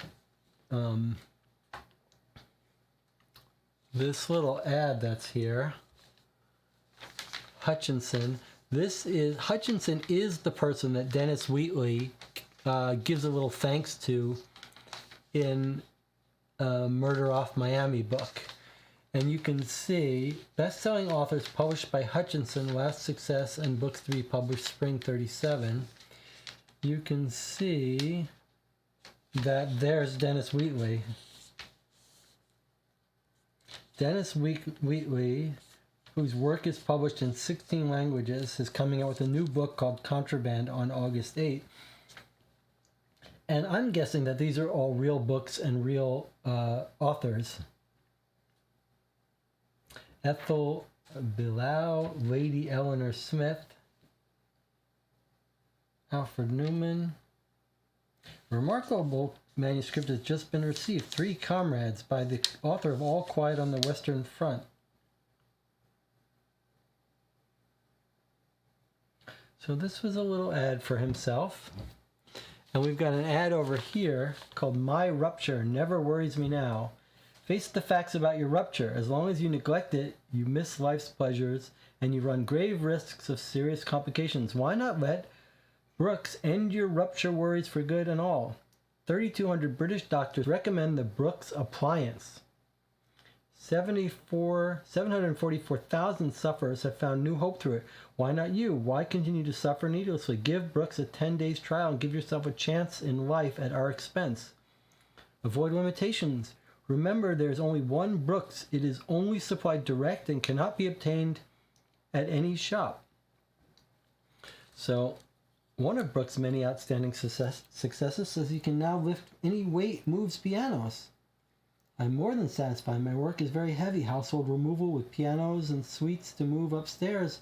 My Brooks is so comfortable that I am not afraid to lift any weight. Take advantage of a 10-day free trial offer.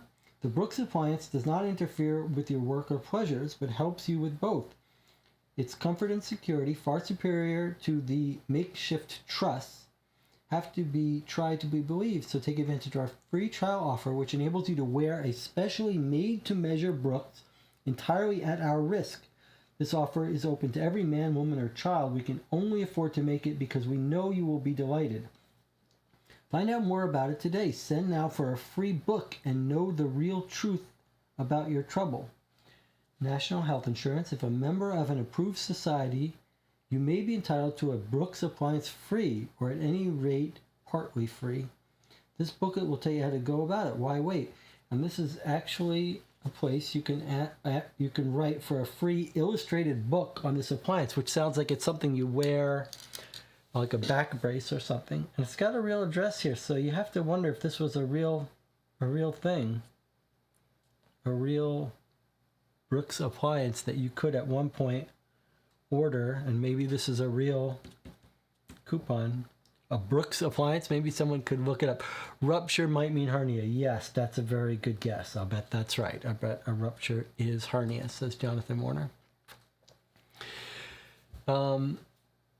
I can't think of anything we read that was so interesting, but it seems to like everyone seems to have pretty reasonable alibis. I'm happy to hear that Alan's alibi seems reasonable. I believed the racetrack guy.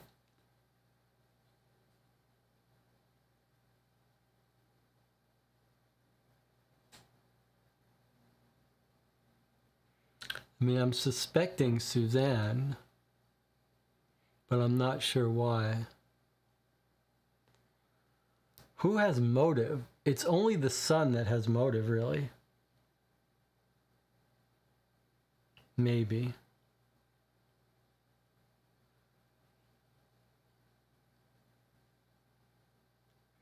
I want to know more. I want to hear what Suzanne says. And I want to get into some of this evidence. We've got this keys and lock combination. But I think we're going to need to talk through this one a little bit more.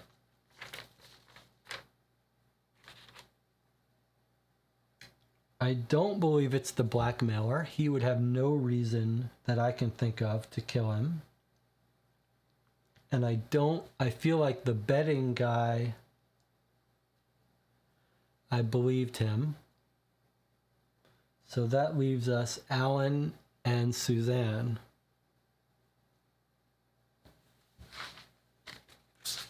Where's my suspect list? Alan and Suzanne, yeah.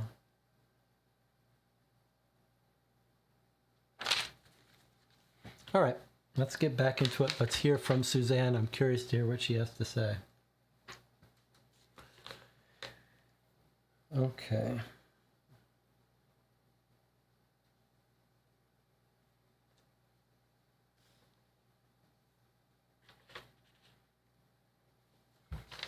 Where are we? Oh boy, I guess I jumped ahead a little bit.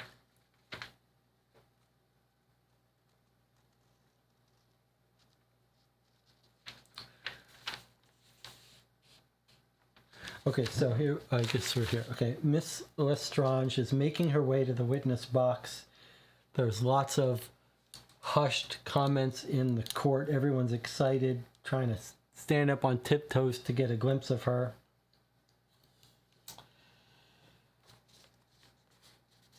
The coroner immediately warned the public that if there were the slightest sign of indecorum, he would clear the court. Miss Lestrange was dressed in black with a Persian lamb coat and a hat of the same fur. She took the oath in a clear voice and faced counsel with confidence. She was, she said, 23 years of age and had been secretary to Mr. Prentice for a little over 2 years. Some sympathy between them had caused a friendship to spring up beyond the ordinary confines of their work. He had complained that his wife was much more interested in her son than in himself, and although he agreed that his married life was not unhappy, he seemed to turn more and more to the witness to brighten his leisure.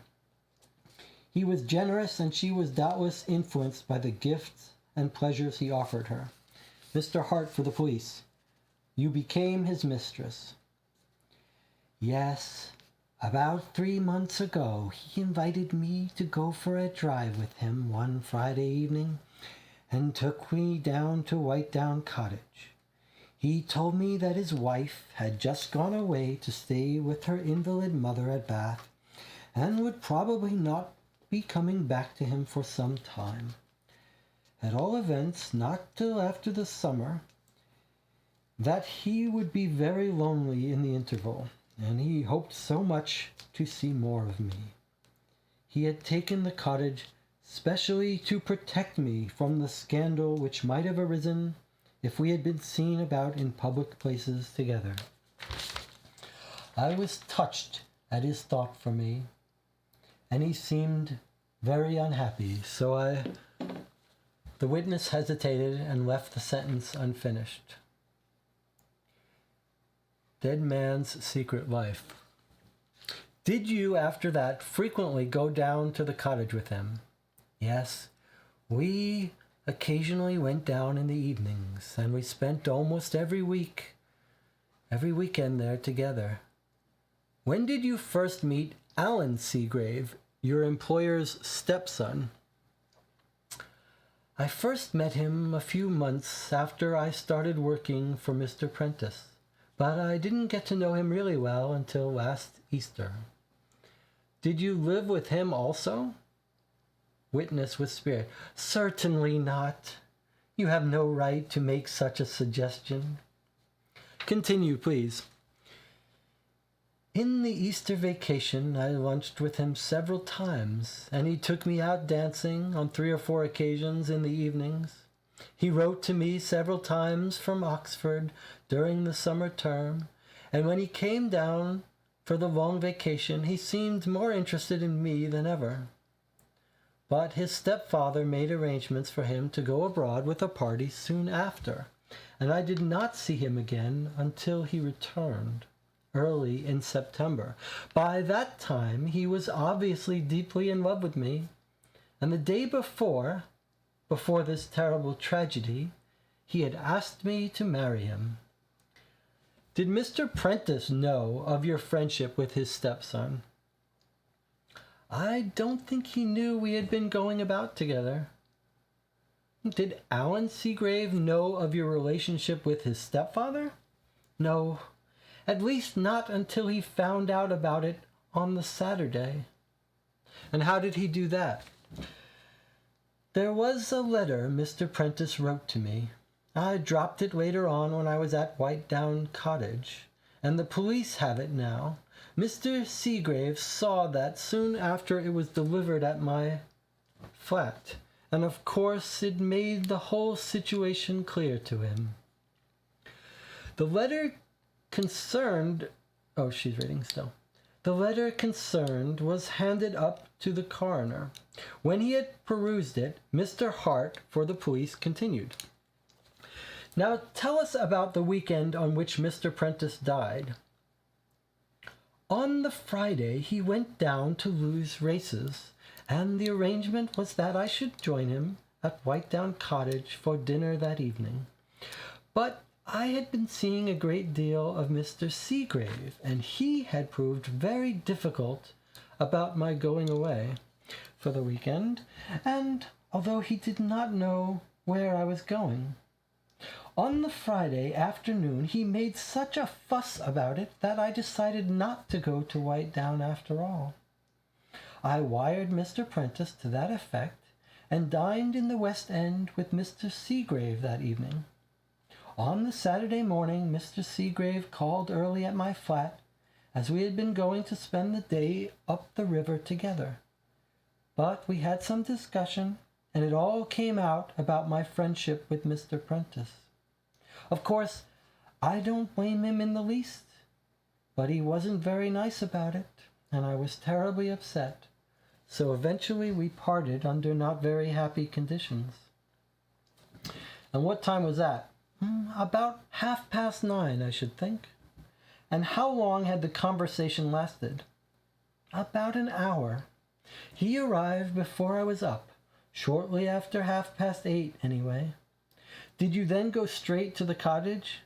Well, I went around to the garage to get my car about 20 minutes after Mr. Seagrave left me. What time did you arrive at Whitedown? I arrived at 1:30. But the journey takes less than an hour and a half. What were you doing in the meantime?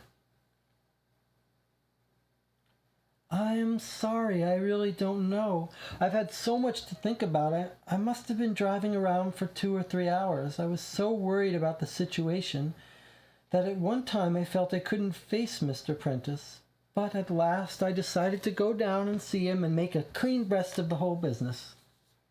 What business? The friendship which had sprung up between Mr. Seagrave and myself. Well, what did you find when you arrived? Dead man's mistress describes finding body. I let myself in with my own key and called upstairs to Mr. Prentice. As there was no reply, I went into the kitchen. When I got there, I found the witness faltered, and the coroner suggested that she might like to be seated. She refused, however, and after a moment continued. I found him twisted up on the floor. I realized immediately that he was dead. An awful feeling of panic seized me. I ran out of the house, jumped into my car, and drove away. I found myself in London in the late afternoon. That's all I know, I swear it. Coroner says, did you take any steps to call a doctor, the police, or your friends? No, I just ran out of the house and drove away. It sounds callous and horrible, but I really didn't know what I was doing. I don't even remember dropping the letter the police found, although I had it in my hand and was reading it again just before I entered the cottage. It must have fallen from my bag when I took out my handkerchief and dabbed my face at the mirror before stumbling out of the house. Mr. Hart for the police. You've seen the photographs taken by the police on the scene on their arrival. Does it tally with your recollection of what you saw? Yes, as far as I can remember, that is what it looked like. I really can't swear to it, though. Were you aware that a few days before his death, Mr. Prentice had altered his will? He altered his will.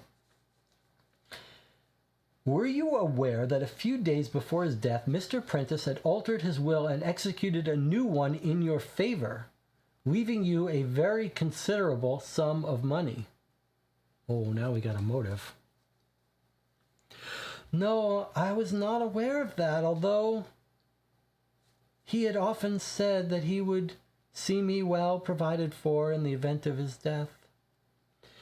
You swear that you did not know this new will had actually been executed? I swear it. Is that everything you can tell us, Miss Lestrange? Yes, everything. Mr. Russell for the widow and Mr. Seagrave. Miss Lestrange, when you started this liaison with your employer behind the back of his wife, at this point a whispered conversation took place between Mr. Russell and Mr. Seagrave, for whom he appeared. Miss Prentice later joined this discussion, which became rather animated. After a few minutes, Mr. Russell addressed the coroner. Your Honor, I am instructed to put no further questions. Mr. Paget for Miss Lestrange. Miss Lestrange, you realize, of course, that your evidence lays you open to a certain amount of suspicion. Witness. Yes, but I have only told the truth. Do you swear that you did not enter Whitedown Cottage before 1:30 on that day? I swear it. Do you swear that you administered no poison to the deceased, either directly or by putting such poison in his possession? Of course not. It's ridiculous. I swear it. Thank you, Miss Lestrange. That will be all.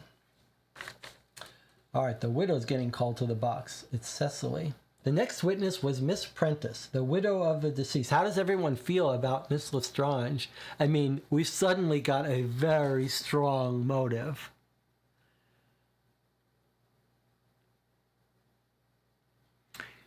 If he just found out from the son, his stepson, that the stepson wants to marry her and run away, and then he's like, that's it, you guys are getting nothing. I'm going to go on Monday, I'll change my will, get you out of it, you're getting nothing. All of a sudden, Suzanne Lestrange has a real alibi to kill him off, and so does the son. If the son and Lestrange are going to get together and actually are in love, I wouldn't be surprised that both of them want to kill him off. Jonathan says, I almost feel there's too much pointing at her. Okay, all right, you might be right. You might be right. All right, let's continue with the widow. The next witness was Miss Prentice, the widow of the deceased. She was dressed in deep mourning with a heavy veil. Her face was drawn and tear-stained. She replied to the coroner's questions in a low but steady voice. The coroner assured her of the deep sympathy of the court and continued. Miss Prentice, will you tell us when you saw your husband last? On Thursday, June 11th. And what were your relations with him at that time? We had been married for 12 years, and our marriage had been a very happy one. We had spent very little time apart up to this summer, but my mother's failing health made it necessary that I should go down to Bath and look after her, while my husband's business kept him in London. At first I had only anticipated remaining with my mother for a few weeks, but her state of health continued so uncertain that I felt compelled to remain with her, because she has no other children or relatives who could have given her the personal care which was necessary. I remained with her at Bath until the afternoon of Saturday, the 12th of September, when my son Alan telephoned me to ask me to return to London because my husband had met with an accident. Did your husband go down to Bath to see you during that time? No, but he wrote to me, of course, on numerous occasions, and I wrote to him. We missed each other very much, but he understood how necessary it was for me to be with my mother. The matter is a painful one, Miss Prentice, but I fear I must ask you if you are aware of your husband's relationship with Miss Lestrange. No, I knew nothing whatever about that. It never occurred to me that a young girl would behave in such a revolting manner with a man old enough to be her father.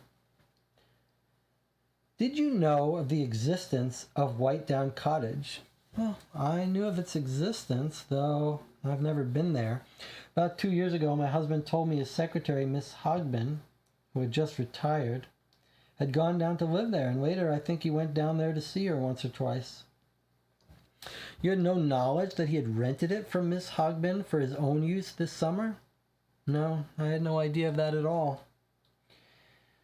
You were in Bath, living at your mother's flat during the whole period from Thursday, June 11th to the afternoon of Saturday, September 12th. Is that correct? Yes.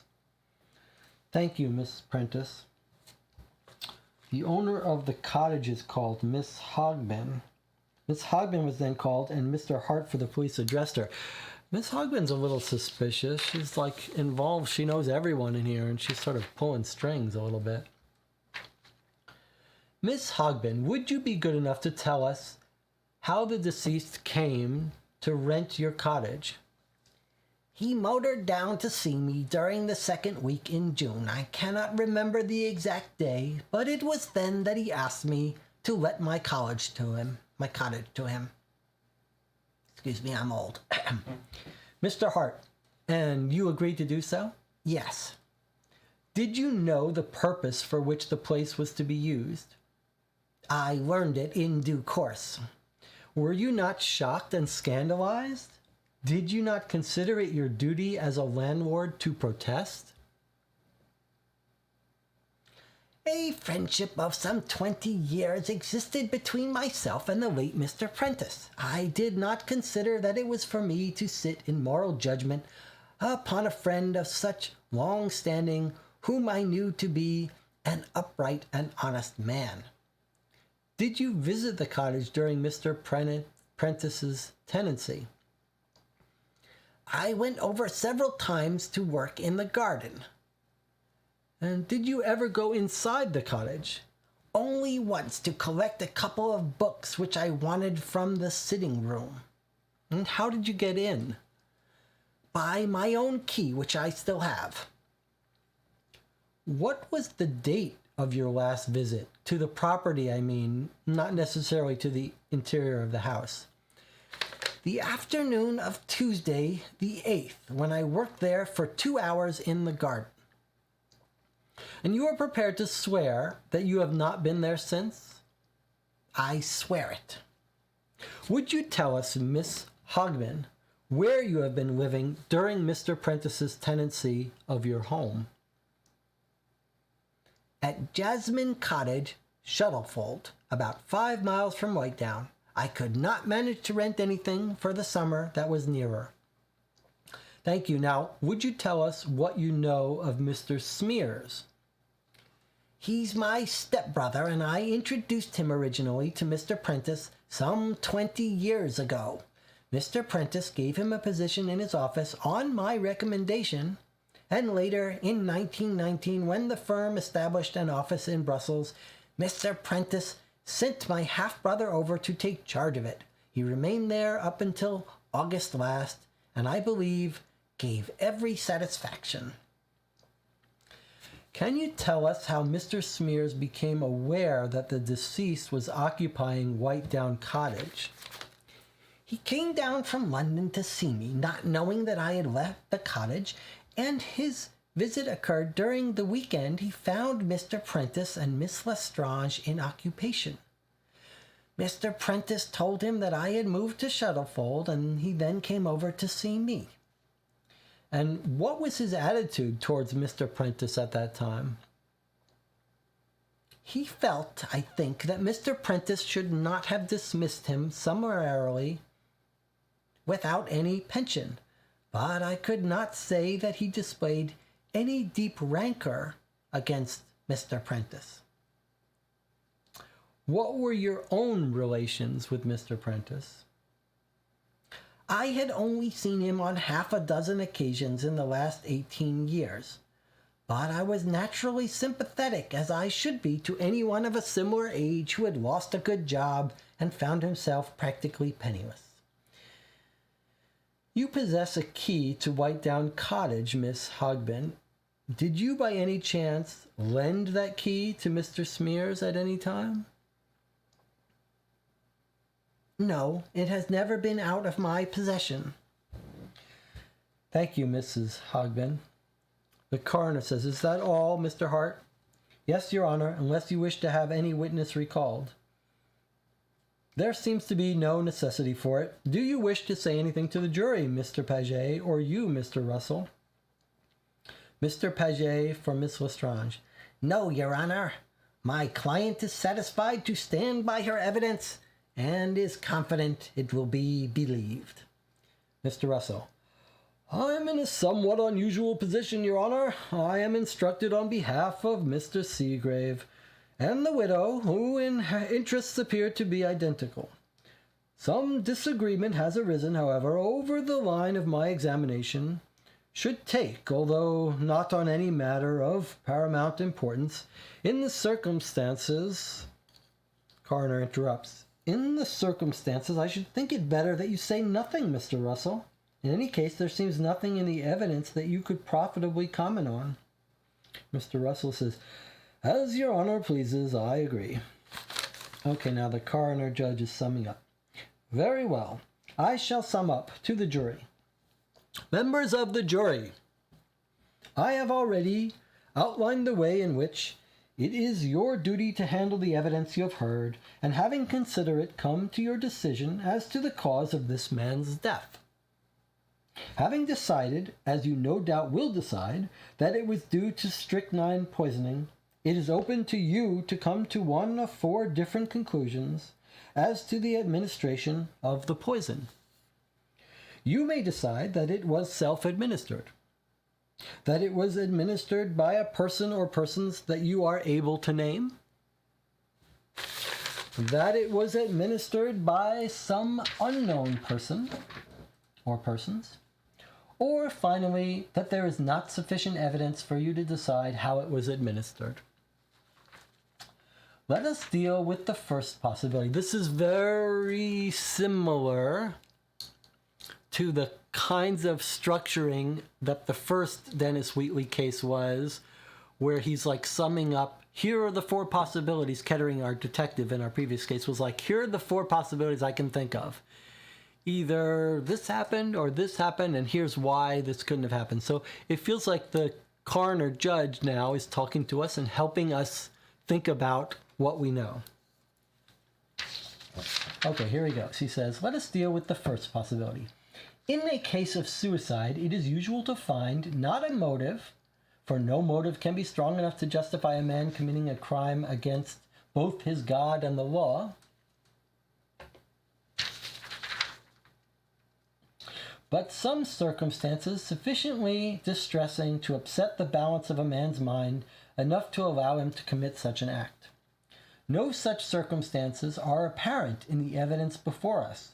The deceased was in good health, apart from a slight internal disorder, which appears to have been no worse than it had been for a number of years.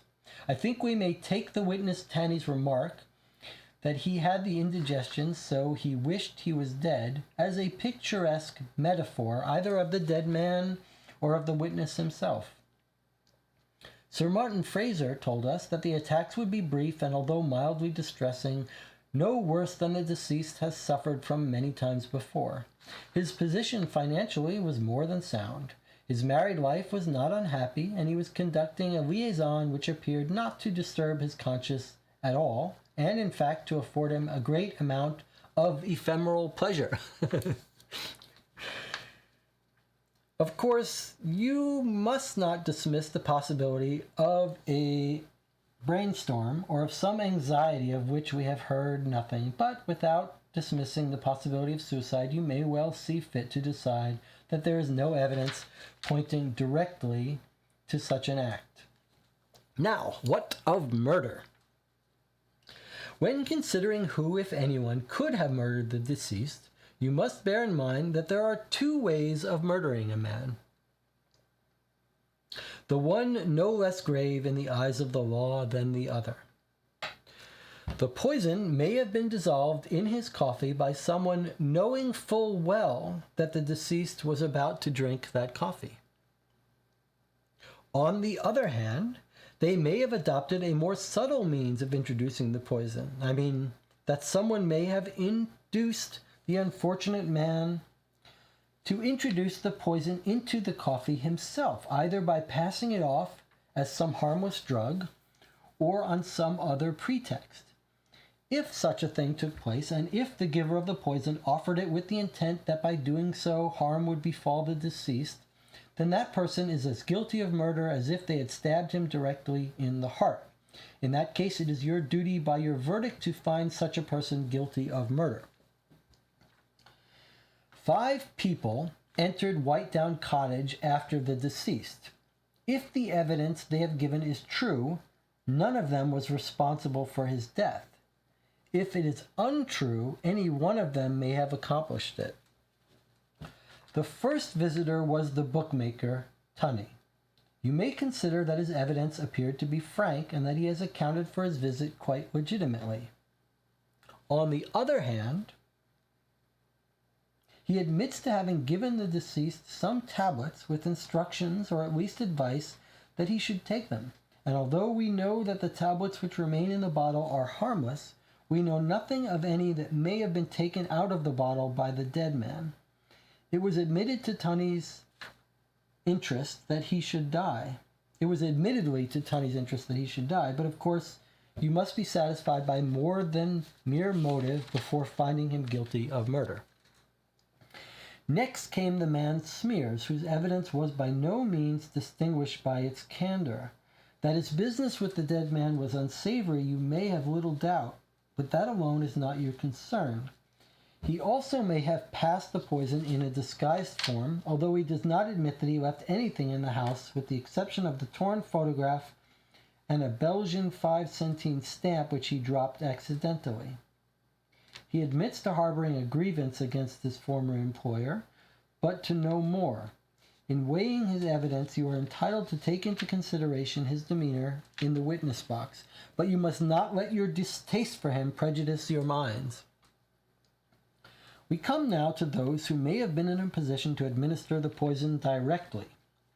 Only the charwoman, Miss Mary, admits to having been in a position to do so, but strychnine is not so easily obtained, although access to it is, to my mind, not by any means as difficult as it should be.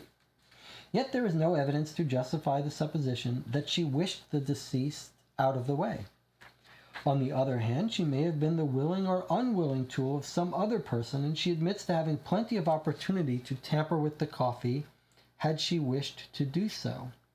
She cannot be ruled out, however unwilling you may be to regard her as a murderess.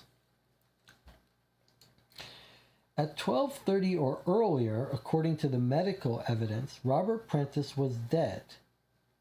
At 1:30, according to her own story, his mistress entered the house and, seeing him dead, fled without so much as making an effort to ensure that he was beyond aid. What do you think of her story? She left Richmond on her own admission at about 10 o'clock and arrived at Whitedown Cottage, a distance of some 40 miles, 3.5 hours later.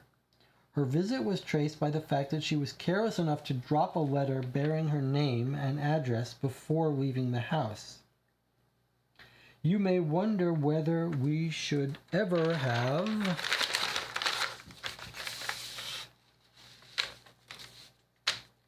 heard of her visit but for that mistake. That she could have arrived not when she asserts she did, but at 11:30 or even earlier, and have administered the poison before leaving is, of course, a possibility. Whether she did in fact do such a thing, you must decide. She has sworn under oath in this court that she had no knowledge that the dead man had altered his will in her favor. Yet we know this to have been a fact, and that by his death she has come into a very considerable sum of money. There is also the fact of her relations with Alan Seagrave. You have heard him say that he had offered her the honorable estate of matrimony. He is a young and attractive man, far more suited to a woman of her years than was the deceased. It may well be that she was strongly attracted to the younger man and wished to be rid once and for all of the old association which would naturally prejudice her chances of a happy marriage. She doubtless struck you as a woman of unusual poise and confidence. That she is devoid of moral sense, her story in the witness box proves. If you accept that story in its entirety, you must look elsewhere for the criminal. If you reject it, you must record your opinion by your verdict, and a closer investigation will be made of it elsewhere. Then there is the story of Alan Seagrave, the dead man's stepson, his mistress's lover, or would-be lover, who purports to have found the body.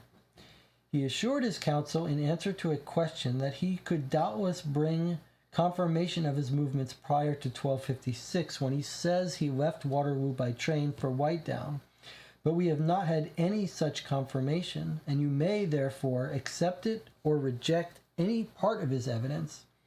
If it is untrue, he may, just as the woman Lestrange may, have arrived by 11:30 instead of 2:30.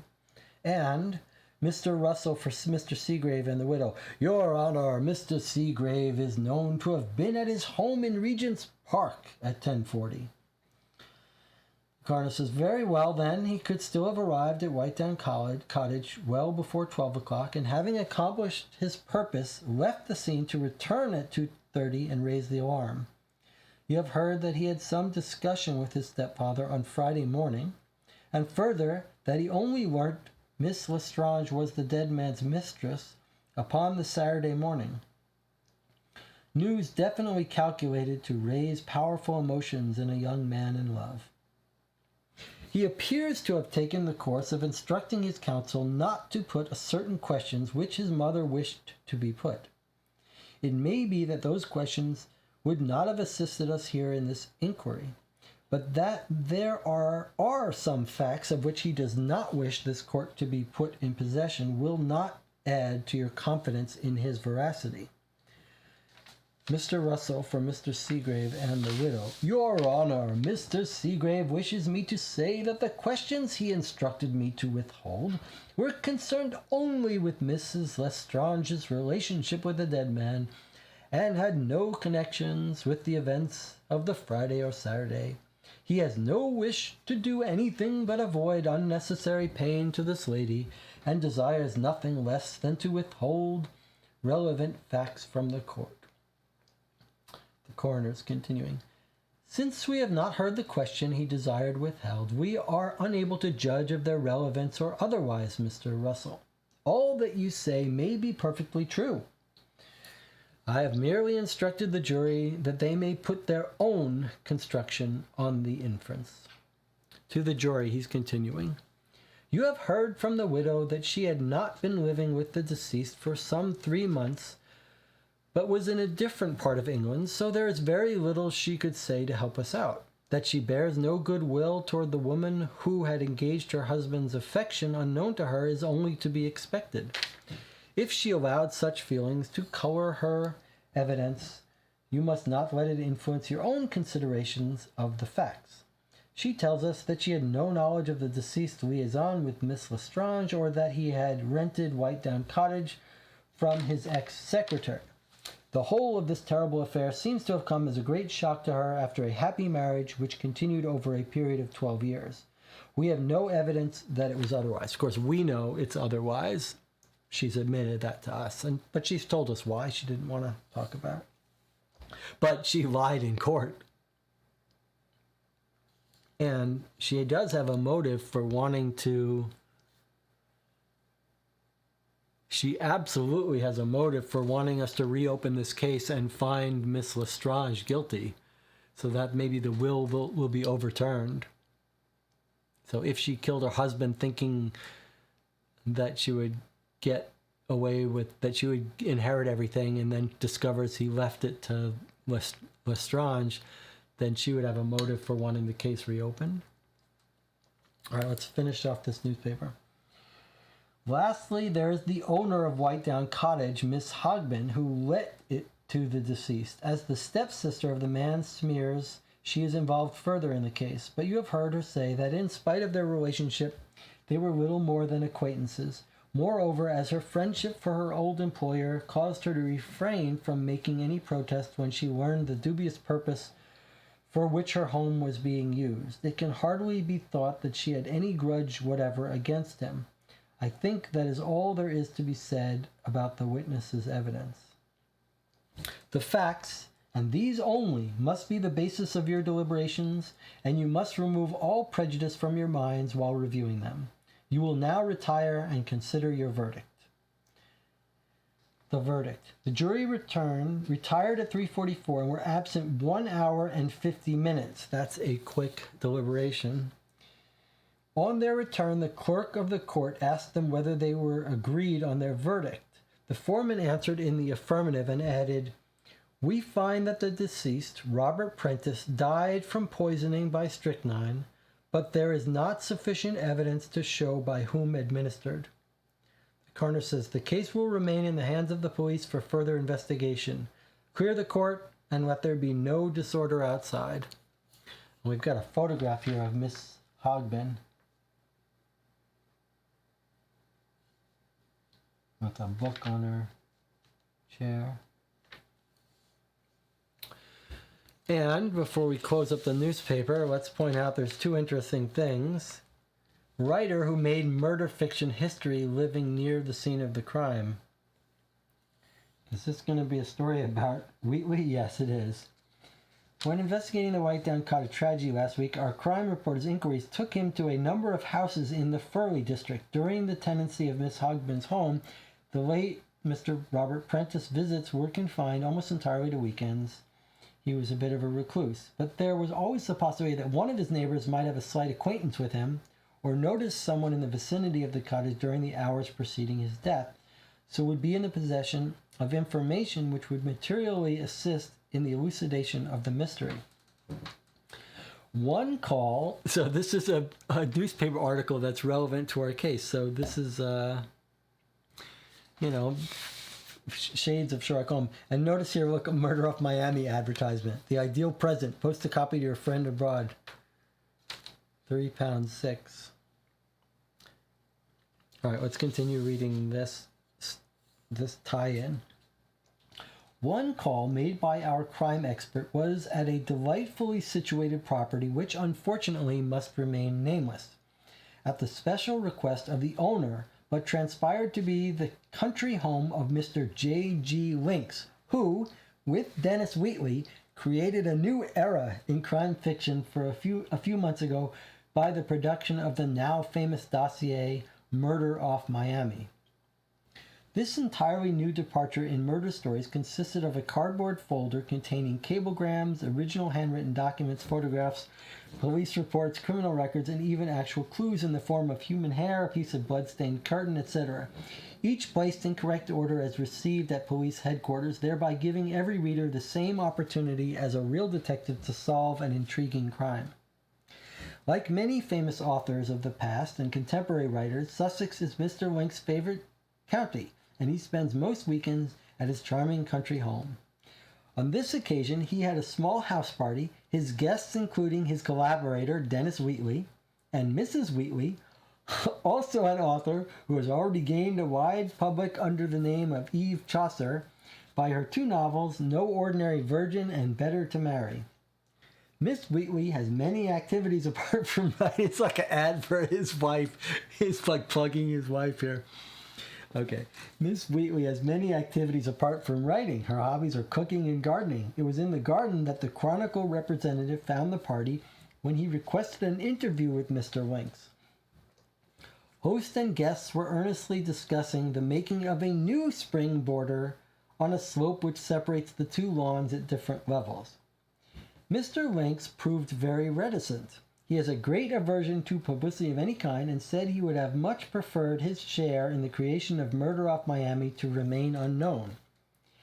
Dennis Wheatley insisted, however, that Lynx's name should appear on the cover beside his own, and now a friendship of nearly 20 years had become a publicly recognized association through the press of 5 continents.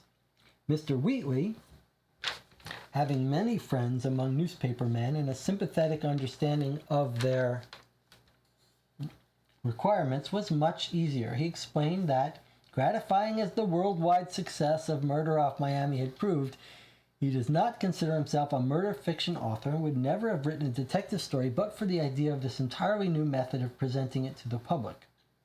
The books, which earned for him the title of Public Thriller Writer No. 1, bestowed by Torquemada of The Observer, were all tales of romantic adventure played out against very carefully chosen backgrounds, which would provide readers with an additional interest and lend plausibility to the thrills and suspense. It is these stories which have brought him so great a reputation that his work is now published in 16 languages, although his first book only appeared less than 4 years ago. Asked about his phenomenally rapid rise to the status of one of the world's best sellers, he said that as he never uses the same background for a story twice, the variety of his books may largely account for it. He argues that it is virtually impossible to please the whole of the thriller reading public every time, but that each section of it may be given just the thing they want at intervals of 3 or 4 books. His mail informs him that every one of his stories proves first favorite with many readers, while the great majority who may prefer others still derive considerable enjoyment from the ones they do not personally consider to be his best. In his first book, The Forbidden Territory, he told a thrilling story of the hazards which beset the traveler entering Soviet Russia upon a secret mission and endeavoring to recross the frontier without official papers. It was an instantaneous success. The first edition sold out on advance readings 2 days before publication. Reprinted 7 times in 7 weeks, serialized, translated, and made into a film. Reviewers gave it a wonderful press, placing it in the same class as the work of long-established public favorites, and several compared the arduous exploits of his modern trinity of devoted friends, the Epicurean Duc de Richelieu, the Jewish financier Simon Aron, and the wealthy young American Rex Van Ryn, to those of Dumas' famous musketeers.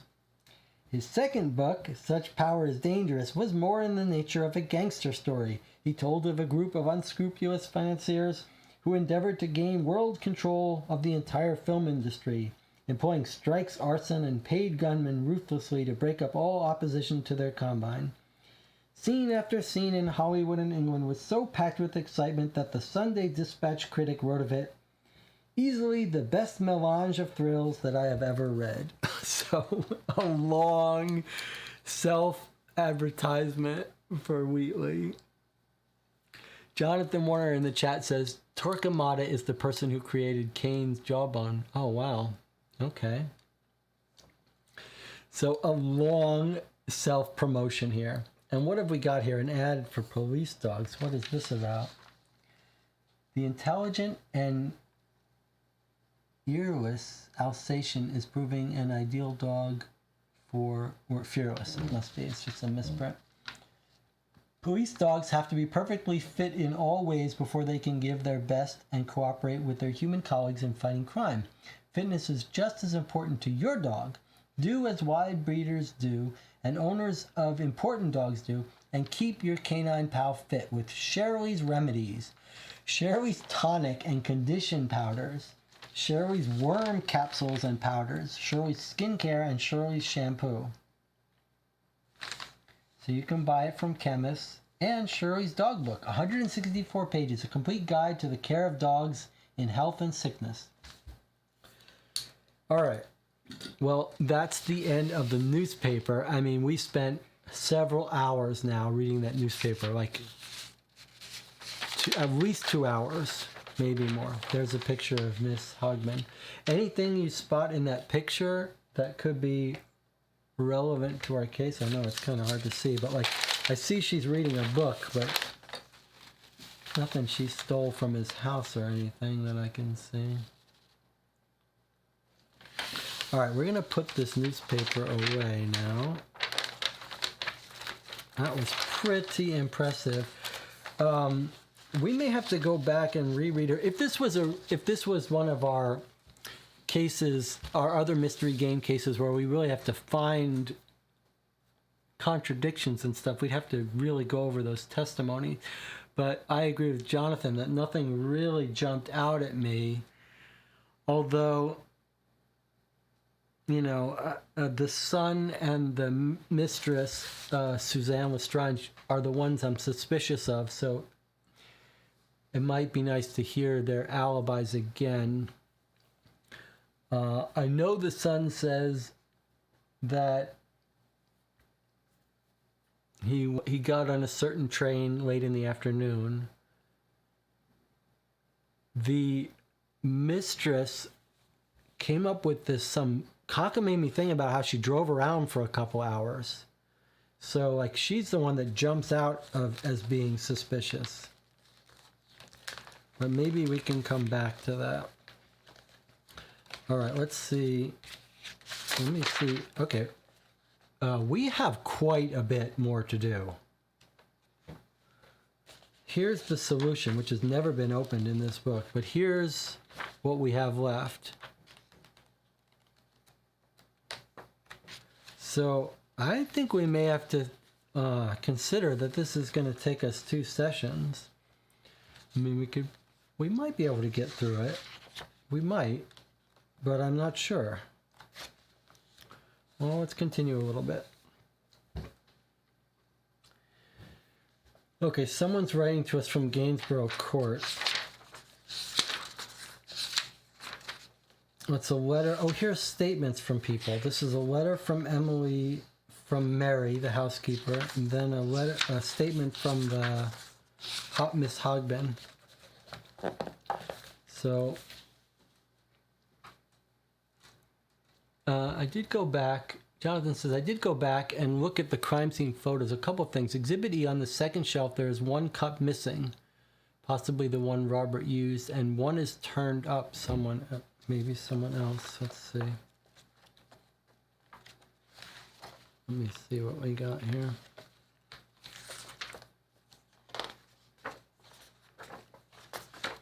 So this photo is what Jonathan is saying, and he's saying, let's see. We've got a cup on the table. Yes, I see Jonathan is pointing out something kind of interesting here. He's saying, look at all these plates. These cups, saucers and cups, and he's suggesting that there's one missing here. That may be the one that's on the table. Though I'm not sure if that's the one that's missing, but he's saying there's one here that's turned up. Could that have been someone drinking with him and then put it up? Is there any evidence that someone else was having food with him? That would be a great question. Yeah, look at that, Jonathan. Look. That's a great idea. Look at that. There is a saucer here and a missing, like there's a saucer where a cup should be and no cup. And here is a cup here. He's got a plate on the ground. Can we see his cup? Is his cup falling to the ground? Like there's his spoon and his saucer, and yet here is another saucer with a spoon. But this would have been where he was sitting, presumably. Like, I can't tell. Was he sitting here? Do we think? Like, is this his sitting? And he fell over this way. Here's his plate. Any sign of his cup on the ground?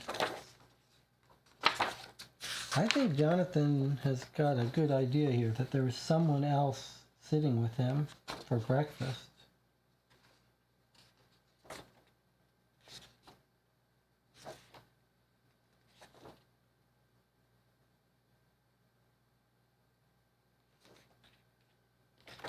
I wish we could see the cup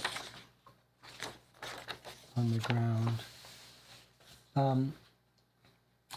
It might be nice to find the police report where they said they found strychnine in the cup. Like, did they find the strychnine in this cup? It's a little confusing to me. Like, was he sitting here drinking out of this cup and they found strychnine in it? Or was this cup on the ground and it's just not in the picture? Let's see if we can read what the police say. This is the guy writing to us, telling us about the exhibits. Let's find the strychnine.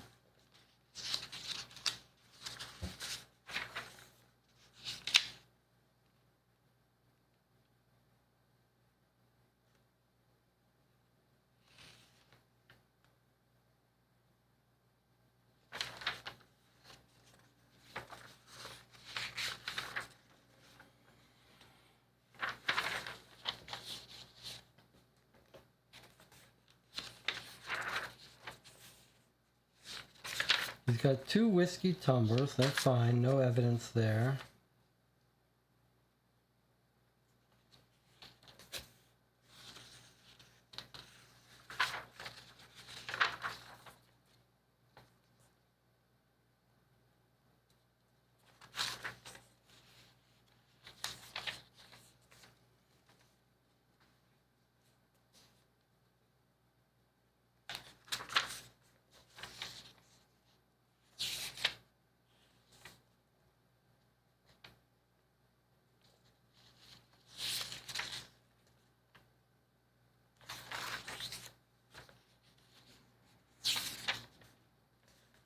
trying to find where they said they found the strychnine.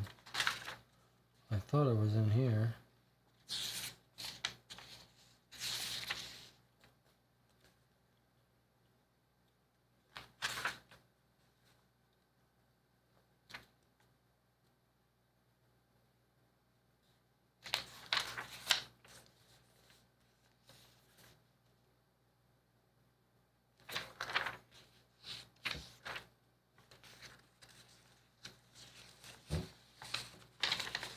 Was it only in the newspaper that they were talking about how he examined the cups? Am I misremembering that it was in here too?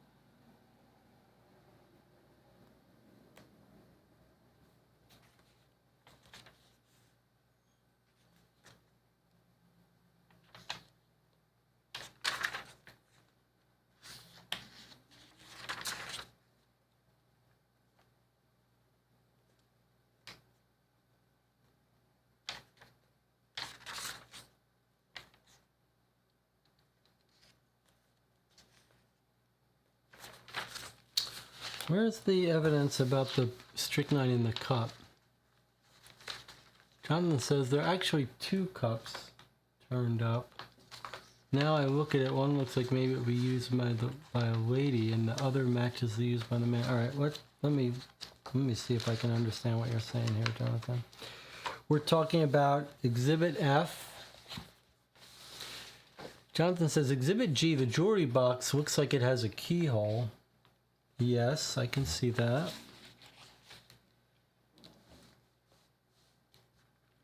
Jewelry box looks like it has a keyhole. And now let's look at your cups that you're talking about. So, yes, that cup is turned up. It's a different patterned cup though. It's not white. That says Miss Mary too. That's kind of interesting. Miss Mary is the housekeeper. Now that I see, now that we know her, I recognize her name here. What does this say? This is like Miss Mary 13. What does that mean? And then we've got these cups. They're all upside down. That one is right side up. And that one is right side up. This one looks more like it matches this, though.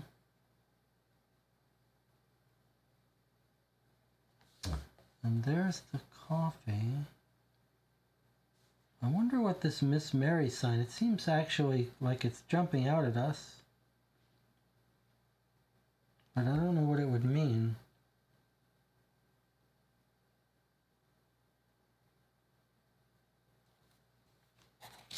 And then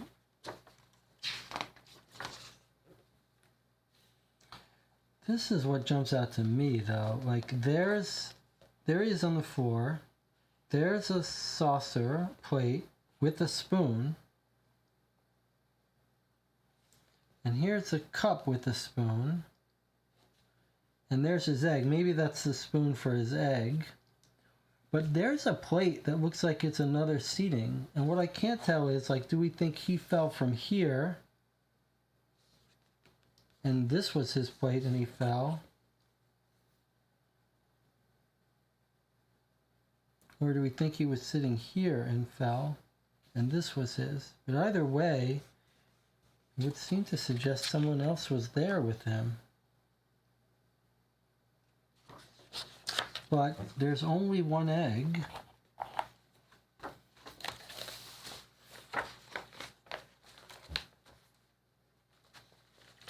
I want to read the part where they say where they got the coffee from him.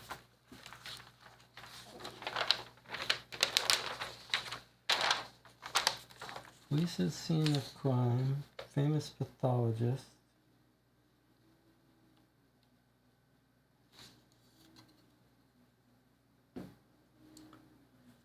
Strychnine, lone attack.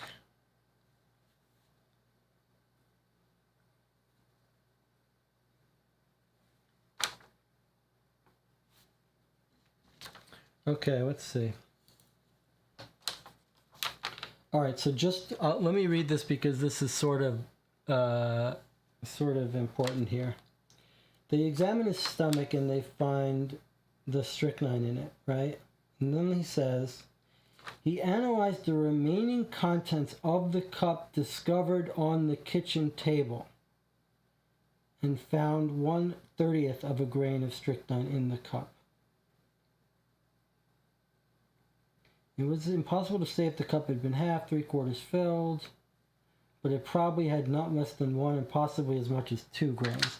So the coffee, it sounds like it's saying to me that the coffee on the table is his. So, I mean, maybe that's obvious, but to me it wasn't quite obvious whether his coffee had fallen, his cup that he drank out of had fallen under the table. But it's suggesting that this cup has strychnine in it, as well as his stomach. So maybe we're reading too much into it.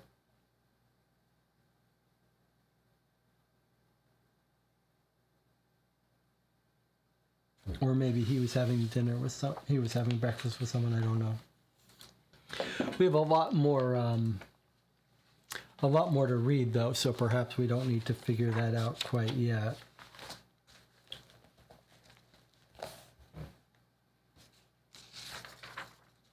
Let's read this article.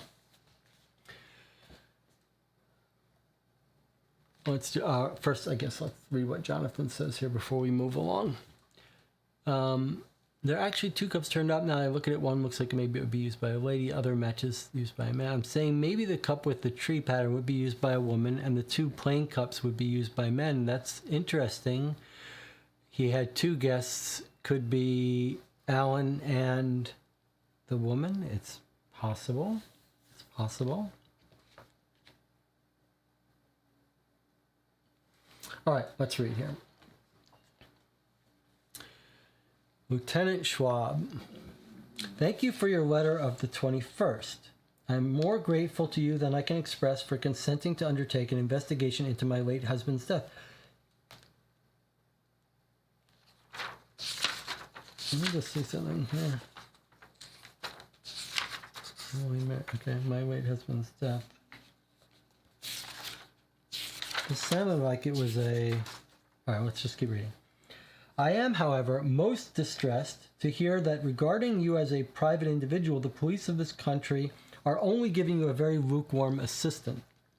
Perhaps I was unduly optimistic about that and should have realized the reverence which the official mind has for regulations. But at least it is good to hear that they have stretched these to the extent of loaning you the exhibits produced in court at the inquest.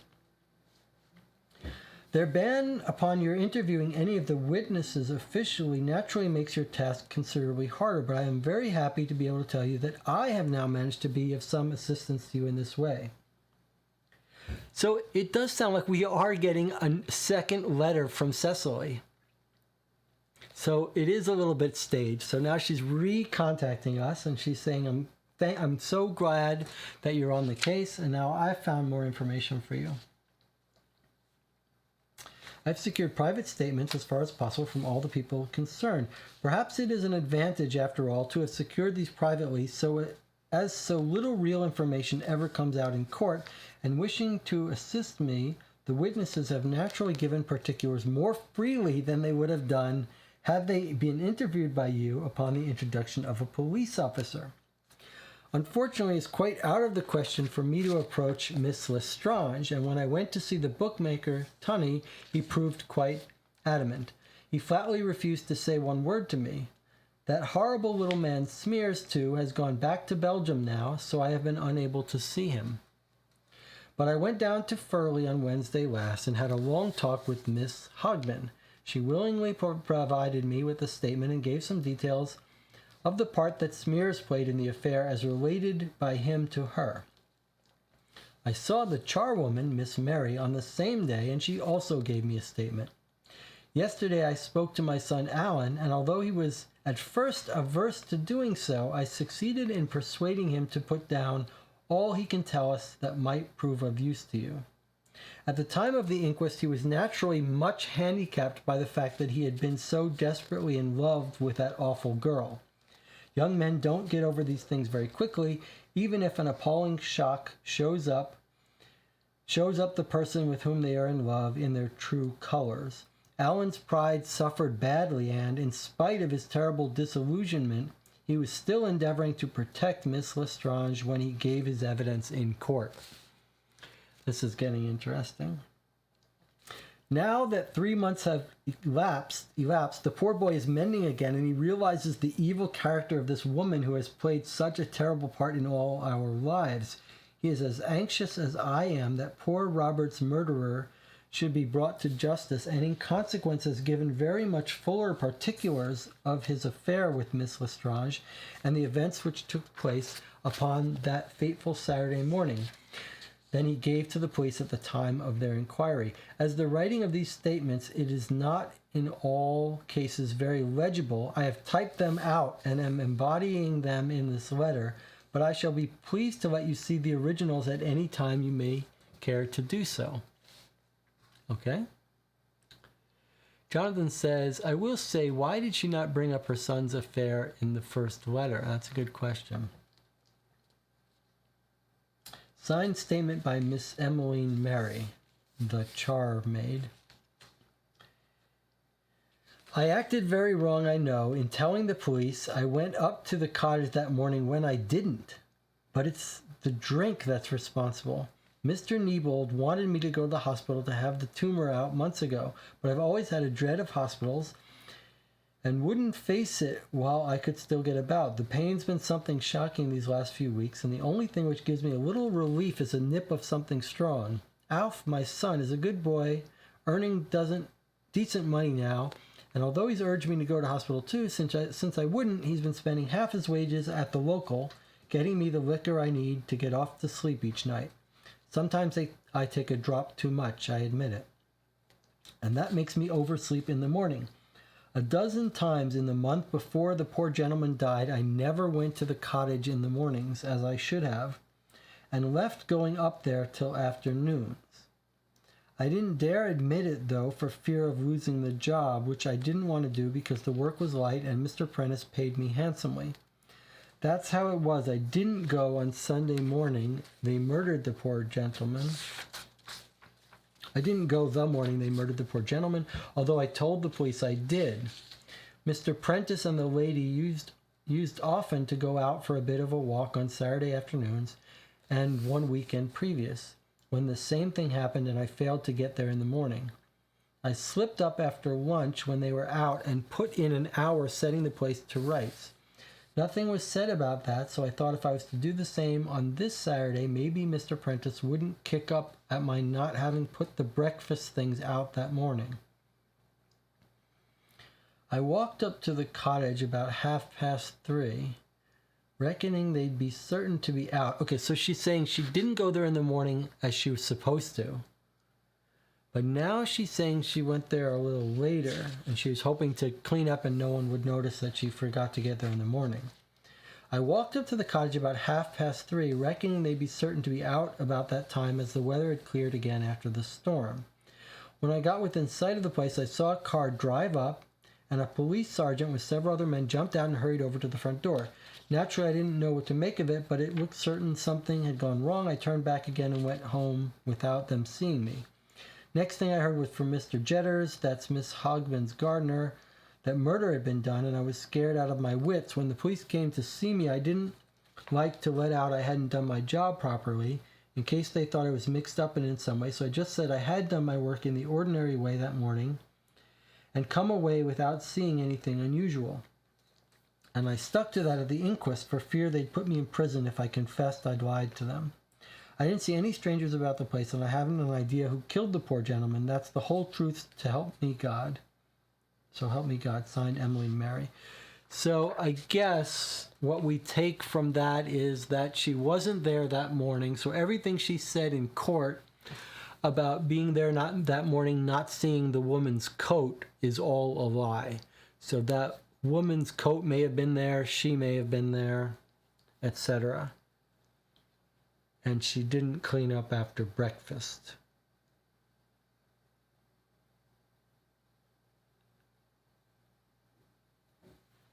I don't know what it means, if it means anything that she didn't clean up after breakfast, except we should entertain the possibility that someone staged that body there.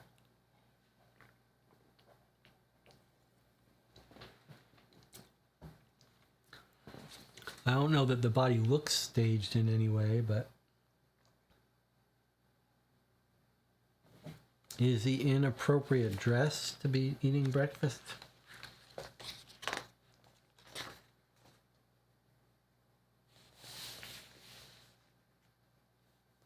Yeah, looks reasonable. Soft-boiled egg, why isn't it running out? It's just cracked open.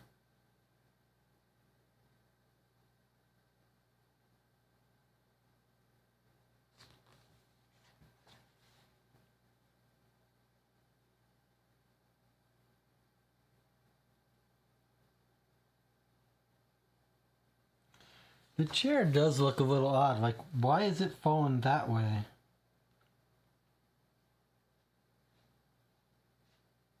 Don't know. Not sure. Let's keep reading. Signed statement by Miss Maria Hogman. Okay, so now we've got Hogman giving a statement again. Jonathan says, also she did not see the note left for her, whatever that meant. Yes. You're saying, Jonathan, that this was a note for her. That note that we see on the counter, you're saying this one that I just barely noticed this time, was a note left for her, Miss Mary. It looks like it says 13 dash. Is that the date? Is that what we're supposed to be led to believe, that it's left for her on that day? Maybe we're going to see it. September 12th is when the murder happened. It'll be interesting to see if we get that note as one of our pieces of evidence. All right, let's keep reading here. I first met the late Mr. Robert Prentice a little over 27 years ago. He was a senior clerk in the firm of Morby, Rank and Norton, ship owners of Cardiff. He was regarded with considerable jealousy by the rest of the staff because for those times he had reached an unusually advanced position for a man only 28 years of age, but he had won this entirely through his ability and tireless energy in the interests of the firm. I had already had 6 years office experience, but I liked working for Mr. Prentice better than any of the people I had served under during my other engagements because he never made unnecessary work and was always so businesslike. I acted as a stenographer and typist to him at Messrs. Morby, Rank and Norton's for 4.5 years, and a very pleasant but entirely business friendship, built upon mutual respect, developed between us during that time. A few months after the war broke out, he informed me that he was about to go into the shipping business on his own, having had some fortunate deals by which he had succeeded in turning his small savings into a quite useful capital through the fluctuations of the share market during the early months of the war. He asked me to go with him when he founded his own firm, and on my agreeing, we gave our notice in together to Morby, Rank and Norton in December 1914. I like this woman. She's like a tough as nail, all business secretary who he relied upon. I do not believe she's involved in this. I thought it a little strange that Mr. Prentice, however, lucky in his private deals, should have been able to make sufficient money in so short a time to start his own business unaided, and I soon found that he had a powerful backer behind him. Oh, that's interesting. This was a retired sugar magnate named Mr. Broadbridge. I never actually saw him, but heard of him from time to time until his death. 3 years later in 1917. Under a deed of partnership, Mr. Prentice had the option of paying out Mr. Broadbridge's heirs, and as he had made a great deal of money during these 3 years that the business had been running, he was able to exercise this option. The business then became his sole property. I remained in Mr. Prentice's employ up until April 1933. In the February of that year, I lost an aunt who left me her money. It was not a large sum, but sufficient to bring in a few hundred a year, which enabled me to retire. When I gave my notice to Mr. Prentice, he was very distressed at the thought of losing me, but it had always been my ambition to live in the country, and after 33 years working in business offices, I felt that I was entitled to take my ease. Realizing that I was quite determined on the point, Mr. Prentice behaved in a most kindly fashion and asked me to inform him when I had found a suitable home for myself, and he would be very happy to attend to the legal details on my behalf. Immediately, I found White Down Cottage, and I told him about it, and a few days later, to my great surprise and delight, he informed me that he had bought the freehold of the property, which he was making over to me as a present in some recognition of my many years' service with him. Okay, that's pretty cool. It naturally fell to me to secure someone who would fill my post efficiently, and I interviewed dozens of young women for this purpose.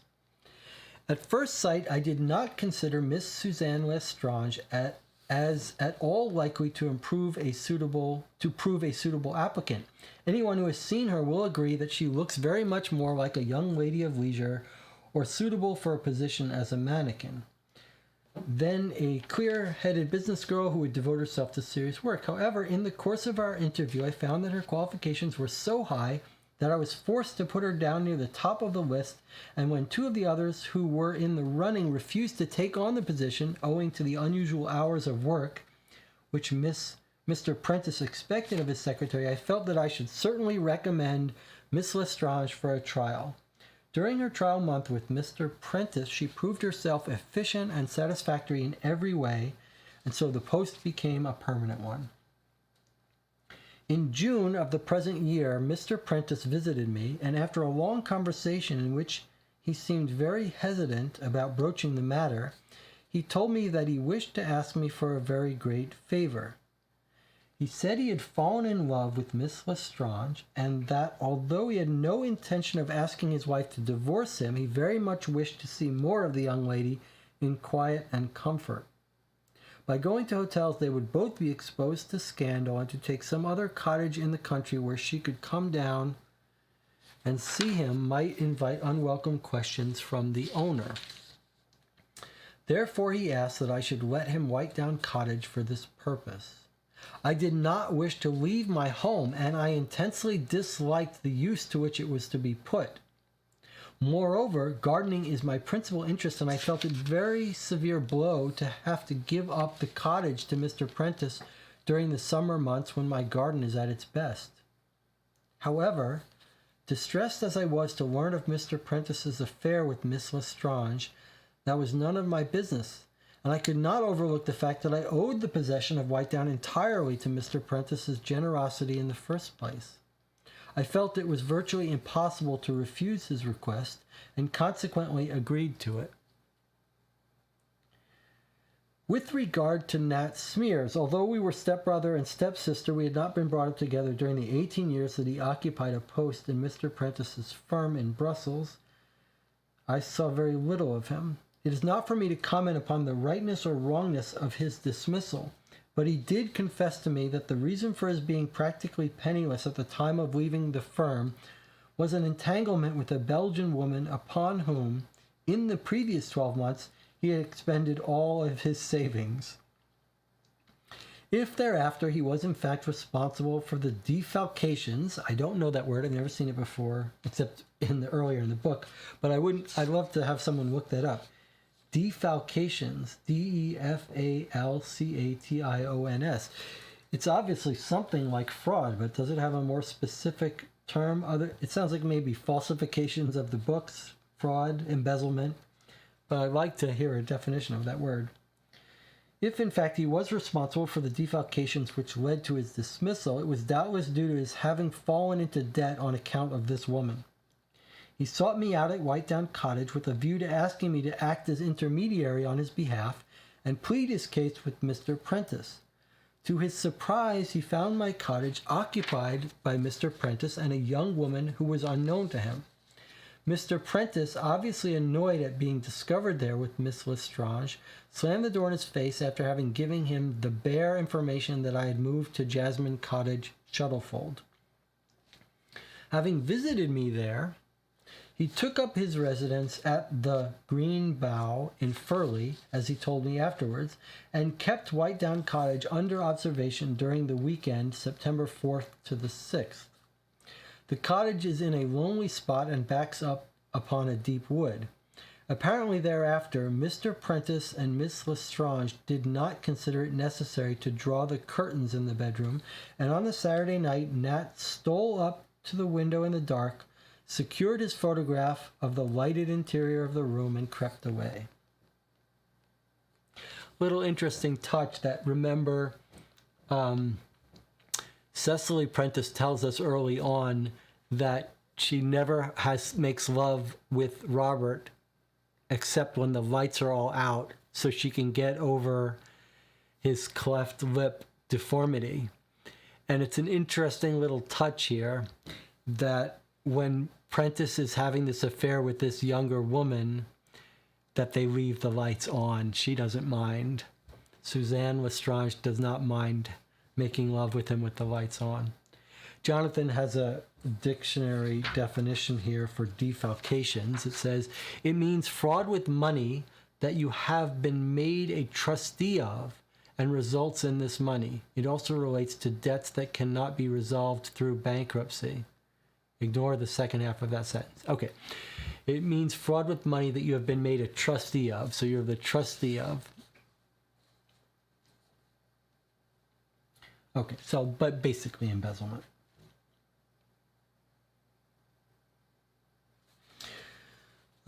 Okay. Having visited me there, he took up residence at the Green Bough and kept Whitedown Cottage under observation during the weekend, September 4th and 6th. The cottage is in a lonely spot and backs up to a deep wood. Mr. Prentice and Miss Lestrange did not consider it necessary to draw the curtains in the bedroom, and on Saturday night, he took a photograph in the lighted interior and crept away.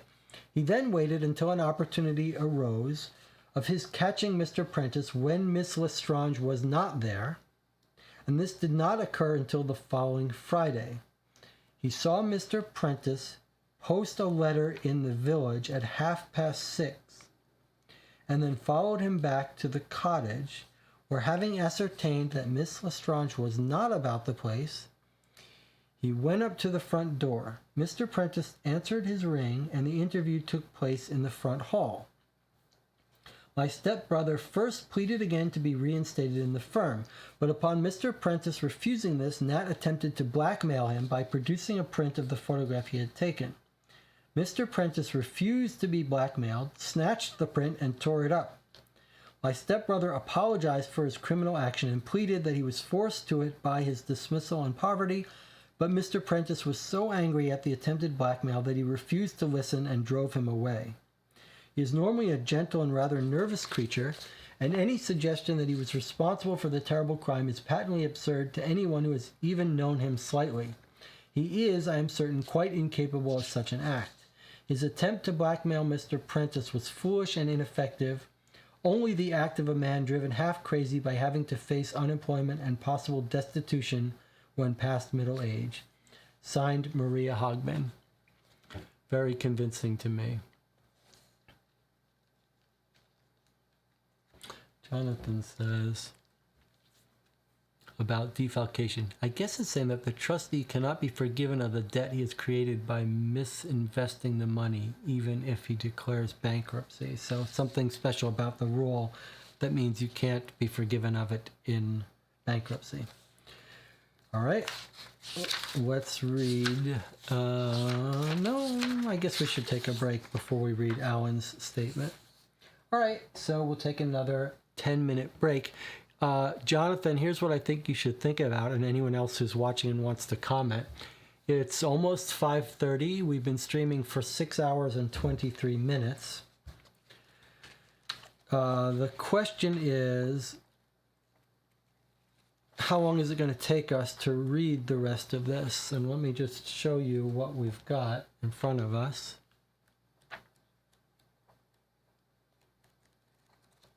Maybe top down.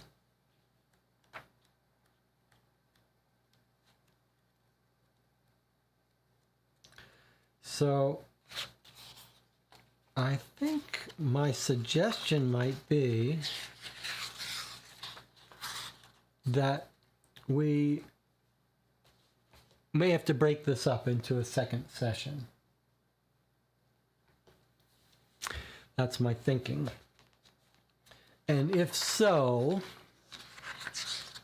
where should we break it up? So we've got a couple options. We can just keep playing until we run out the clock, which might be, I mean, we could go another 2 hours. We could certainly go as to 8.5 hour stream if you're up for it. And it's possible we'll finish and know the answer by then, but then if we want to talk a little bit more, we're starting to get into dangerous territory. So I'm kind of thinking, especially since this case feels so rich and interesting, that we might want to think of a place to stop, talk a little bit, and then come back and play again as early as tonight, Wednesday night, if Jonathan, you're available at 11 p.m. or whenever. So give some thought to that. We'll take a 10-minute break and we'll come back and we'll talk about where we want to stop.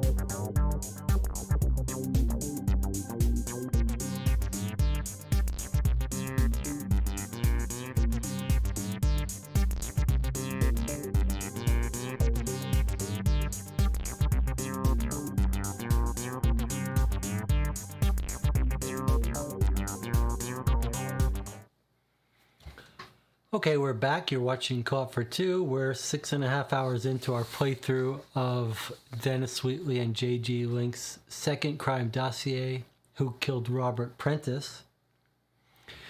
And talking to Jonathan in the chat, I think we're agreed that we're going to finish reading this letter from Cecily, this update, and then we'll chat a bit, and then we'll call it an end to the session for tonight. A short session for us, which will probably be like 7 hours or so. And then we will pick up again tonight in 12 plus 5, 17 hours or so. Okay, Jonathan, you're on board with that? We're going to finish reading this. I'm impressed by this. I'm impressed by this system so far. I don't know how much we want to talk about it before tomorrow, but let's jump right in and finish reading this letter from Cecily that she's secured statements. This is going to be a nice long statement by the Sun, which I am very interested to hear. And then maybe we'll talk about the evidence we've got so far and who we suspect and what we think might be going on with the case. Rather than review it, we'll save our review till tomorrow. All right. Jonathan, any last statement before I start reading the statement by Alan? Got quite a few pages to read. Jonathan's also giving us a further definition of defalcation. It sounds like a term of art, a legal term of art that's quite complicated. Okay, let's read it. Signed statement by Alan Seagrave. I first met Miss Suzanne. I can't wait to hear this, how they got involved, how the son got involved with an affair with this woman, and I want to hear how he's come to not like her anymore. Feels like the top-down camera has gotten dark. We'll fix that next time. I first met Suzanne Lestrange at the end of July 1934. On returning home from my public school for the summer holidays. During the year that followed, I saw very little of her as much of my holidays were spent out of London. So I only came upon her occasionally by chance during the short and infrequent periods when I was living in the flat. In January 1935, I went up to Oxford, and it was during the following term that I first saw Miss Lestrange outside my home. She attended one of the dances given at Oxford during commemoration, at which I was also present. For the moment, I did not recognize her in that setting, but she smiled at me, and when I went over to speak to her, she told me that she had come up in a party with 2 other girls as the guest of a man I did not know. I danced with her twice that evening, but I would not say that I fell for her then and there. Our acquaintance might have developed during that long vacation that summer, but for the fact that her annual fortnight's holiday coincided with the time I spent in London when I first came down, and for the remainder of the period, except for a few days prior to my return, I was with friends on a walking tour in Brittany. In the Christmas vacation, I met her again for the first time after an interval of 7 months. It did occur to me then that she was a most attractive girl, but I only saw her once or twice before I was due to go up again. I was attending a dance in mid-January and was expected to bring a partner.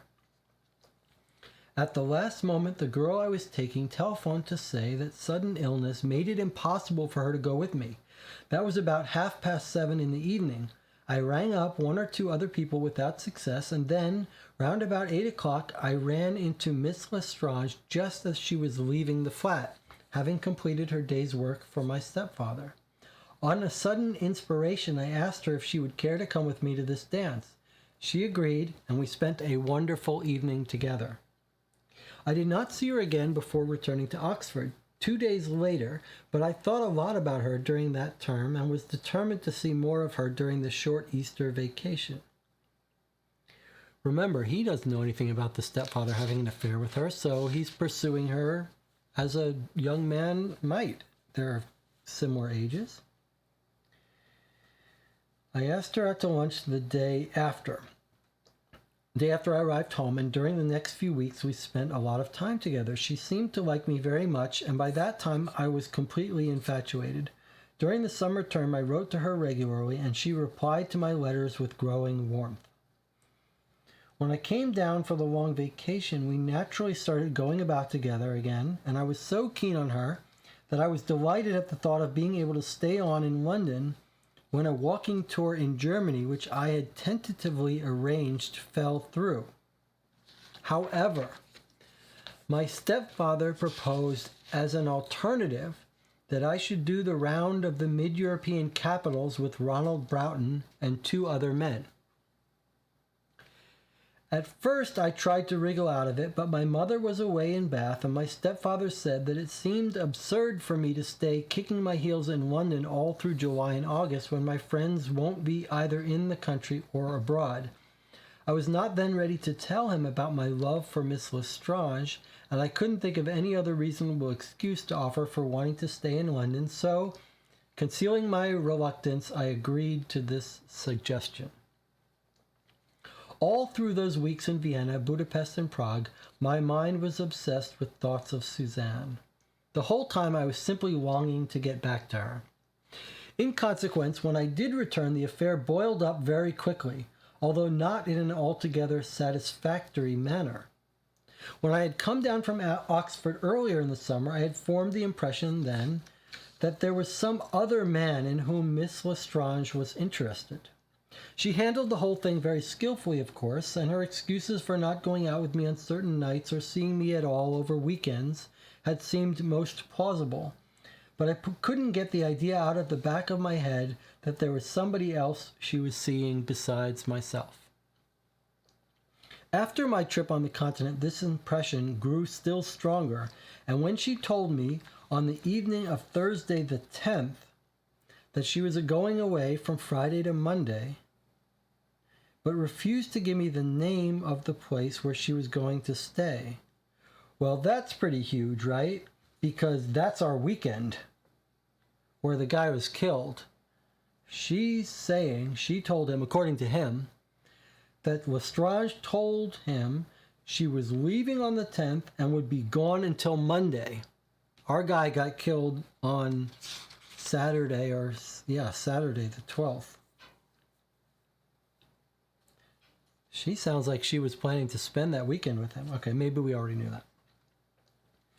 She refused to give me the name of the place where she was going to stay. I became so jealous that I accused her of having an affair with another man. She evaded my charge in a subtle manner, saying that if I could not trust her, how could I pretend to love her? We had a scene, but made it up afterwards because, although she would not alter her decision about going away for the weekend, she confessed to me, for the first time, that she did care for me very deeply. As Suzanne had said she loved me, I naturally assumed that she was prepared to marry me.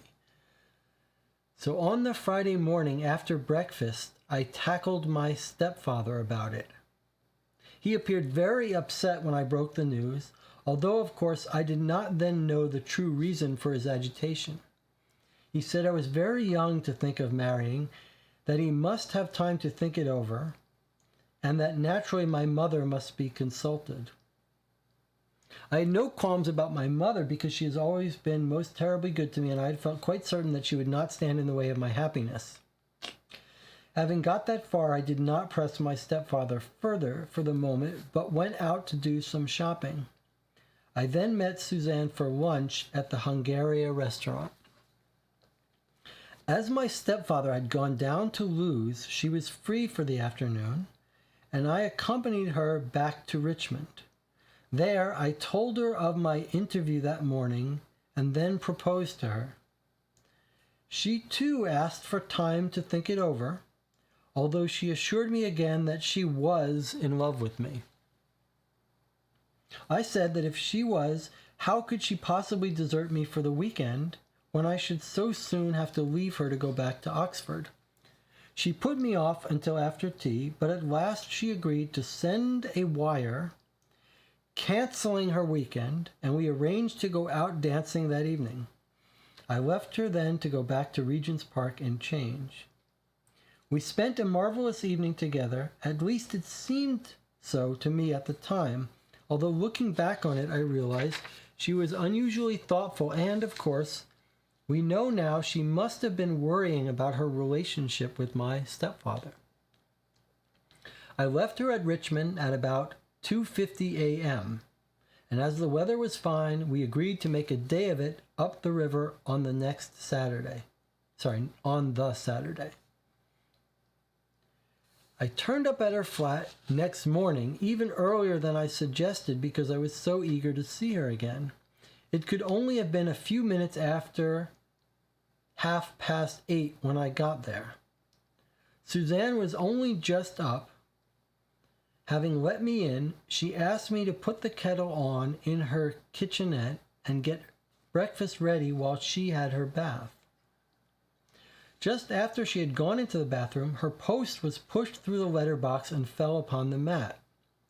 One private letter fell face upwards, and I recognized the writing immediately as that of my stepfather. I picked her letters up and took them into the kitchen, then put the kettle on to boil. But all the time I was wondering what my stepfather could possibly want to write to Suzanne about at her private address, what business he could have with her that could not wait until Monday. I recalled how upset he'd been when I'd spoken to him about my love for Suzanne the previous morning. I became convinced that he had telephoned my mother at Bath, and that they'd decided I was too young to marry, so he'd written to Suzanne asking her to give me up, perhaps even offering her money to do so. I had to know. It was a hateful thing to do, but at last I could resist the temptation no longer. The letter was only slightly sealed, as though it had been stuck down in a hurry. Suzanne was still splashing in the bathroom next door. The kettle on the stove was boiling. I steamed open the flap and read the letter from my stepfather, which was produced in court at the time of the inquest. The whole sordid truth became plain to me instantly. I was utterly revolted at the thought of the life this girl I loved had been leading. At that moment she came out of the bathroom, and I blazed off at her. Half crazy with distress, I shook the letter and envelope in her face as I abused her. Dead white and quivering with rage, she snatched them from me. The envelope tore, and I found the corner which had the stamp on still clutched in my hand afterwards, as I went downstairs. How long we argued and stormed at each other, I don't know, but it was ended by her saying she had only told me she loved me because she was sorry for me, and that she had never had the slightest intention of marrying me. Whoa. That's a pretty big deal.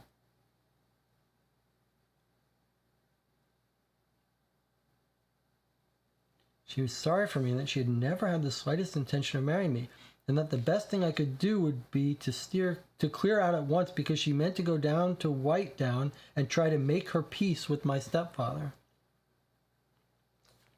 That's the full truth about what happened, and the rest of my morning was occupied in the manner I've described when I gave evidence at the inquest. I went down to Broughton's flat in Chelsea because I wanted very badly to talk it over with somebody, and as I had become pretty intimate with him during our holiday abroad, I felt that I could rely on his sympathy. When I found he wasn't in, my mood changed. I felt I couldn't give Suzanne up, whatever she had done, and anything that had happened must have been my stepfather's fault. I had said some terrible things to her during our quarrel, so I determined to go down to Whitetown and apologize, and then see if, after all, matters couldn't be straightened out. What happened when I arrived you already know from my evidence at the inquest, which is true in every particular. Signed, Alan Seagrave. This is Cecily now continuing. To continue my letter, there are two further points upon which the Sussex police had no information at the time of the inquest. Firstly, when I could bring myself to go through my late husband's belongings only a few weeks ago, I came upon 3 letters written to him by Miss Lestrange. These are only notes, but the third is interesting because it shows she was aware that Robert had executed a new will in her favor, although she denied all knowledge of this in court. That's pretty huge. The second matter occurred only 2 days ago. On Thursday night, I had a nasty stomach pain, so I took a couple of the pills from a bottle which had been in our bathroom there for a number of months. Robert used to take them when he had his occasional bouts of gastric trouble. Shortly after I had taken it, I was seized with acute agony and had to send for the doctor. By the following day, I was quite all right again, but at the time of his visit, the doctor appeared considerably worried because, although I was in no danger of losing my life, he was puzzled about my condition and said that I showed symptoms of strychnine poisoning. Can there be any connection, I wonder, between this attack of mine and the fact that poor Robert was poisoned by strychnine? In any case, I am sending the bottle of tablets to you at once by registered post, and you can inform the police about them if you feel it is right to do so. On Thursday night, I had a nasty stomach pain. I took a couple of the pills from a bottle which has been in our bathroom here for a number of months. Robert used to take them when he had occasional bouts of gastric trouble.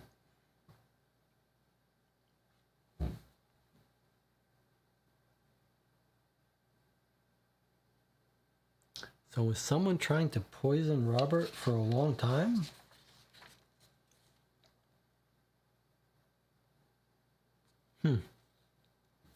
All right, well, that's Cicely's second letter to us, and we're going to stop here. And she says she's giving us letters from Lestrange that reveal Lestrange knew about the will change. All right. So we're going to stop here for today, for this session, and we're going to pick up again later tonight. And I think we've probably got a couple hours left to go. But it'll be a short session tonight. And let's chat a bit about this, but let's try to resist. It's hard for me to resist because I always want to start talking about what I think of the game, but let's try to resist reviewing it in any sense until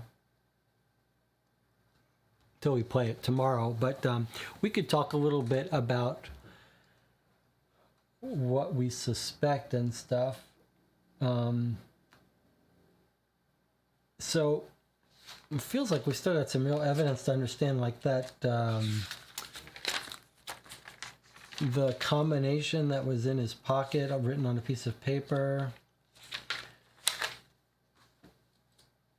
But it feels like, I mean, I'm kind of getting the impression that it's going to explain to us that it was, like the last case we played, it feels like they laid a lot out, and by the time we got to the end, we knew who it was.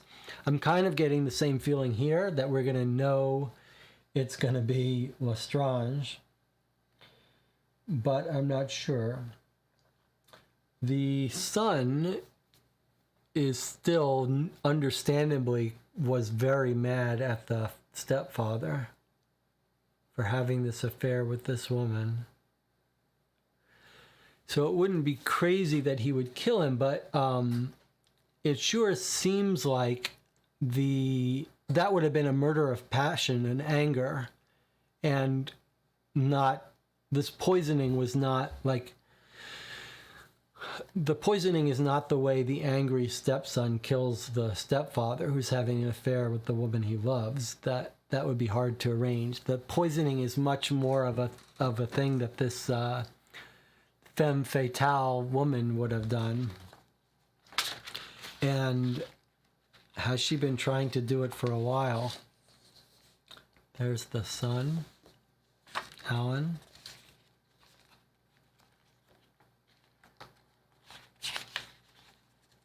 Where's our woman?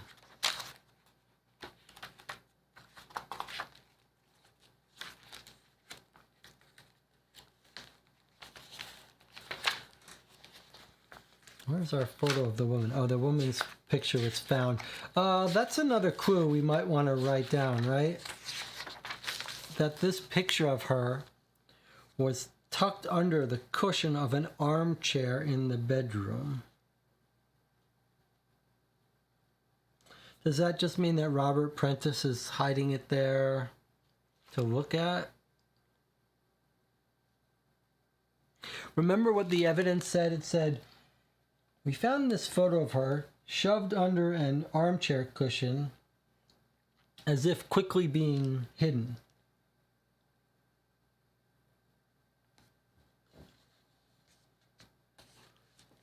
Would that be Mr. Robert Prentice hiding it from the son who's coming by? No. Maybe.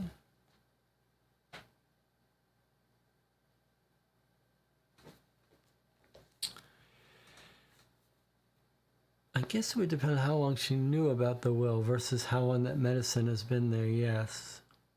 Yes, we're going to find out when she knew about the will. We weren't told how long ago he changed his will.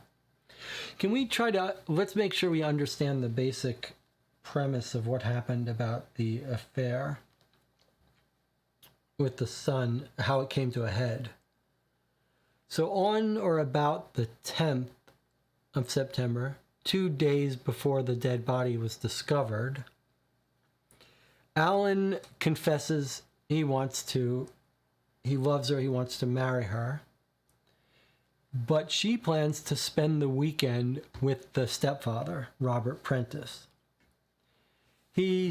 Alan confesses to her he loves her, he wants to marry her, and eventually wears her down and convinces her to break off her weekend plans with the stepfather.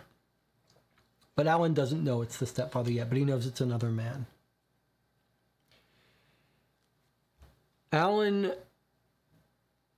talks to his stepfather, Robert Prentice, and confesses to him that he's been seeing Miss Lestrange and plans to marry her, even though she hasn't agreed, but that's what he tells his stepfather. The stepfather is so mad that he writes a letter to Miss Lestrange. But before she gets the letter, or maybe before he writes it, she's pressured by Alan to call off that weekend's trip down to the cottage getaway. So she sends him a wire saying she can't make it. I forget what the details of that wire were. He then Robert Prentice writes her the letter. That must be the confirmation that he needed. His son Alan has told him that they're going to get married, and now she's wired him, telling him she's not going to hang out with him that weekend. So he writes her a note. He says, hey, I've learned all about you having an affair with my son. It's disgusting. It's unacceptable. And guess what? My son's finances are all going to be based on me, and I'm going to make sure you don't see a penny. And he's not going to see a penny. The son is at her house when the letter arrives, thinks something's fishy is up, opens it, realizes now his father's been having an affair. Now the father knows about him seeing the woman. He knows about the father seeing the woman. And Alan, the son, now confronts Suzanne Lestrange about it and says, I know you've been having an affair with my stepfather. You're a horrible person. They get into a big fight, and she tells him, I never loved you. I just felt bad for you. And she says, I think, that she's going to go down and patch things up. Yeah, she tells the son, I'm going to go and patch things up with Robert. He's the one. She doesn't say she loves him, but she's going to try to patch things up with him, is what she says. And then Alan tells us he's all broken up about this. And at first he's angry at her, but then he's starting to think maybe he can salvage this. And he says he goes to try to talk to one of his friends. He can't find his friend in. So then he plans to go down to the cottage where he thinks they both might be and try to work it out. And that's when he sees the dead body. Jonathan says, do you think the keys have something to do with his locked drawer? Are we supposed to confirm or contradict the wife's testimony about the locked drawer revealing Robert's affair? That was a very interesting. I think it does make sense that it was the locked drawer. How does she say she finds the letters from Miss Lestrange?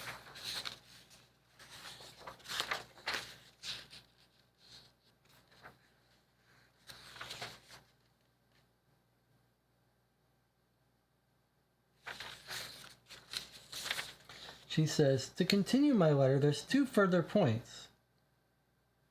I couldn't bring myself to go through my late husband's belongings until a few weeks ago. Then she finds the letters from Miss Lestrange. They're only notes. The 3rd is interesting because it shows she was aware that Robert had executed a new will. And then she says, I took the pills that he normally uses, and it made me seem like I had strychnine poisoning. Yeah, I don't know, Jonathan. I hope we're going to find out about those keys. It suggests to us he had 3 keys. I guess one was for the house or whatever. One maybe for that drawer. Maybe we're going to see some documents. At the beginning, when we read that long letter from Cicely Prentice, I thought she was beyond suspicion. She just seemed so honest and straightforward with us. But then she lied in court, and she really cares about her son getting the money. And now, because Miss Lestrange has not been arrested for this, Miss Lestrange is going to get all the money from the new will, even though he meant to take her out of the will, but he died before he had a chance. So it does bring some suspicion on the mother, Cicely Prentice, now, that is she trying to put this woman in jail? But she wouldn't have murdered, right? She couldn't have murdered it. But it's possible that her son murdered the stepfather.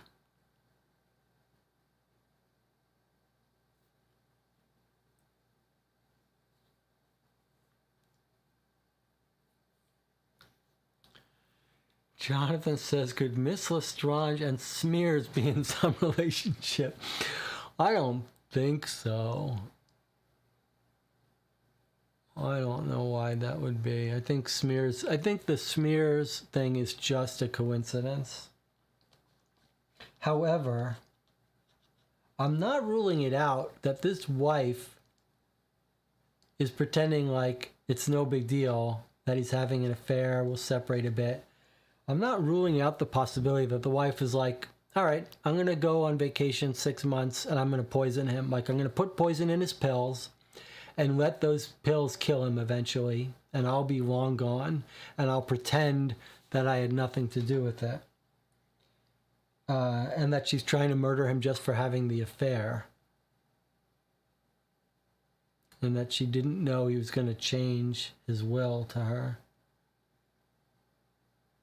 But that seems unlikely.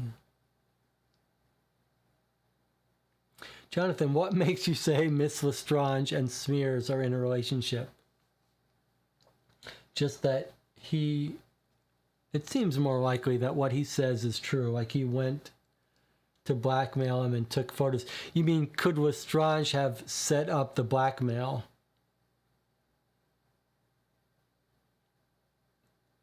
Could she have set up the blackmail? It doesn't seem likely to me. I mean, without more context, it's a nice idea. It's sort of a typical film noir thing that the woman having the affair is setting him up to be blackmailed. But she had a much better deal going on, where he was going to wanted to divorce the wife and give her everything. I don't know why she would try to resort to blackmail. The other thing that's a little strange to us is our person, Cicely Prentice, She says that the husband told her, I'm never going to marry this woman. You're the one I love and stuff. So, but then he looks like he is going to make her the person in his will. Jonathan is reminding us that the way that Smears got in trouble is that Smears spent all his money on an affair, supposedly with a Belgian woman, but Miss Lestrange had had high positions in the past. Could she have been in Belgium working for someone? It is, you do bring up an interesting point that we're told that how Smears got in all this trouble was he spent all this money on a woman he was having an affair with. That's interesting.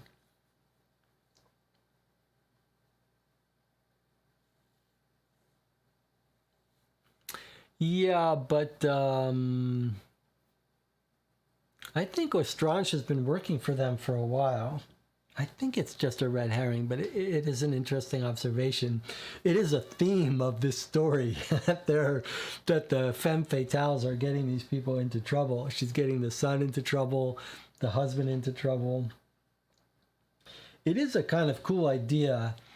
I always think when we play these kinds of games that the person who's hired us to prove the innocence of someone or catch something, I always wonder how cool it would be if that person was really in on it. And when we read the introduction, it's like, why would she? If you're the criminal, you don't hire a detective to come and reinvestigate the case.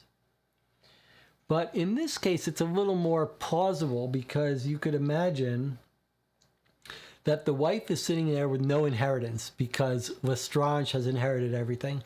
So the wife has a little more incentive to say, let me hire a private eye and see if I can nudge him into finding enough evidence, maybe forged evidence, that it is Lestrange that did it, and then maybe they'll take the will away from her. So I think I have more of an open mind that Cecily could be manipulating us.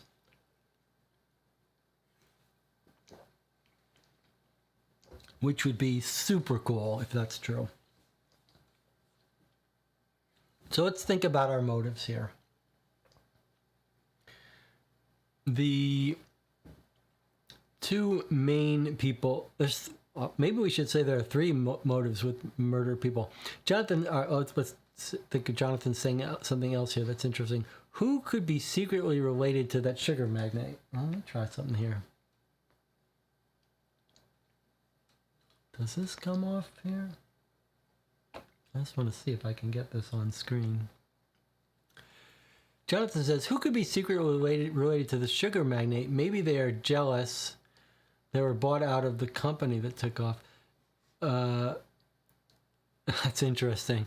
So Jonathan is saying that we were very recently told about something about how Robert Prentice made his wealth, that his company, he had a partner, a sugar magnate who died, and Jonathan bought out the heirs. But Jonathan, I'm not sure the time makes sense. I mean, our woman is Suzanne Lestrange. Sounds like she's overseas, but she's only 22, and this all happened decades ago. And somehow she's got perfect training to be the secretary, financial secretary? It seems a little unusual. I have a hard time buying it. Let's look at our suspects again for a second. So one primary suspect is Suzanne Lestrange. She seems a femme fatale who is dating the son, dating the husband out on the town. And she worms her way into his will, and she's deceiving all of them. And having been caught out by both of them, if she knew she was in the will, she would have a very strong motive to kill Robert Prentice to get the will, to get the money in the will. So that, and she's about to be written out of it, kicked out, lose her job. That's a pretty strong motive. The only thing that's slightly weird is she's described as such a good worker and not a bad person. Like, she just seems like she went with the son. She agreed to cancel stuff so she wouldn't hurt his feelings. She doesn't seem like a terrible person, and she doesn't seem to be super motivated by money. Although if she's about to be kicked out penniless, that's not so great.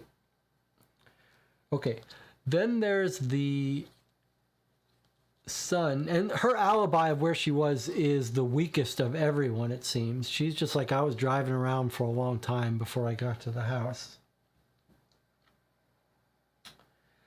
Then the son's motive is anger at his father for sleeping with his girlfriend and to get his father out of the way so that the girlfriend's all his. But the means of the crime seem very unlikely for the son to have done it. He'd have to confront his father at the cottage and somehow give him the poison, and they would both be very suspicious of each other at that time. Jonathan says, during the inquest, did anyone provide an explanation for wiping down the prints? I don't think they did. No, they didn't. But you know what occurs to me?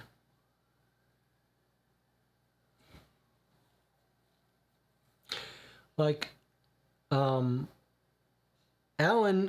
arrives at the cottage. He finds the guy dead, and I wonder if he thinks Suzanne... Like, he called Suzanne first.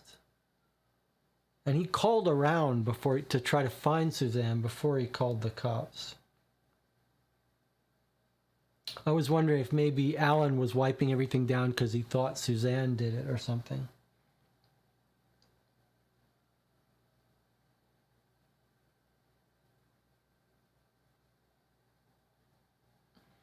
But it's a good point. It's not clear who wiped down the prints. Presumably the murderer. Well, I think that's a good observation, Jonathan, because it would mean that the murderer was in the house very recently rather than some poison that was going on. But the third suspect, seems to me, the third most likely suspect is Cecily Prentice. That she's been poisoning him for a while. We got this huge clue at the end of our session about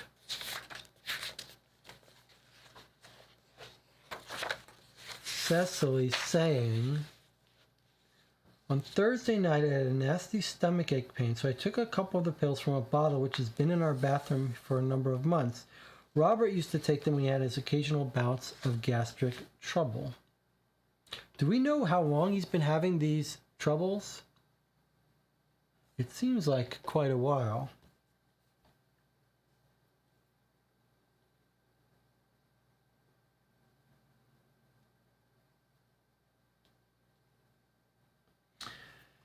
She took a pill, she had acute agony, sent for the doctor. Quite all right, but then he said, it seems like you've had strychnine poisoning.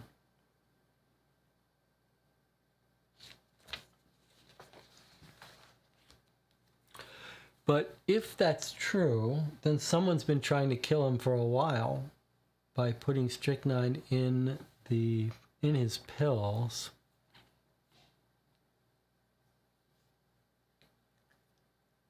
So why would it...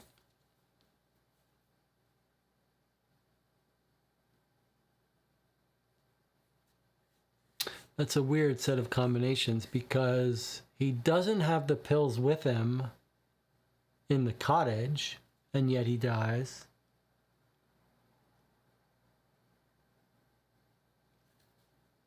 And there's strychnine also in the pills in his house.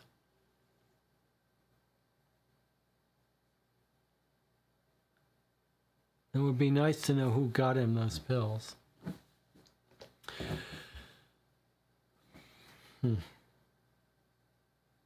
What's your gut feeling, Jonathan? What's your gut feeling tell you who killed him?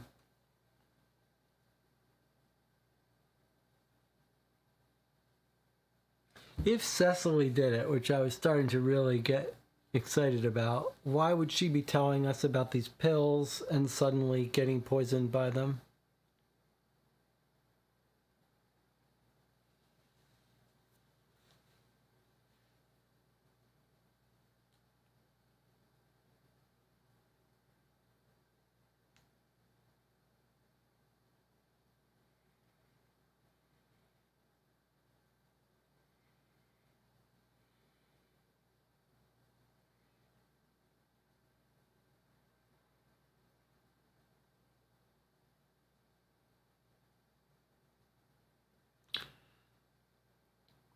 I mean, Jonathan says, crazy theory. Turns out pills just improperly manufactured. He did accidentally OD. Then Alan covers up thinking it's Miss Lestrange.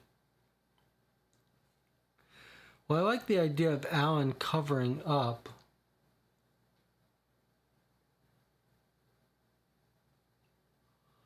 Two cases in a row where there isn't someone really murdered that looks like they're going to be murdered.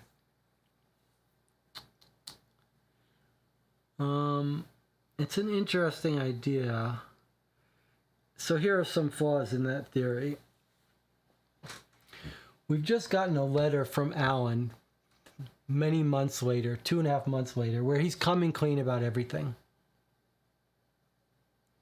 And he's saying that Lestrange was not a good person. And he has every motivation now, every incentive for pointing at her as being the culprit. So why would he not come out now and say, hey, look, I was love struck. I think Lestrange did it, and I covered up for her. Like, he has no obligation to her now. He's not pursuing her. The mother clearly thinks it's Lestrange.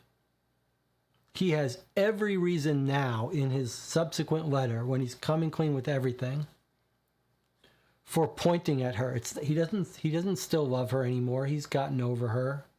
He knows he's not going to be with her.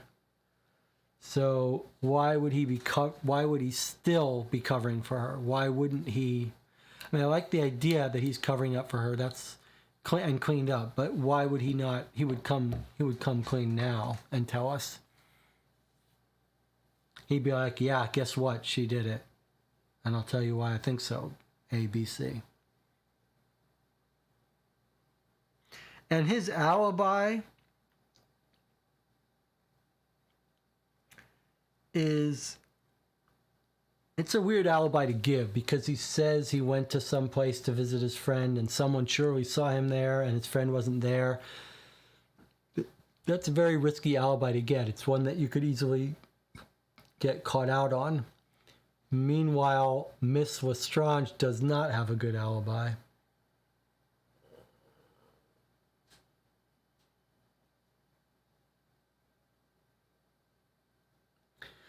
I mean, our most likely suspect still feels like it's Miss Lestrange, and that maybe she's been trying to poison him and kill him ever since she got put in the will.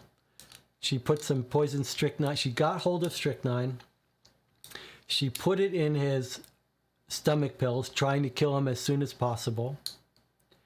And then when he discovered that she was sleeping with the son and wrote her this letter, she rushed down there to kill him off before he could change his will.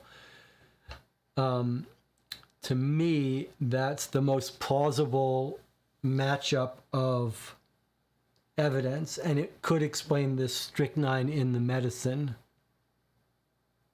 That she's been trying to kill him for a while, slowly hoped he would die, The stomach pills aren't killing him fast enough. She finds out. Jonathan says, I don't have a strong suspect currently, just gut. The former secretary knows about Robert's business dealing during the years. She also just seems tied into everything. But she did have some probable explanations. So, Jonathan, you suspect that old hobgoblin woman, what's her name? I forget her name. She writes, she's part of this new statement. Maria Hogbin.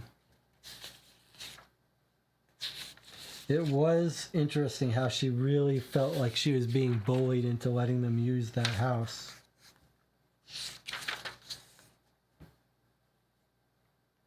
But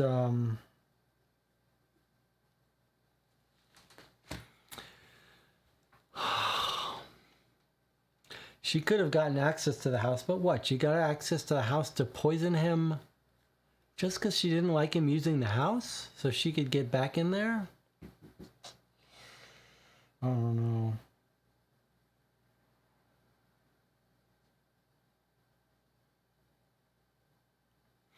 When we read the letter from Miss Lestrange, maybe we'll see how much she cares about money. Maybe we are going to hear about her caring about money. Where is that picture of Lestrange? It feels like we should be looking at it, seeing what kind of thoughts we have of whether we can see her evil nature. There she is.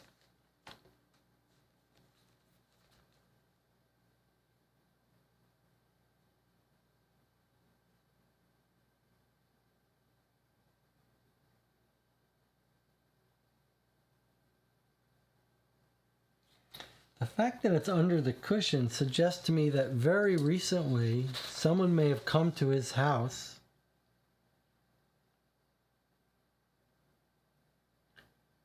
that he didn't want to know Miss Lestrange hung out there. Like maybe this photo was on the wall. In fact, I wonder if we couldn't find where it would go on the wall or on the table. Armchair in bedroom. Is it possible if we look at his bedroom that her picture was on a wall and he quickly took it down when someone was coming in? And then who would that someone be?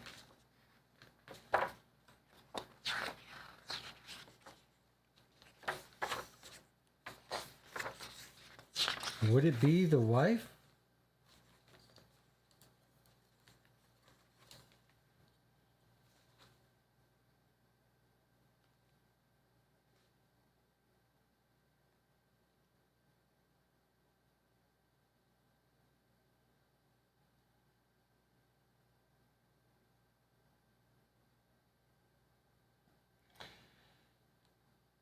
I mean, is that a clue telling us that someone came to his house that wasn't Miss Lestrange?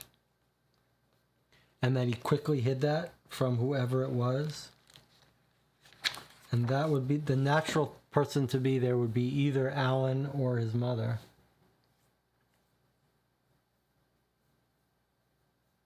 There are a couple more pieces of evidence that I do think, it might behoove us to look into again, like who they said Alan called. Like they checked the records, there were 5 calls. He said he was calling around to find Miss Lestrange. Like, could we find out, was he really calling his mother instead? Jonathan is talking more about the old secretary. She's involved in the hiring of the replacement. She has the stepbrother. She knew about the affair. She knows the secrets like the sugar magnet, and it's her house. That is interesting.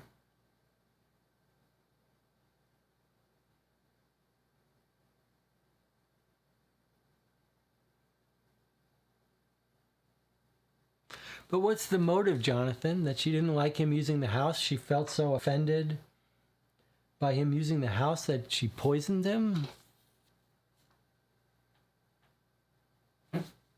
even after he bought her the house, like that, she's not filled with anger towards him. She was paid well. She voluntarily left because she came into some money. Like, she's not filled with anger towards him. She's not standing to gain anything when he dies. And she gave a very plausible reason why she ended up recommending this woman. Like, she didn't want to recommend her, but she just did her job so well, she recommended her for a trial period. I think it's just a coincidence.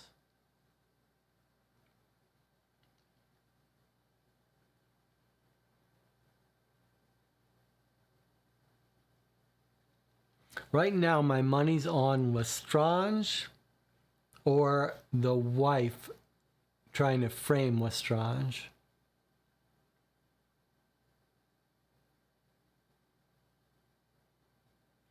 The son has convinced me he didn't know anything about this until he saw that letter. He has a very convincing story about learning of it when he read the letter. Like, the corner of the envelope pulled off. He had this fight with her that day. So if he didn't know anything about it, then it makes no sense that he was trying to kill him earlier with strychnine in the bottle, like the wife says she found. And if the wife was poisoning him with strychnine in the bottle, why would she tell us about it? That's weird. So that makes me really think it's Lestrange.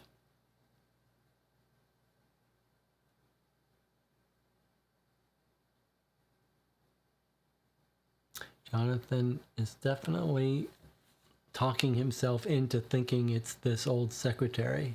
Maybe she was actually involved in the stepbrother's money laundering. Somehow it came out.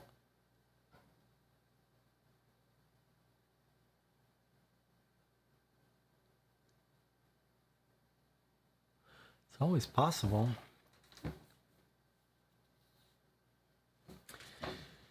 It's worth reflecting that at this time in our previous case, the first crime dossier book, we had no interesting questions. Jonathan says, wait, maybe the will change was about the secretary. Maybe the original will was for the former secretary. It will be interesting to see how Miss Lestrange was put into the will. Is she getting money instead of the wife? Or as Jonathan is guessing here, is she getting money instead of the secretary? It's interesting. Even if it was true, Jonathan, how would she know it? Like, how would she have learned that he's changed his will?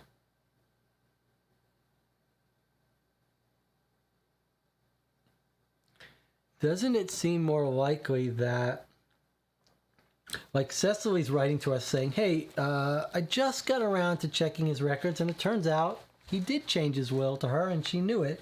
Like, maybe the wife is planting documents or found out ahead of time. If the wife found out, well, that's interesting.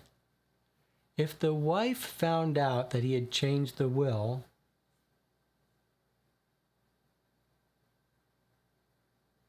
then if the wife found out he had changed the will, then she would have not wanted to kill him because she would know she's not getting the money. Assuming the will goes away from the wife and to Lestrange, which we don't know. Maybe the will just says, as Jonathan's suggesting, maybe he was always going to give $10,000 to the old secretary. Now he's going to give it to the new secretary. I was just assuming that he fell so in love with the secretary he was going to give her lots of money. And so the secretary doesn't want to be written out of the will. I do think, Jonathan, one thing you said, I do think we have to give some serious thought to. is the possibility that it's not an outright murder. That maybe he sort of accidentally was killed by someone who was just trying to punish him. Like just trying to make him sick, but didn't think he would die, and that somehow he took more pills than normal in his coffee.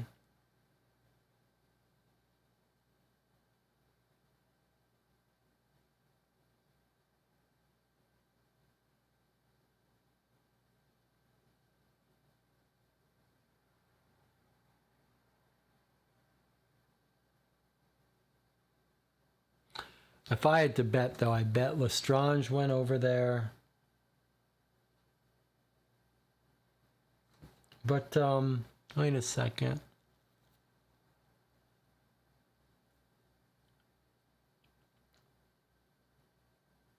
Yeah.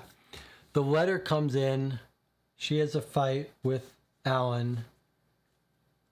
She realizes that it's all up for her. So she wires him. She says, I'm coming over for lunch. I'm coming over for lunch. We know he was killed between 10 a.m. and noon, 12:25.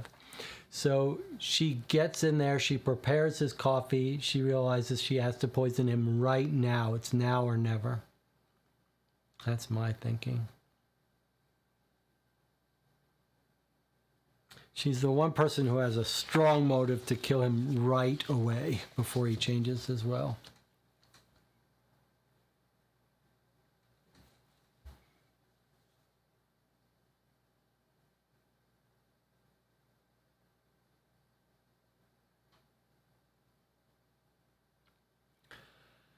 All right, I think maybe we'll wrap it up. I mean, we're having a much more interesting discussion of motives, personalities, psychology, evidence than we did with the first case. So far, much, much more compelling and interesting.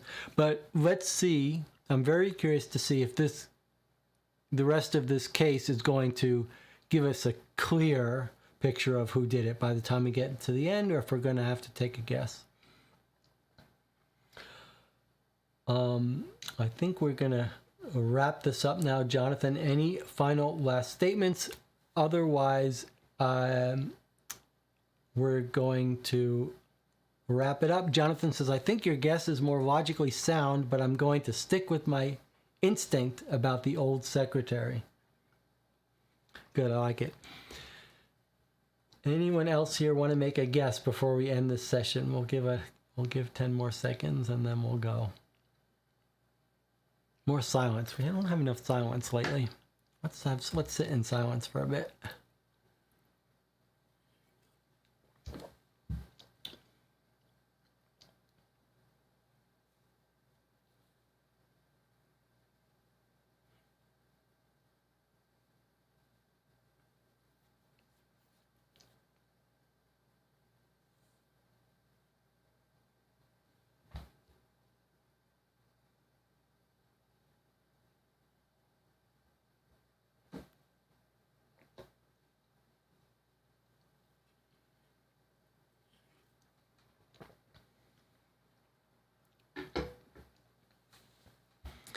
All right, well, it looks if anyone else is here, they are remaining in the background quiet or they've fallen asleep. All right, Jonathan, it was great playing with you. We'll be back in 12 plus 4, 16 or 16 and a half hours. We'll be back at this. I'm going to try to get a little bit of sleep. Then I'm going to a double movie with some friends here to hate watch some movies and eat lots of candy, which is the whole point of going to the movies, in my view. We'll be back. We'll finish this case, and then we'll review it and talk about it. So, it was a pleasure. I'll see you all in 16 hours or so. Jonathan, think about the case. Think about your theories.